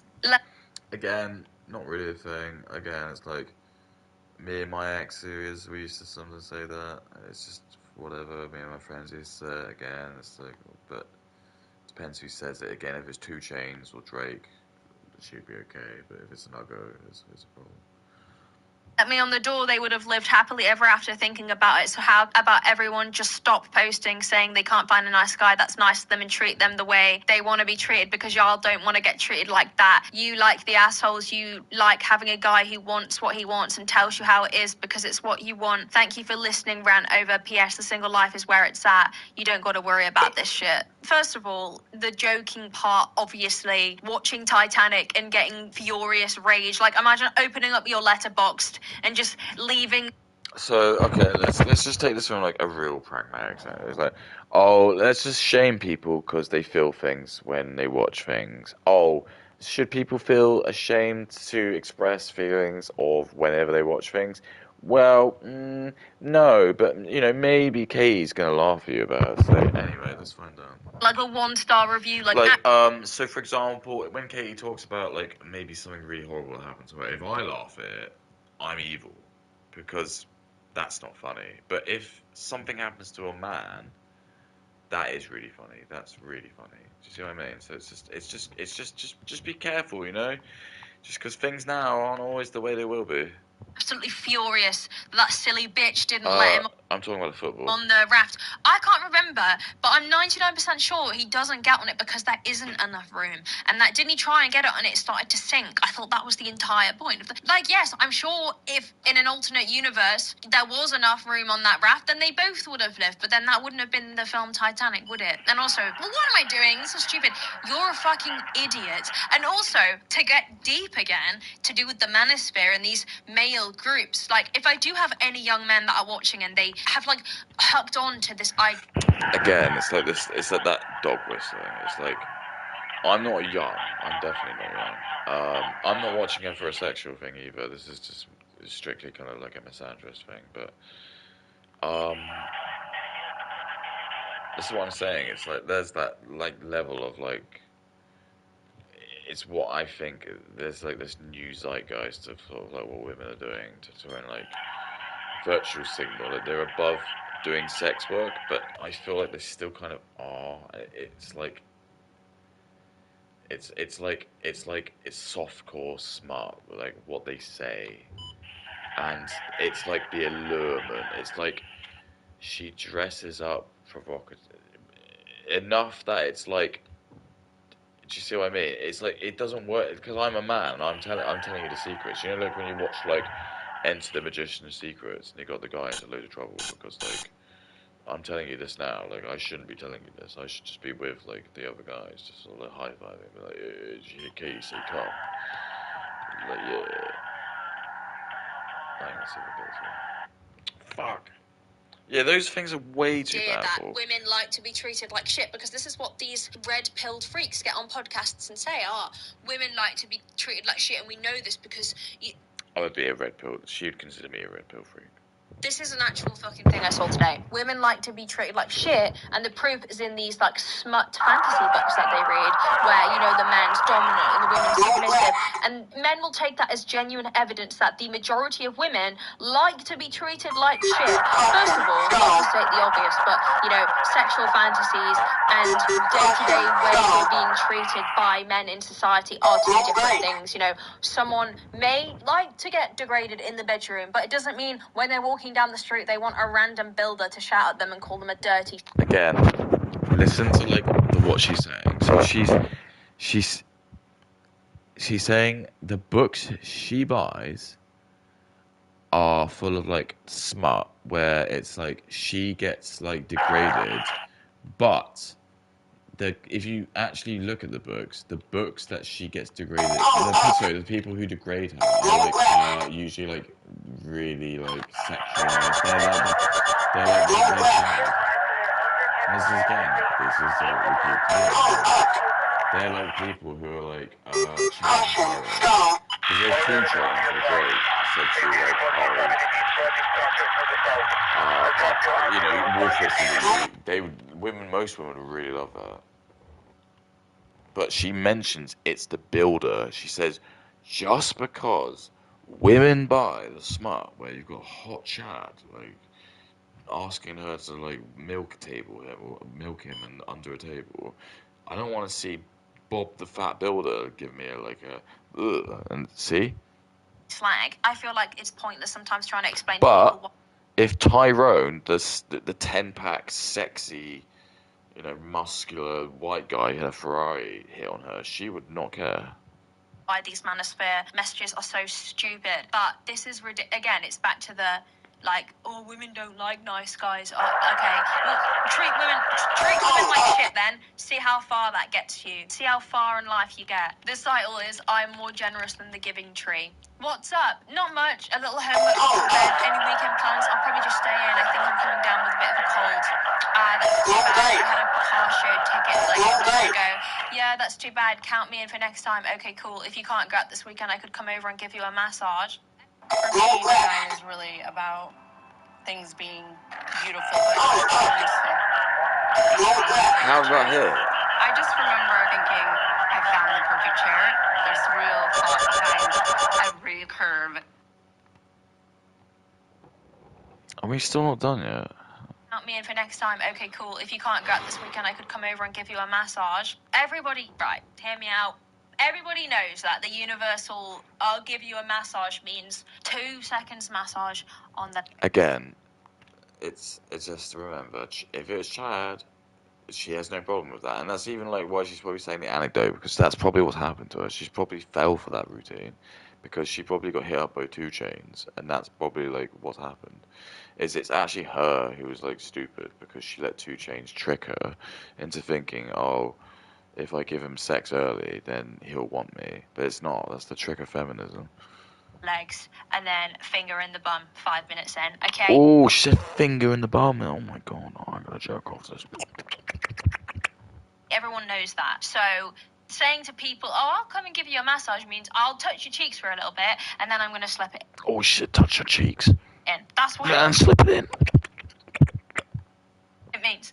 Not to be crude. Look, we're adults, okay? Hopefully we're adults. If you're not an adult, Apparently not, because if women call, sorry, if you get called a whore, it's sorry, oh god, if you get called the 304, that's way too far. But you know, if you mention slip up the bum and just finger up the crack and whatever, that's fine. That's fine. And look, I'm sorry, I don't want to pick on you, but you know, I said this. It's like, you know, like when Luffy defeats like Crocodile, and he's no one. He doesn't even really have a bounty. This is what it's like. It's like, I'm sorry, I'm gonna have to like try and like you're like the stepping stone. I'm gonna try and like take over you because I feel like I need to be up at the higher up than you guys. But if this is who we're letting get money, then we need to really consider like what the fuck is she like actually like? Who are her fans? They're probably like a bunch of freaks. I'm sorry, like everything I feel like I said is just like, and it's dog eat dog. I'm sorry, like I have no offense to you. Like, if maybe I was a billionaire, I would not have a go, but I'm not. I should be, but I'm not. So you're due. I'm gonna have to like clamber over the corpses of the people below me to like get ahead. Anyway. watching this and you should leave. But we're all adults, okay? We all know the deal. Obviously, consensually, obviously. If you just go to a random massage parlor and they do that, then... Remember, I notice this with women, they always talk about consensual a lot. It's like, they always have to caveat that. It's like, don't worry, men know about consent. Do not worry. Do not worry. We're hard drilled into knowing about it. Don't need to talk about it. Call the police. It's interesting. There's maybe a certain type of people, or race, or demographic, maybe, but not white men. What am I saying? You get me, okay? That's what this means. He doesn't mean I'm going to come over and give you, like, physiotherapy massage to get the knots out of your shoulders. He means the cheeks. If we didn't know. I just want to be upfront with you, and I'm sorry if I'm misreading the vibe. I just want to be clear, I'm only looking to be friends. I've had a lot going on in my personal life, and it's just not a good time for me to get into a new relationship, but I'm looking forward to hanging out as friends. You're super cool. See, she's better than me, and maybe she doesn't mean it, because if someone said to me, oh, I'll come over and give you a massage, we're not friends anymore. That's an overstep of anybody's boundary, you know? And, like, unless you are on that level with someone, and it's like it's just a common sense thing. You don't just say that to people. And it's fine. I get it. The nicer you are to a woman, the worse you treat. It's okay. It's not just you. Question mark back. Question mark again. Whenever I take the time to actually get to know a woman and I'm vulnerable. Vulnerable? Bro, you just offered to give her a fucking massage. Where's the vulnerability? I'm so vulnerable. I'm so in touch with my feminine side because I offered to give you a massage. Like, no, vulnerability would be like, you know, opening up about your mental health or just being honest about your feelings to her up front. Like, come over and oil you up. Yeah, again, absolutely do not do this. This is like the feminist trap. I think this is what she thinks she wants, but she doesn't. Once you open up to a woman, she will never look at you the same. I would almost argue that probably why maybe in like what. Wow, actually, that's the story. That's so so many clips of me in this that I hope don't get taken out of context. Whenever I take time to actually get to know a woman and I'm vulnerable, she just doesn't want anything to do with me. I'm the giving tree. I give and I give until there's nothing left, and then the takers move on. I wasn't asking for much, you know. Maybe spending time with me is just too much to ask. I don't even know anymore. Never mind, don't respond. Well, I don't even know what you're talking about. I said I'd go to the show and I want to be friends. I'm just not looking for a romantic relationship. It's nothing to do with you. Not anything to do with me, question mark. Sure, never is. I get it. Why would I want to go with you if you aren't looking for a relationship? Why do I have to read like this and put no intonation in anything? It's like I can't do anything because I'm not allowed to say, but whatever. Relationship. I never said I wanted a relationship, but by the way, just looking out of it for me. But that's too much to ask. I get it. I'm just the type who perpetually gives and shouldn't expect anything. Remember, I should get paid much more than most average men because I can read things like this, but it's okay because I have lots of trauma and talk about things, and sometimes I say like porn words, so you can get off on that. Back. Honestly, you shouldn't. You seem like a fucking ass. And I'm the giving tree. I give. I don't fucking care. Okay. Yeah, she doesn't fucking care. Look, man, if you're gonna fuck with anyone, don't fuck with Katie. She's got piercings. If you're gonna think like magnets, how they work, look, her face is magnets. But don't fuck with Katie, man. I hope you rot like a tree. Like you just get tree. Yeah, she hopes she rot like a tree. Like, you know, the trees just rot. That's what they do. When I look in the forest, these trees just rot. Rot and you just collapse and die. Is that too far? Don't worry about my feelings. Hello, when you. Oh, there you go. So, am I allowed to talk about that? Is that fine? Again, remember, if people get called 304, that's too far. If people show a picture of like Charles Manson, I can't remember, that's too far. But she's allowed to say that, and it's on YouTube. That's okay. That's absolutely fine. You know. Anyway. That's how bad you fucked. It's jokes. It's just banter. You know, what's the guy who posted the no. He's a white male. He knows better. She doesn't know better. But she doesn't think that, so that's okay. Hashtag blocked. I'm going to start replying to the haters with that. If anybody comments anything negative on the video, you genuinely. The irony is, she's actually blocked me. And I know that because I deliberately put like incendiary stuff, and you'd think I know I'd get something, but nothing comes up. So the irony is, she says that, but she's not. She's precious. Hashtag blocked. That's what you're getting. So, okay, this one's called I'm a billionaire. That's a good start.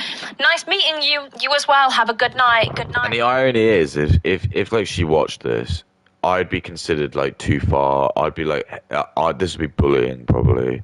And this is like the biggest thing that you get. It's like there's certain people, they're allowed to get away with it because it's like, oh well, like Nicholas Dewar, he's fat. There's no shame of him like being a dick. But input, that's too far, man. It's not fair. Like, dude, you might ruin his life. You know, he goes and ends himself. Like, it's too far. And it'd be the same here. She'd look at this, she'd be like, this isn't funny. Like, what I'm doing is like just light-hearted fun. This is just disgusting. This is just misogyny. This is exactly what my university, when I did party management, taught me. He said that don't listen to these guys because this guy here, he's just like, he's probably like, he watches too much porn. He's probably racist, and he probably buys the Daily Mail. Right, so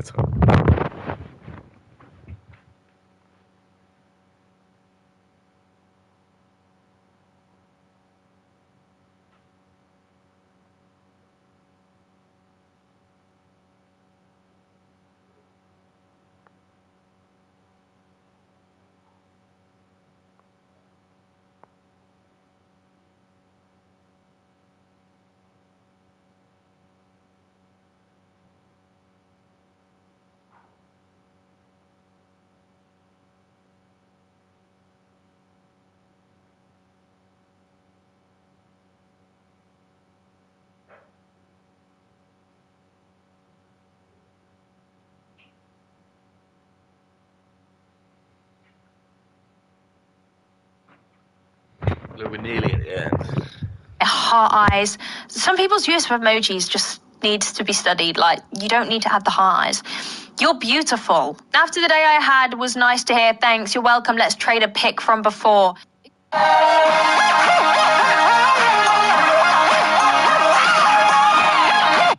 I had was nice to hear. Thanks. You're welcome. Let's trade a pic from before. It's so funny to me when men ask for nudes, because it makes me think about how, like, 99% of women, when they're like sexting someone, the guy will be like, yes, send me your boobs, babe, and then she'll be like, okay, send the boobs, and then she'll just go back to doing whatever it is she was doing before. Probably. So again, I think this is her like revealing the truth, and again, she's like openly admitting that again she's only like. There's a certain like 1% that she will do this to, and this is again, these are the people. Every white woman effectively is going to potentially be alpha widowed because they're desired by every race. So you've got like billionaire black guys, billionaire Indian guys, even billionaire Chinese dudes. They're all going to like be sought after her. So she does get the chance potentially to have the 1%, and this is like what I'm trying to psychoanalyze. Is obviously there's just like some feminism has essentially just created an avenue just for like very rich, successful dudes to just be able to like sleep with their like harem of like women, and I'm just like using her as an example because I just think like it's like I said, it's like I'm trying to get up to like I need to get to the top. Like I'm like Luffy at the moment. Like I'm just trying to like I've only got a couple of people in my crew. But this is me. I'm now trying to level up a little bit. Like scrubbing the toilet, just taking like intermittent breaks to like sext back a guy. Maybe I'm just boring, but I just don't really get like the sexting, especially when it's someone you don't know. I feel like if it's like a partner, I get it. If it's like a randomer, how are you actually getting something from sexting? Exactly. Remember, she's really sex positive. She doesn't like porn, but you know, how can she get something from a random person? How could she do it? Like, if she hasn't got a penis inside of her, it's not worth her doing because she doesn't care like about like the other side of it. She doesn't give a shit about that. It's all about unless there's dick in me, I don't. This is bullshit. Like, I don't want to help do that. Hey, I'm going to be honest because you're a nice guy and I'm just coming out of a long-term relationship and I'm not emotionally available right now. I don't know when I'll be, so I'm not trying to waste your time. I hope you understand. He said, really, I'm really looking forward to hanging out with you and I haven't anticipated a girl like you in a long time. It makes me very happy to acquaint with you. Sorry, Shakespeare. My heart races at the thought of seeing you. I understand if requesting a picture might bother you. I was just really, really sleepy and just woke up from a nap. Can you let me know if we're still on, please?